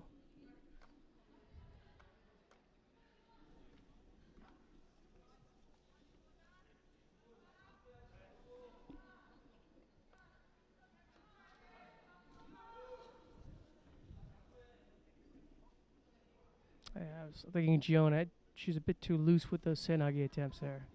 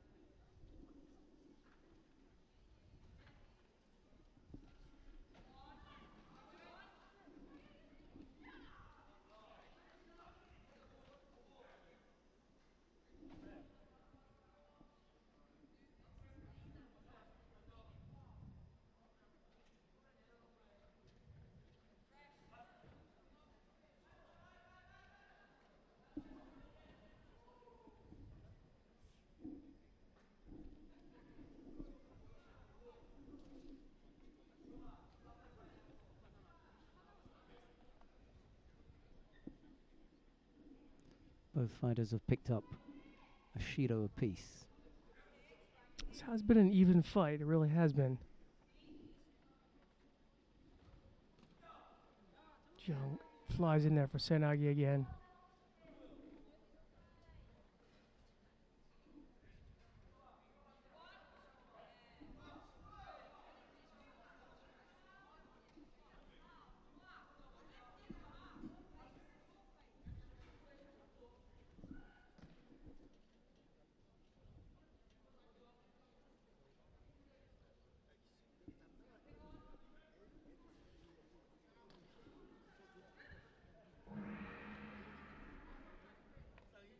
Referee brought to our view there. It looked like Jung was going in for a koichi there.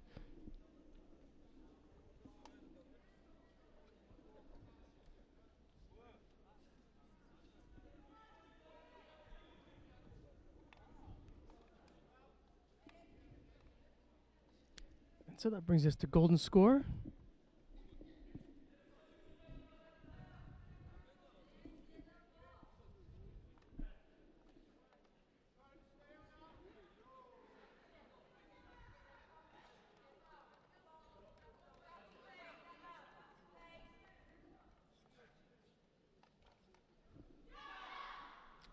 Better look there by Jeong. These are the ones that really hurt, aren't they? You know, you fight so hard, then into golden score, and on the back of a single slip, maybe a step out or passivity penalty. Just no room for error. Yeah. You can see Jeong is really, I think she's ratcheted things up now.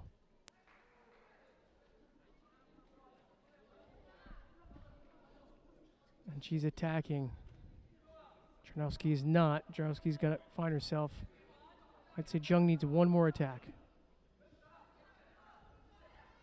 Czernowski might have sold that enough.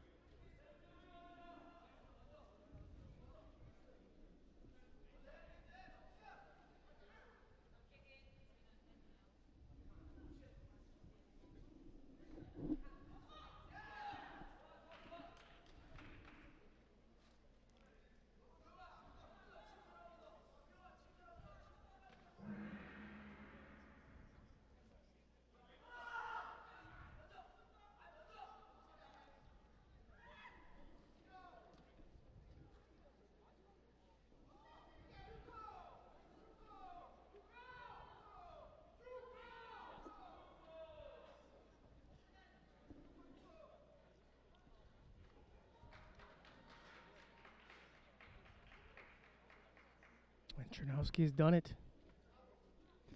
Came up with the score.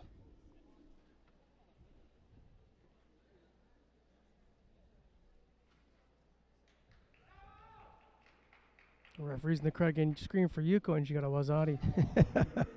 They're stingy out there, aren't they? Oh, yeah. Even for their home crowd, even for their favorites, I should say home crowd favorites, who they're pulling for.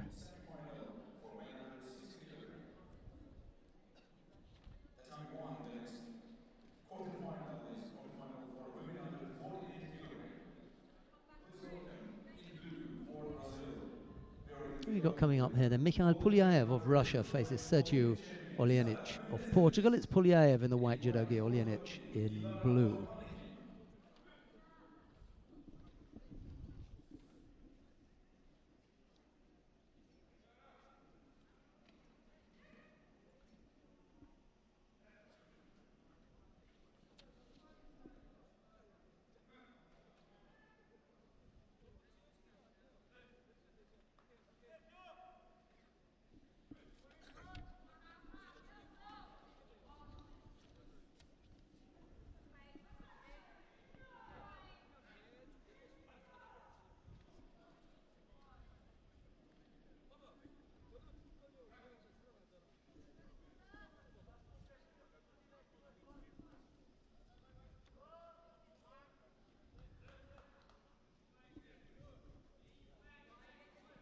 Oljenic makes the first attack, looking for Stemiwaza there.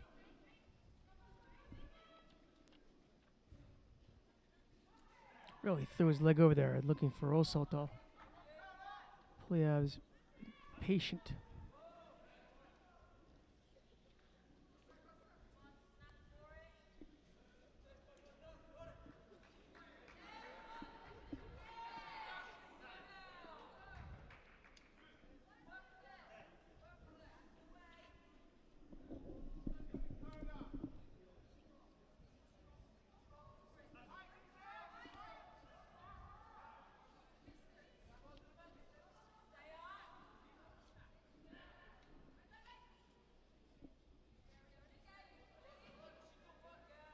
Polyak is expending a lot of effort trying to prevent Polyak from getting the surite, the collar grip, and gets penalized for that.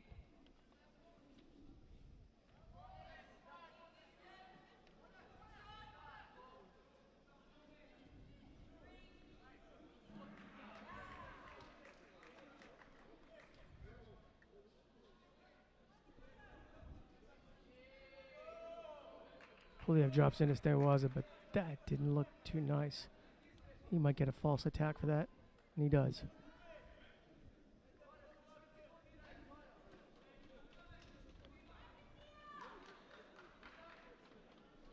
Didn't really fool anybody with that one.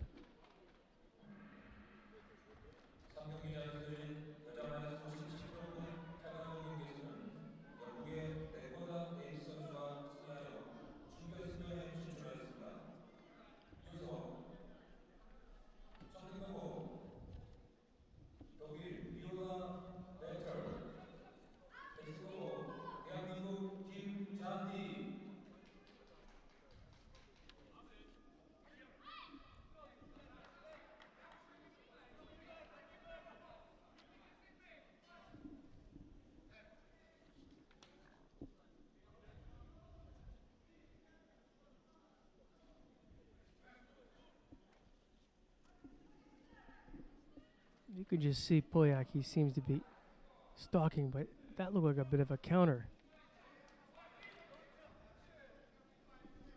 He's very patient. He's looking for his opportunities, he's looking for his window.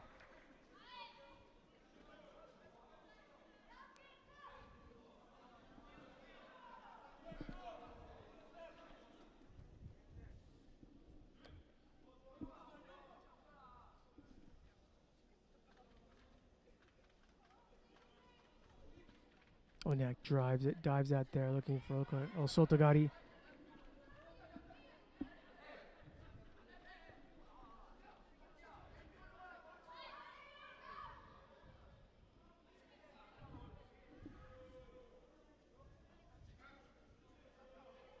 Polyak finally has the grip he wants.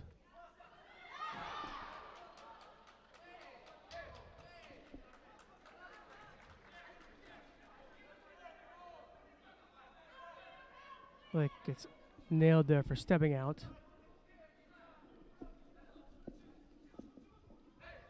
Polyak looks for his own koichi, and then a seonage. See, he's just keep trying to turn up the heat.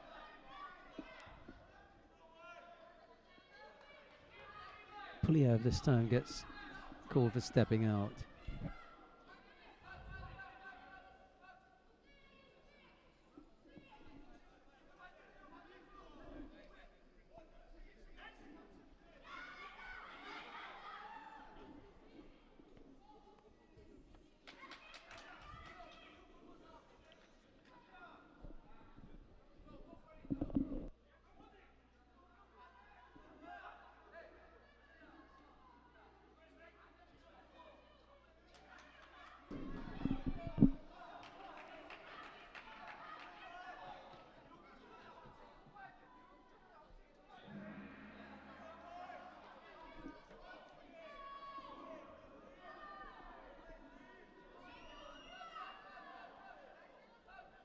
Polyak gets nailed for a gripping penalty here.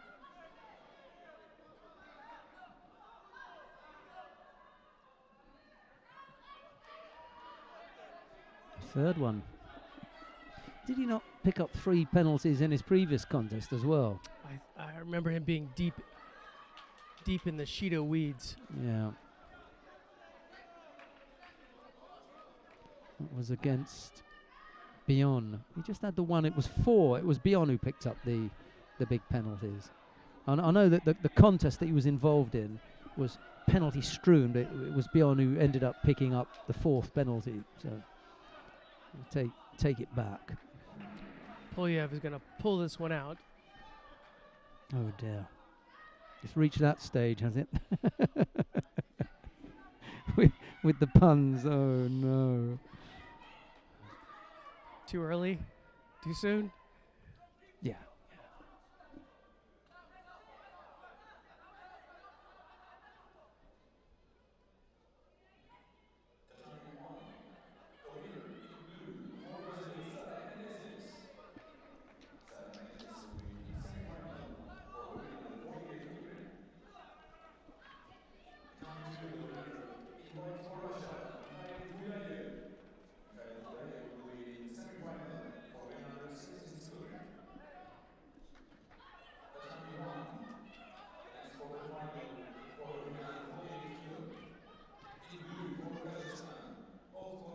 Right, well, here's another look at the Grande Fabio. He's done it so far.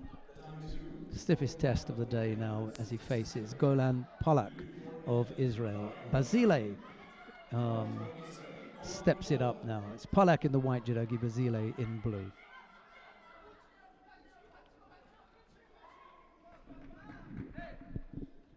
Oh, I think we've got a new nickname for Fabio. Grande. Grande Yeah, Fabio. definitely. Well, that pleases all our Italian viewers. If he does this will be incredible. Then he'll be truly grande. And he does! Over goes Polak. He falls to Basile's favourite. That little wrapping up Seoinage that he has. And over goes Polak for Wazari in the first 25 seconds. Well, half a minute anyway. Oh, they've downgraded it to Yuko, which is... I didn't see the full thing, but, you know. Oh, well. Needless to say, the kid's got some spark. That's the lead. Well, he's caught Polak once. I wonder if he'll catch him again. Here is the... Oh, no, it wasn't. He just wrapped the arm. It was a mistake from him. It was a Yuko. Yeah. So he hasn't come up with his little trademark effort yet. The trademark is the sore sore, and then he wraps around, and then goes the Osoto, right? And look at the scoreboard. It's back to Wazari. It's back to Wazari. It's most confusing.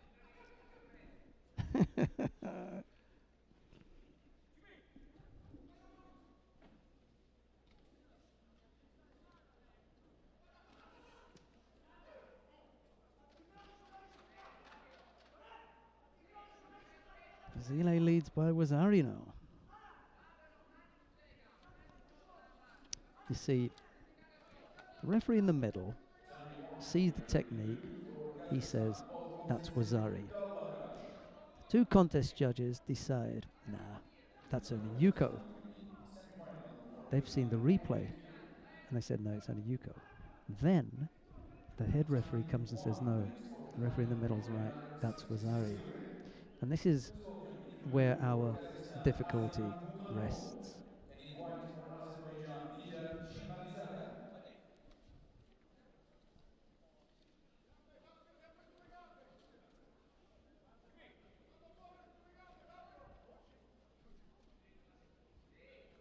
I think people at home can accept one change. When they see two changes, they begin to worry. Reminds me of a particular Japanese-Korean match. Was that in London? Had two. Yeah, it was.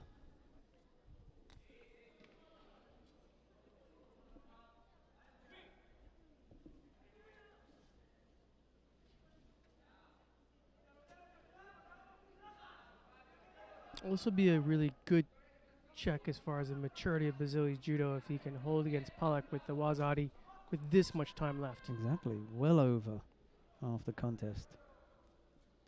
He scored that Wazari really early.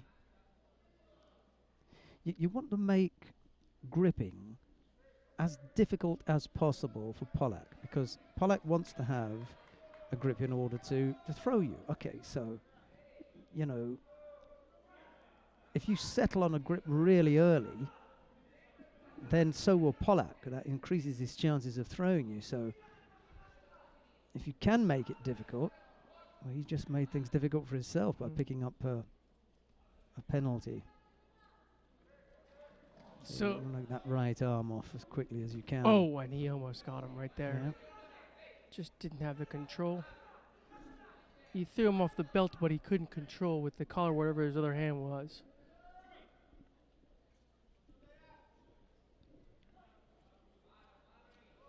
Three minutes have gone now.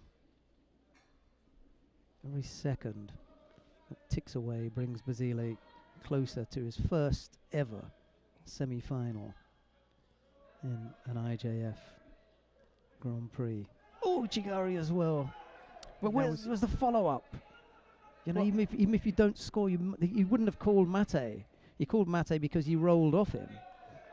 Well- And now he's called a second penalty for Pollack for holding on for too long. Yeah, he had to hold on to he Yeah. had the belt grip, right? But it's quite amazing that Pollack had the belt grip and Basili was able to still get his Come leg up out with the there enough, Ojigari, yeah. right? That's quite a bit of distance. It shows some flexibility.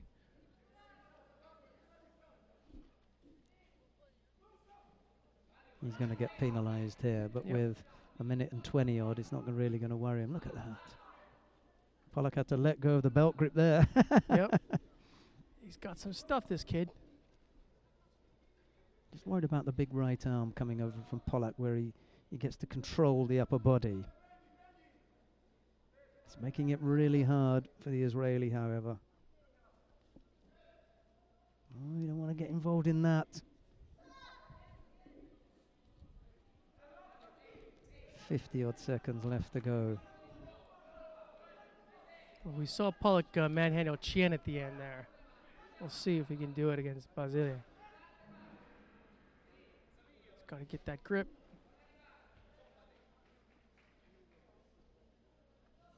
Misses. really- Oh, and it's unfortunate that the gi was in the wrong place. I think that put him off getting involved in the newaza. But he's got Okay. to look to that now.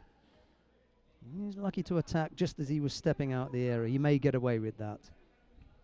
37 seconds left to go, David. What a thing. No, he won't. He will penalise him. A second penalty. And burn one more. You know, you've got to break the grip up.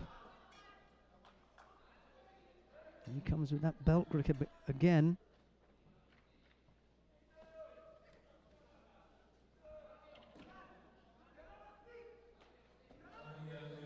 That looked a bit desperate on Pollack's side there. Yeah. Didn't Well, really. he look gets very called targeted. again. Can't burn another one. 20 odd seconds to go. That's the end of it now. Got to be careful of the false attacks. Yeah.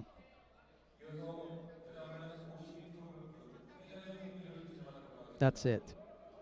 Basile is going to take this one.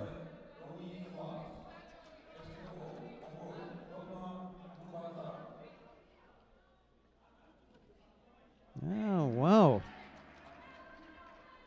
Grande Basile. Ho-ho. Grande it is. He stuffs Golan Pollack now.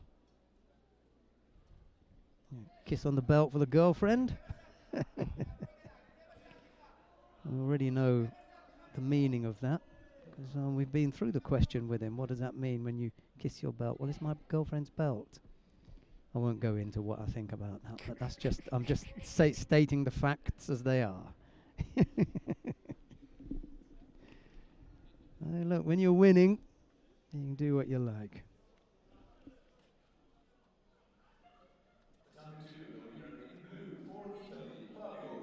Fabio Basile, what a boy. Grande Basile. Oh.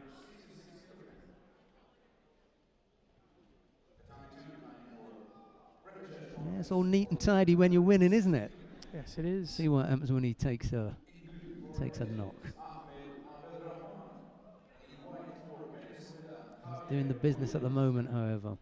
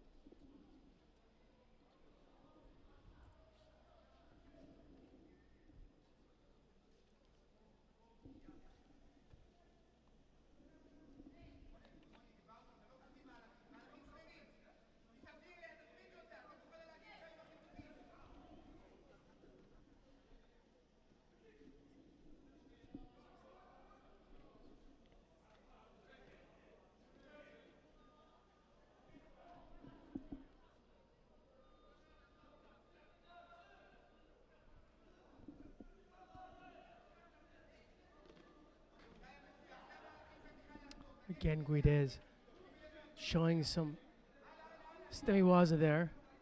This time against Abaraman of Egypt.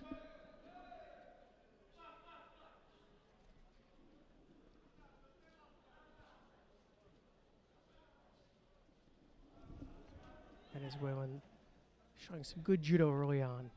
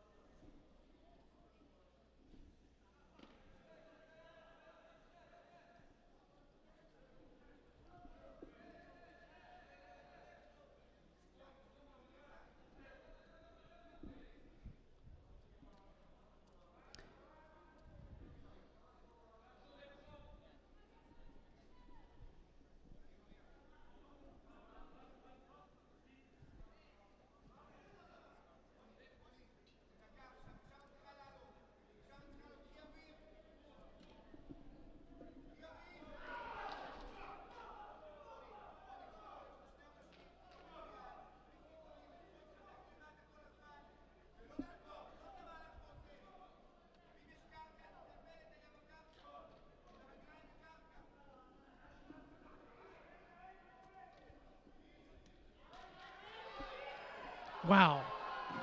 And that was a good throw there by Guedes. And that was not Stemiwaza.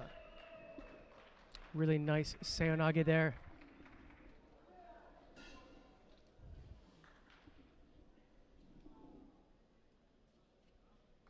Drove that one through. Nice second stage there.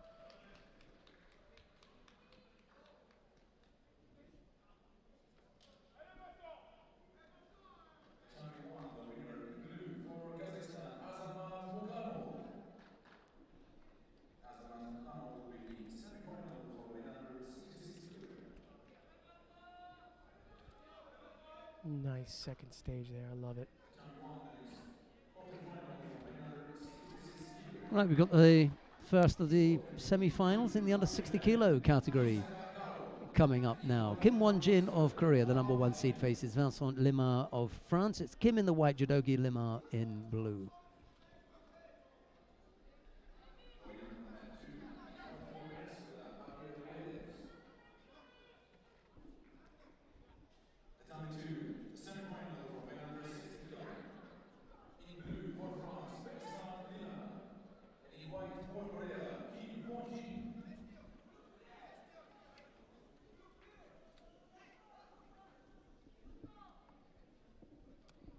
I really like to look at Lamar all day today. Yeah, he's fought well, hasn't he? He's really in form. He's going to have to be against Kim.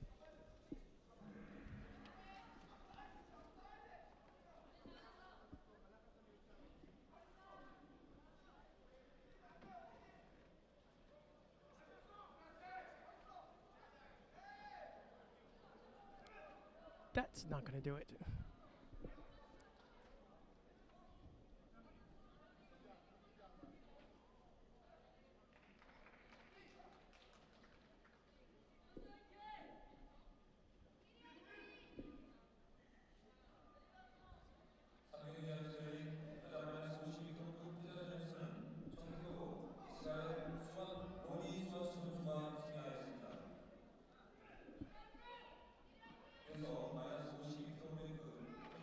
I had that belt grip, couldn't quite do anything with it.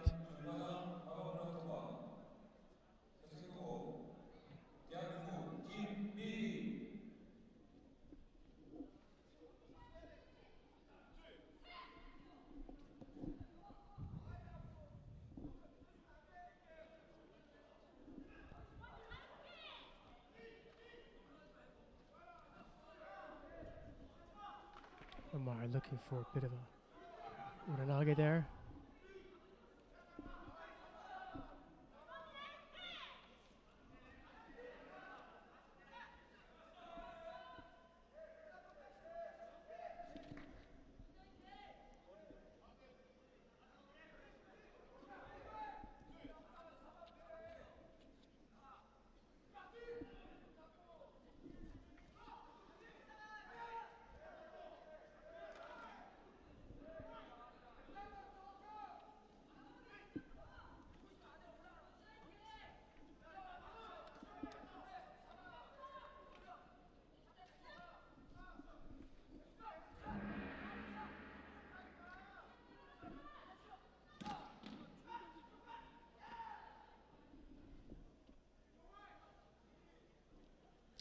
Lamar has not shown the spark that we've seen in the earlier matches there.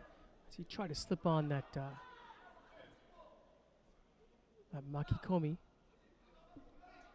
He's down by the single Shido.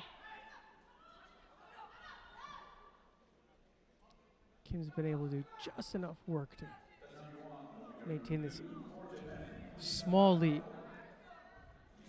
I see Lamar is more of the aggressor. There he made a shot there at Kouchi that's worked so well in his earlier matches.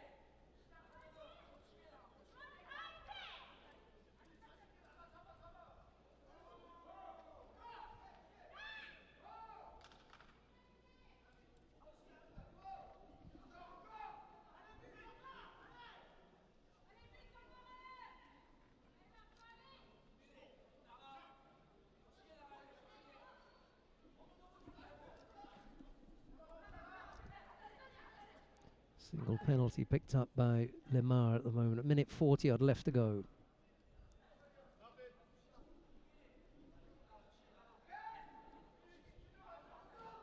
Ooh, almost countered. Just slipped off that.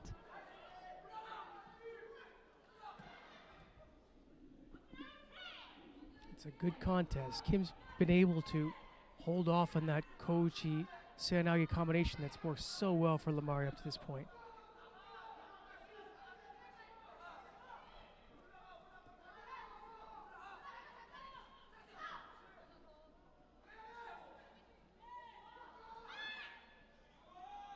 You can see he's been rolling into this Thewaza, but it's just not as effective. What happens when your go-to throw has been nullified? You have to go to plan B. But Kim picks up a Shido now, so now things are all evened up with a minute left. This should make things even more interesting.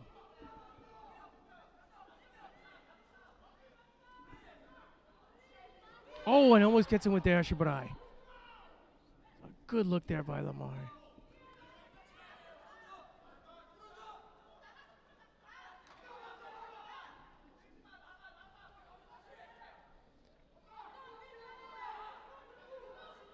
Could see Kim trying to feint there, and when he did, he almost lost the entire thing.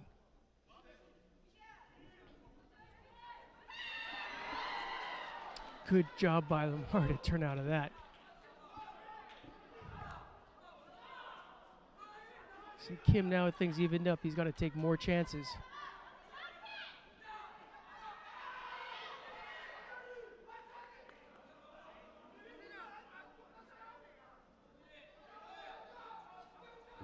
"19 seconds left. This could very well go into golden score." What? No. Kim picks up a Yuko.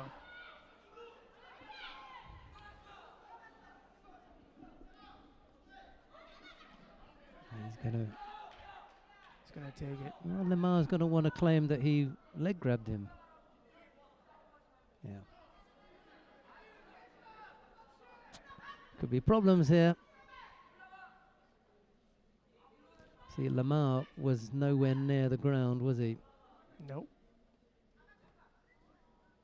And Kim was all over his legs. Kim's trying to sell his case. Yeah. But it's not a leg grab. It's not a leg grab. that's not the guy you want to sell your case to. It's the guys that look at the video. No. Sorry. No. That was nothing. No. Not from that. Yeah. Not from that single look that we just had there. Maybe there was something else. It had to be something else. Yeah.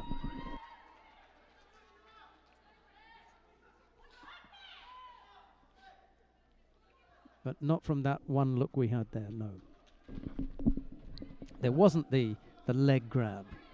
Not the big obvious one like no, Lamar was trying to sell, right? Yeah, exactly, yeah.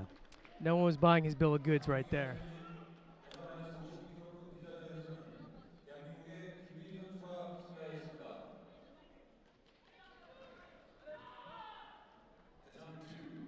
He's got a few words for him. It's going to happen, but it'd be better if he had a look, because it wasn't a leg grab in the end. See, does he grab his legs here? No, he falls on them, but he doesn't grab them. He has a touch. It's not even the hand. And even Frank, come on, Frank. I mean, Frank is indicating a leg grab, but it wasn't a leg grab.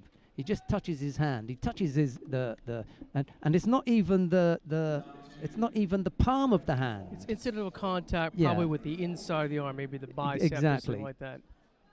With the left arm, there it is, and it's nothing. Really, sorry. No. Nice try. Yeah. Right, we've got two semi-finals, one down on mat 1 and one down on mat 3. Priscilla Neto is involved in her semi-final on mat 3, but we're going to go down to mat number 1. Ganbat Bolbatov of Mongolia faces Orkan Safarov of Azerbaijan. It's Ganbat in the white judogi, Safarov in blue. There's no score as yet. We're just underway.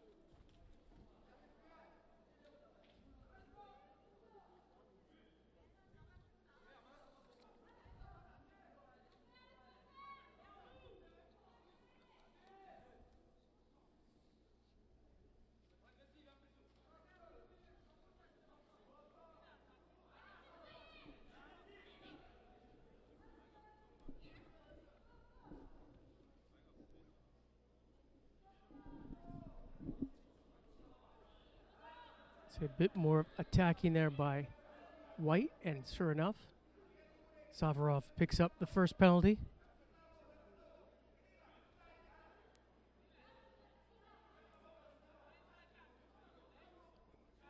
Now it was like the opposite there. Gambatar was the one looking passive. Or Gambat.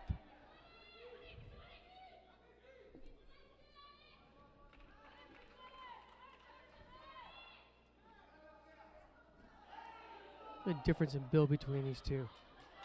Safarov being long and lean, Gambat more compact. And he goes in with a big Kochigari for a Wazari. Saw some wonderful ones by Lamar earlier. Gambat shows a really nice Kochigari there.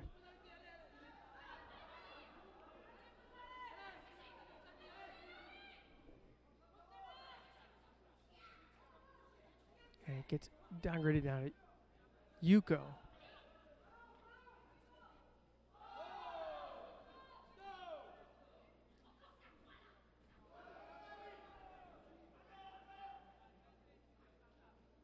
And there's a Wazari there for Gambat. Gombat large and in charge here with a Wazari and a Yuko. With 2 minutes left in this match.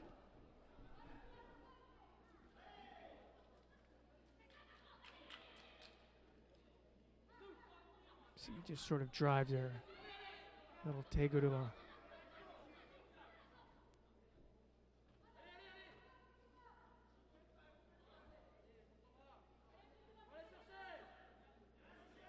Gombat drops in there.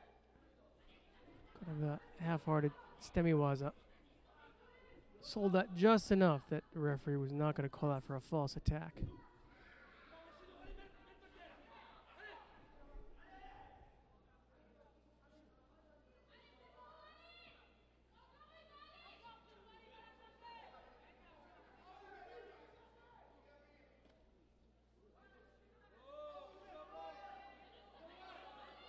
That time it was Savarov who rolls in. Twisting Sore looked like. Gombat still leading with a Wazari and a Yuko. Even without those, he's got one less Shido. Well, now the Shidos are all evened up. With a minute left in the match. Savarov's going to have to pull off an Ippon, and a big one. This kind of gripping, I think, just favors Gombat's judo. It really says, come into my lair.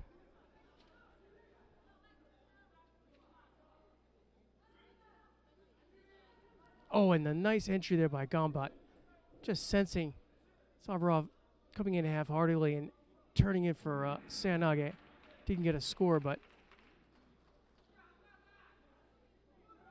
he's not letting his gas off the pedal.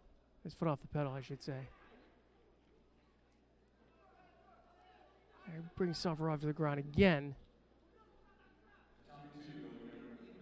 This time, good chance here of Saikome as he ties up the upper body and is looking for Tateshiho, but then gets reversed. Safarov has a quick look at the clock and realizes that he really doesn't have any time to spare here. Less than 10 seconds, Gombat leads by a Wazari and a Yuko.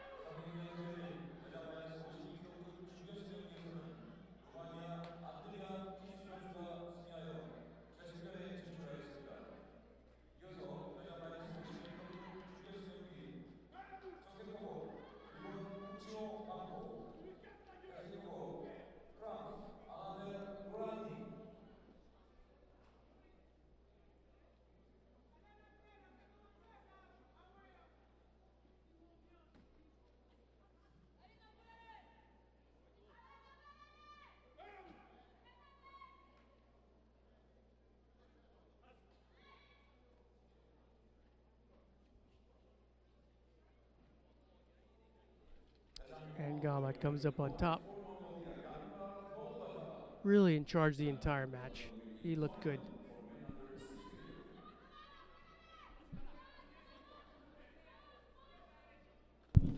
Right, we've got a repechage contest coming up on mat number 1 now, featuring Dilara Lokmanahim of Turkey. She's up against Monica Ungaranu of Romania. We've got 2 semi-finals taking place. One on mat 2, the under 48 kilo category, Diaris Mestra of Cuba. She faces Chernivitsky Eva of Hungary. And then down on mat number 3, in the under 52 kilo category, Annabelle Urani of France is up against Uchio Mako of Japan. Let's go down to mat number 3 and have a look at Urani in the white judogi, Uchio in blue. There's no score yet. There's a little under 3 minutes left to go.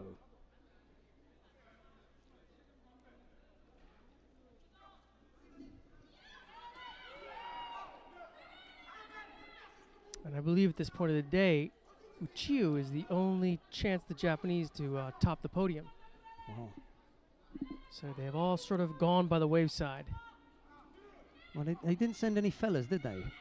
Well, yes, they did. They did. We've got another. What about Fuji? What's his name? Fujisaka? Yeah. What happened to him then? Did he blow out? Yeah. Really? Oh, surprised. Aoki went out too. Aoki went out. Oh, that's to Gombat. right. Yeah, yeah. He must. to top the podium. You're quite right. Yeah. Fujisawa went out to Uriarty. So we may see him in repechage contest, because he got as far as the quarterfinal, didn't he? Didn't he lose to Tal Flicker? Who? Fujisaka? Yeah. Yes. So we may yet see him.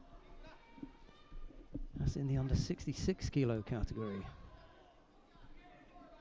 Flicker, that's a dangerous name for puns. I won't even go there.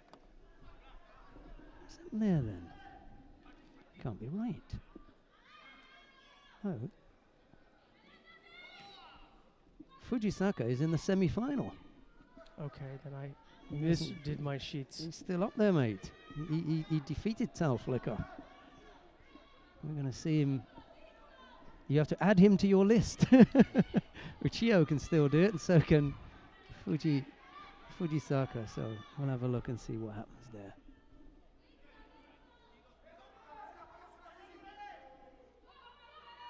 Uchiho picked up a single penalty.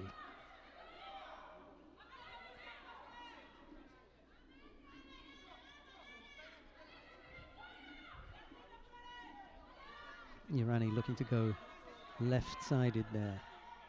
There's long limbs for Uchiho to try and deal with. She thought about Ouchi and then Atara Toshi over on the right side. Must be Dad up in the crowd behind us, shouting out.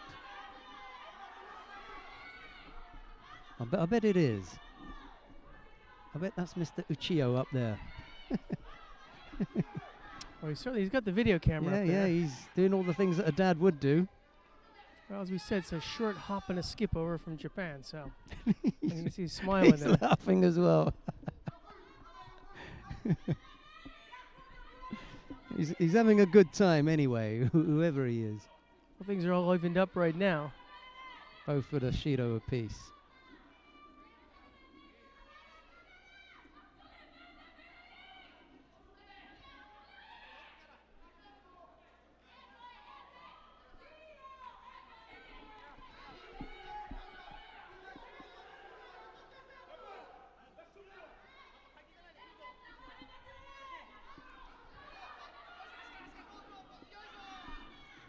Tiring quickly here, Urani. So now she's drained of energy at the moment, doesn't she? Well, she's certainly a different type of competitor than Uchiho probably's ever faced. I don't think she's ever seen anything as lanky as this in Japan. Good test for her.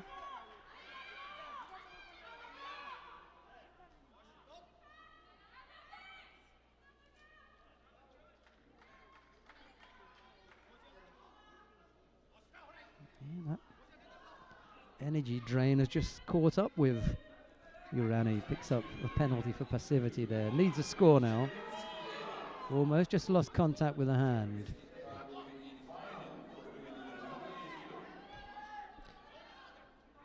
Both in body and position, Urani reminds me a bit of Pafia. Yeah. Awkward. Just working that sort of side game there, trying to get the other person their hip. Just got no energy left.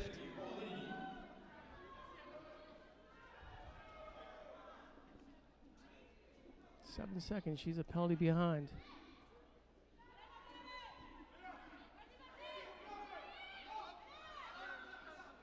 That was it.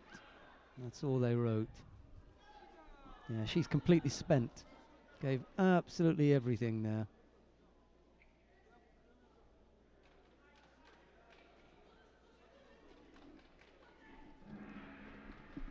Uchiho.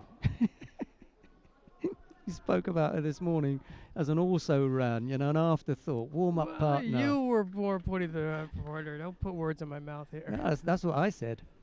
What was she doing? What was she doing here? Mind you, we did later on find out that she'd actually won a European Open, so she'd probably she end up winning. Her spot in the team. Yeah, she's probably going to end up winning a Grand Prix now. Take the whole thing. Yeah.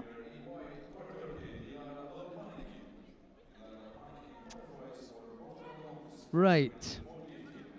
let's go down to mat number 1, because there's another semi-final coming up down there. Sarah Menezes of Brazil faces Galbadrak Odgonsetzik of Kazakhstan. It's Menezes in the white judogi, Galbadrak in blue.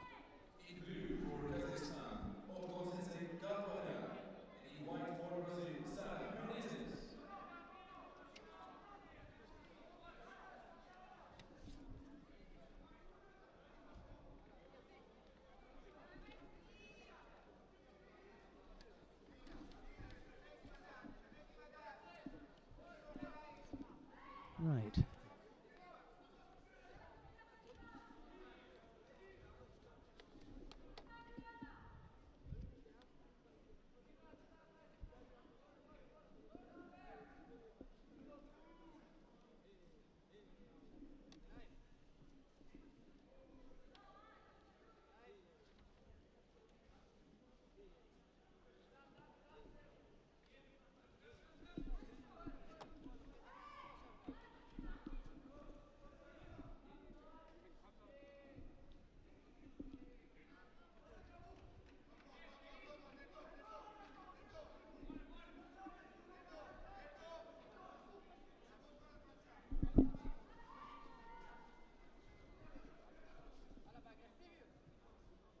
Well, there's one match that we're not going to give a miss.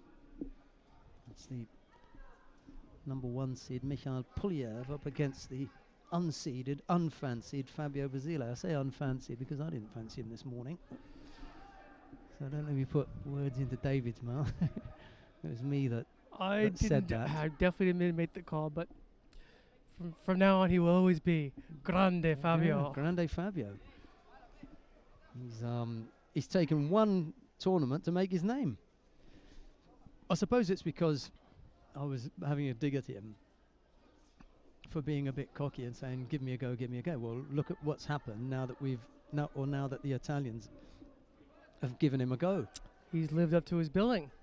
Yeah. He certainly has.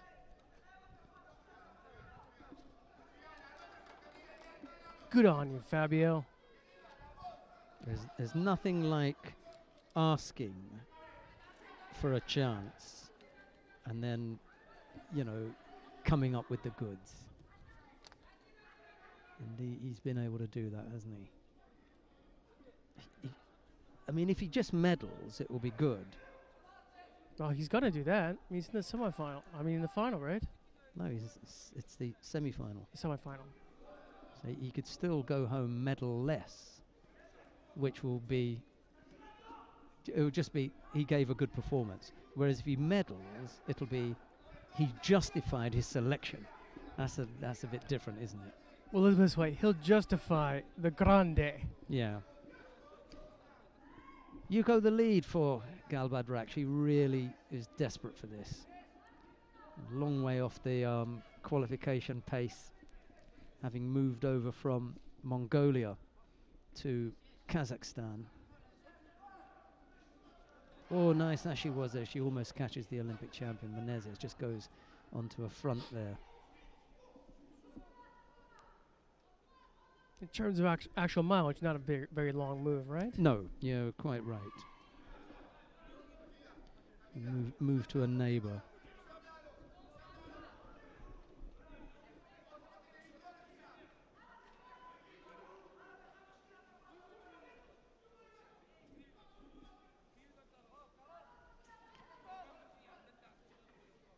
.34 on the IJF world ranking list. Yeah, she's got some work to do. Some points here would really help her out. Just put her within striking distance. And the other thing that it will do is give her a little bit of protection against, the draw. Just needs those 1 or 2 fights early on when you avoid the big guns to start picking up some points.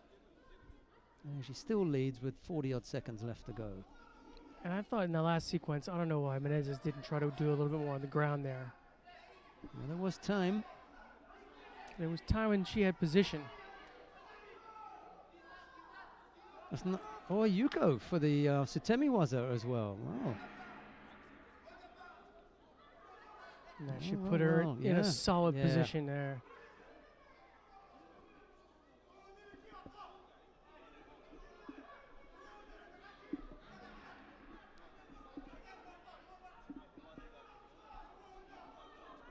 She's looking to finish her off here. They get the Juji Katame. Slipped out of that. I thought when the arm was coming around it was so a tap, right? I thought it was a tap. But it doesn't matter with 2 seconds left. Might as well have been.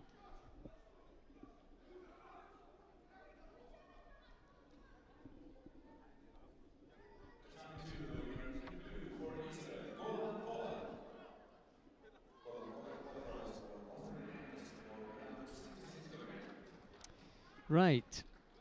Galbalrak Otkonsatsek of Kazakhstan wins out there. We've got a repechage contest with Nijat Shikalizada of Azerbaijan coming up against Tal Flicker of Israel. But we're going to go to mat number 2 now, because coming up on mat number 2 is the second of the semi-finals in the under 66 kilo category. It's Mikhail Pulyev of Russia, the number 1 seed, and he faces Fabio Basile of Italy. It's Pulyev in the white judogi, Basile in blue.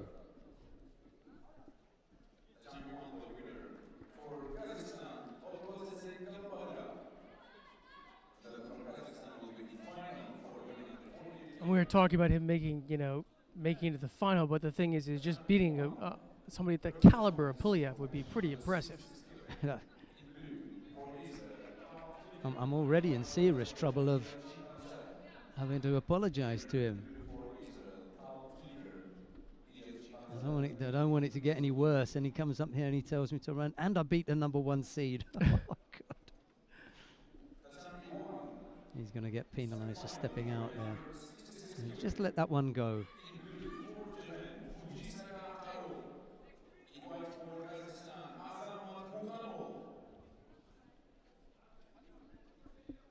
Drops in for Serenage there.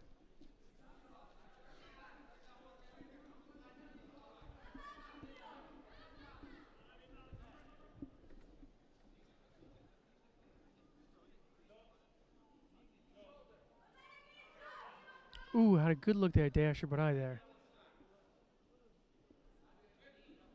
I think he was testing it, and all of a sudden he saw an opportunity and almost got it. Just missed the timing just by a split second.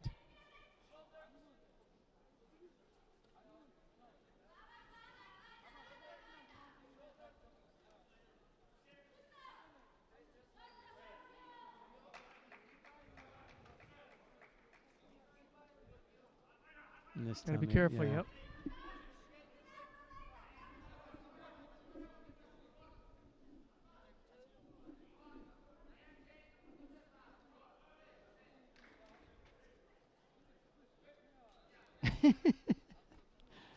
He picks up the passivity penalty, and I've never seen anyone accept a penalty with such grace and dignity as Basile did there. He was almost making fun of the referee, saying, "Really?" He gave him such a big bow. Anyway. Pardon me. Yeah.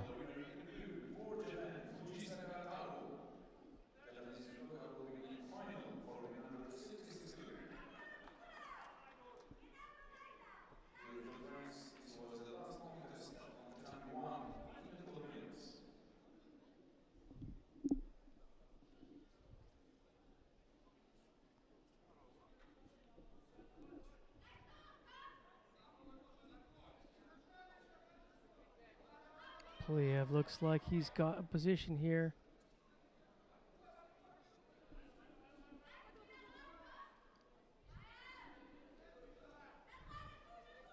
Sankaku Asaikomi here. A little bit too sharp in Newaza for Yeah, he Basile. gets out, Although, he gets hey, out. again, remember, in the 2 contests previously, he escaped, didn't he? They slipped the noose right there. Yeah.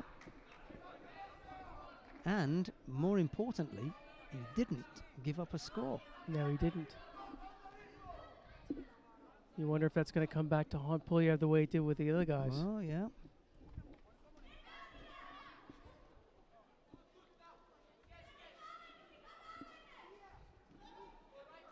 He hasn't had that little Serenagi, has he? As yet. No, he's waiting. He's waiting for his moment. I said before he was cocky. I think I'm going to, like, say he's brash. Yes, yeah. Because he's been able to back it up.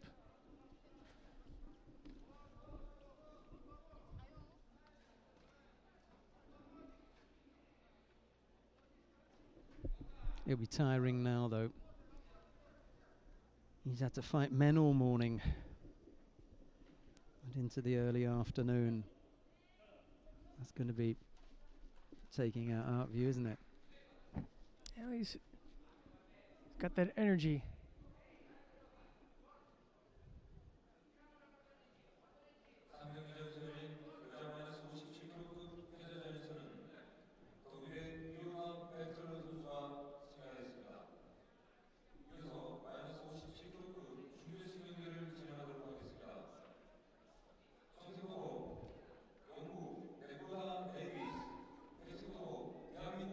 Goes into Sanagi, but really a one-handed attempt there.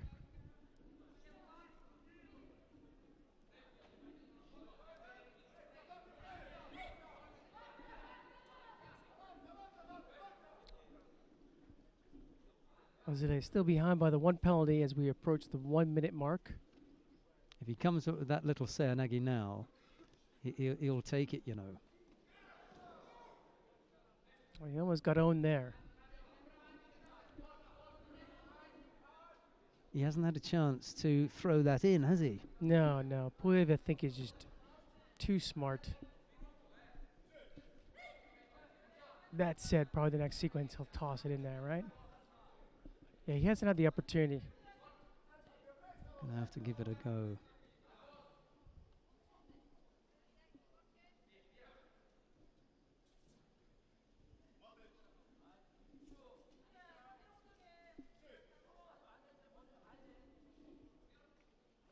Oh, Yeah. there we go. This was Thomas Pulyev who had the Dashibarai, and he made it count. Wait for it. Now Osai Komi. Yep. He's got out again. He's slippery, isn't he? Yeah. And again without giving up a score. That Yuko is going to be painful. Yeah. 20 seconds left.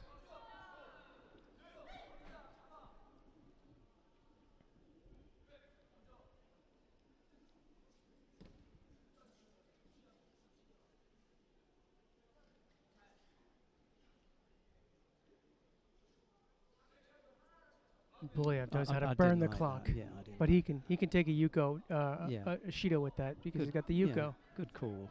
Yeah. I mean, it's not going to make any difference, but you should. You just say, you know, that too. Sorry. Yep. You know. And Doesn't matter. It doesn't He's matter. got I'll the just Yuko. still give Yeah, it yeah. now. You know, it's not going to matter, but I'd say, look, sorry for that.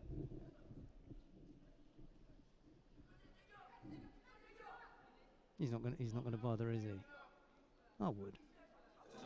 I would have bothered.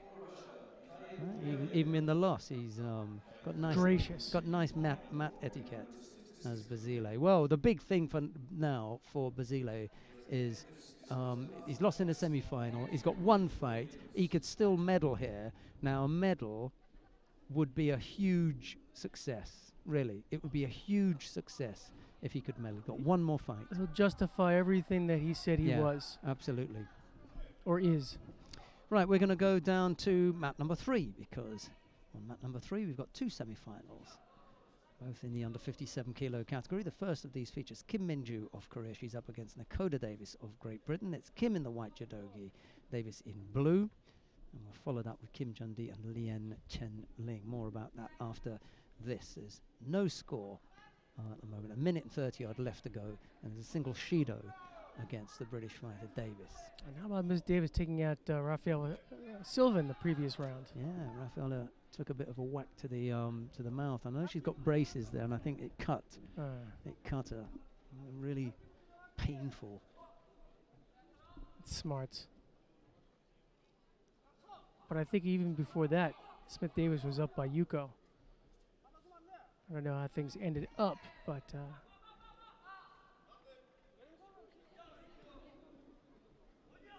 Yeah, she's got trouble with that hand. She was getting some therapy on the arm a moment ago before she came out here after her last fight. And that's really giving her trouble. She's having trouble closing the hand to grip. And certainly can't exert any power from that grip. Well, she's got to take a page from the Nikiforov book. Dig deep, yeah. Oh, no. Yeah. That was poor. Yeah, she's really struggling. I'm surprised they didn't give a drop there. Me too. That was generous, and I think they're going to do it now. Yep. Yeah, yeah. Bit too generous.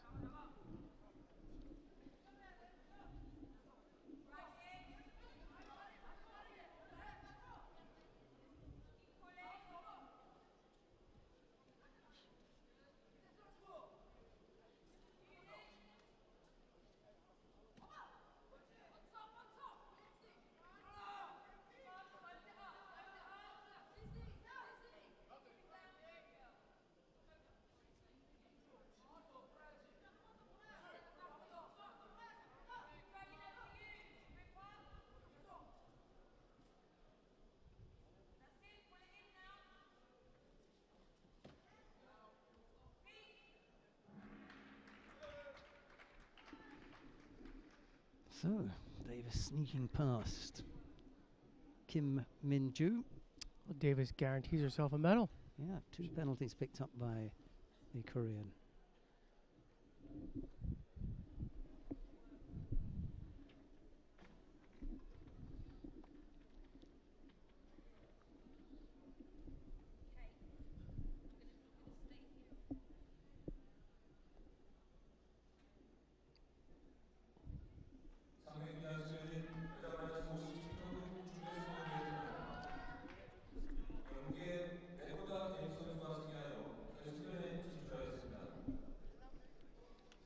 Right, we've got one more semi-final to bring you now. It's Kim's teammate, Kim Jun-di this time. She's up against Lien Chen-ling of Chinese Taipei. Kim in the white judogi, Lien in blue.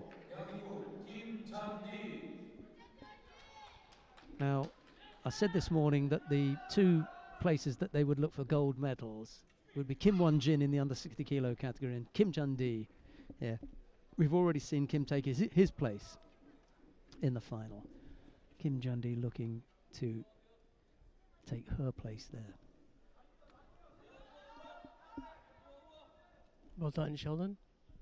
Almost there. That would make for a very happy Korean team if they could take 2 gold medals on the opening day. 1 in the men and 1 in the women's.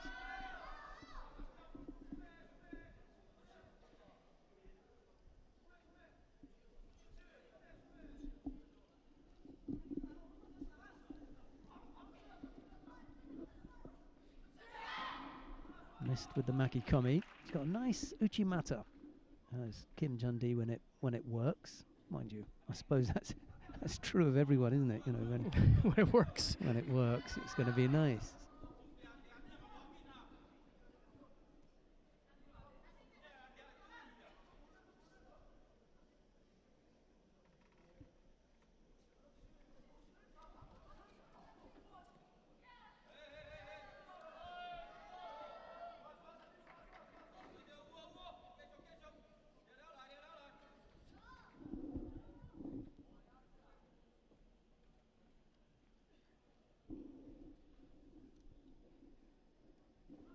Ooh, looking for the turnover here.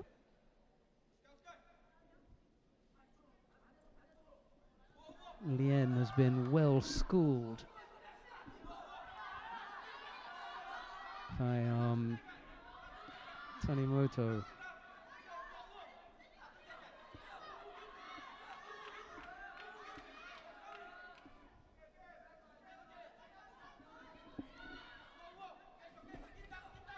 Quite been able to secure the Osai Komi. Kim Jun-di fought that off very well.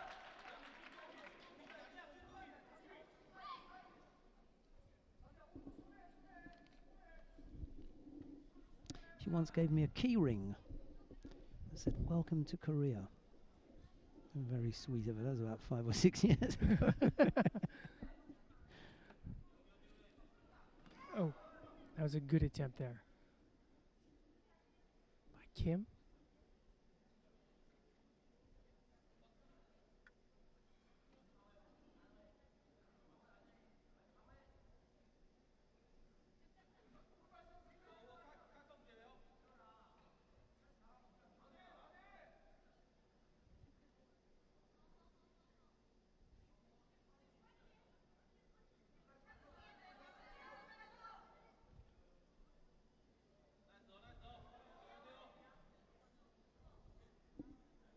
Lian just being very methodical, working.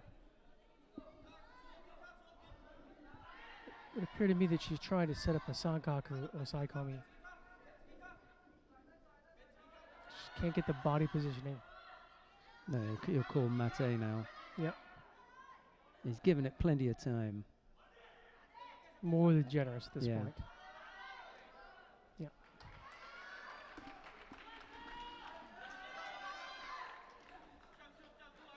This is where Jundi's throwing skills have got to come into it now. She must score here. She's been on the defensive for the whole contest.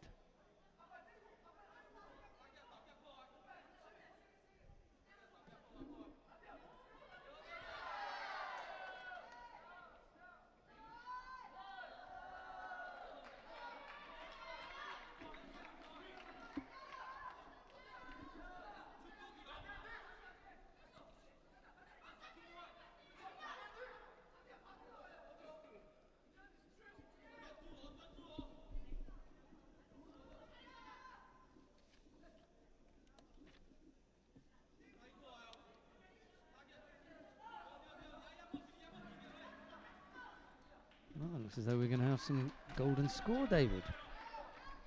Little extra action here. Let's see that one come in. Final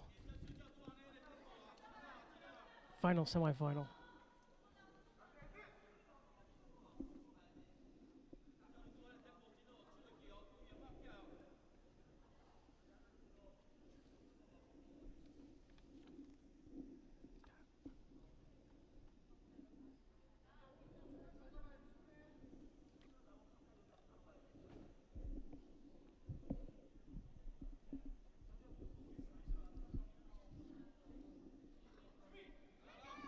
Right, we're underway with the golden score period.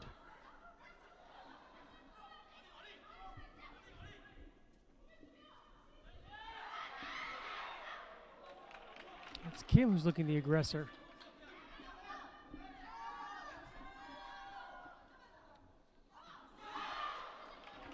Well, one more good more attack to and a it. little bit of control is going to steal this. Yep. There you go. See, she's ambushed her.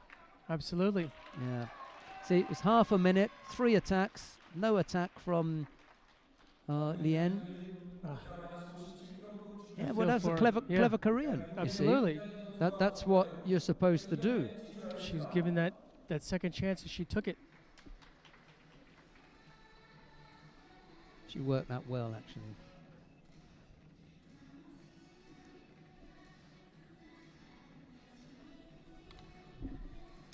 Right, just before we race off, let's have a look at what's been going on today. We've had the 5 weight categories to bring you. I'll just run through the finals and then see whether or not David has got any a take on how it's all gone. Star performer for you? Anyone you like, no particular order. Puliev and Gombat have been the 2 most consistent, and they deservedly should be. I mean, those guys are top-ranked guys. Kichu as well. I mean, the top people really did raise, at least on one side of the bracket, for almost every weight category. Surprises for me would be Davis. That's a really nice performance. She's in the final. And then you've got a couple Japanese, Fujisaka and Uchiho. Okay, well, let's have a run through then and see what that final lineup is in the under 48 kilo category. It's Chernovitsky Ava of Hungary. She'll face Gadbalrak Odgansetseg of Kazakhstan. That's in the under 48 kilo category. The Gadbalrak really needed that. Maybe Chernovitsky not as much, but Gadbalrak was, off the pace, so needs some big points here. Number 1 seed Andrea Kitsu was the number 1 seed in the 48 kilo category. 52. Julia Figueroa bowed out earlier, Yeah, so she missed out. We lost the number 1 seed there in the 48 kilo category. The number 1 seed in the under 52 kilo category, Andrea Kitsu of Romania, has made her way to the final. She'll face Uchio Mako of Japan. Surprise package there for us this morning, unseeded, but makes her way to the final. Looked okay. Did a reasonable job. Yeah, I think nothing flashy or fancy. Probably the 2 tests she had were the first match against Cohen, and then before Oriane, she had the Baba Muratova. Yeah, so that could have been a tough one. Yeah. Right, the under 57 kilo category, we lost the number 1 seed Autumn Pavia. She lost out in her first contest. We've got Dakota Davis of Great Britain and Kim Jun-dee of Korea. That'll be the final in the under 57 kilo category. In the under 60 kilo category, Kim Won-jin, the number 1 seed, made it through to the final. He will face the number 2 seed Ganbat Bolbatar of Mongolia, and in the under 66 kilo category, the number 1 seed has made it through to the final there as well. Mikhail Pulyev of Russia. He faces, I have to read my own writing here. Fujisaka. Fujisaka Taro of Japan. We'll have those matches for you in an hour and 45 minutes. We'll be back at 5 o'clock. We look forward to your company then, but from David and myself, it's bye-bye for now. See you in a bit, folks.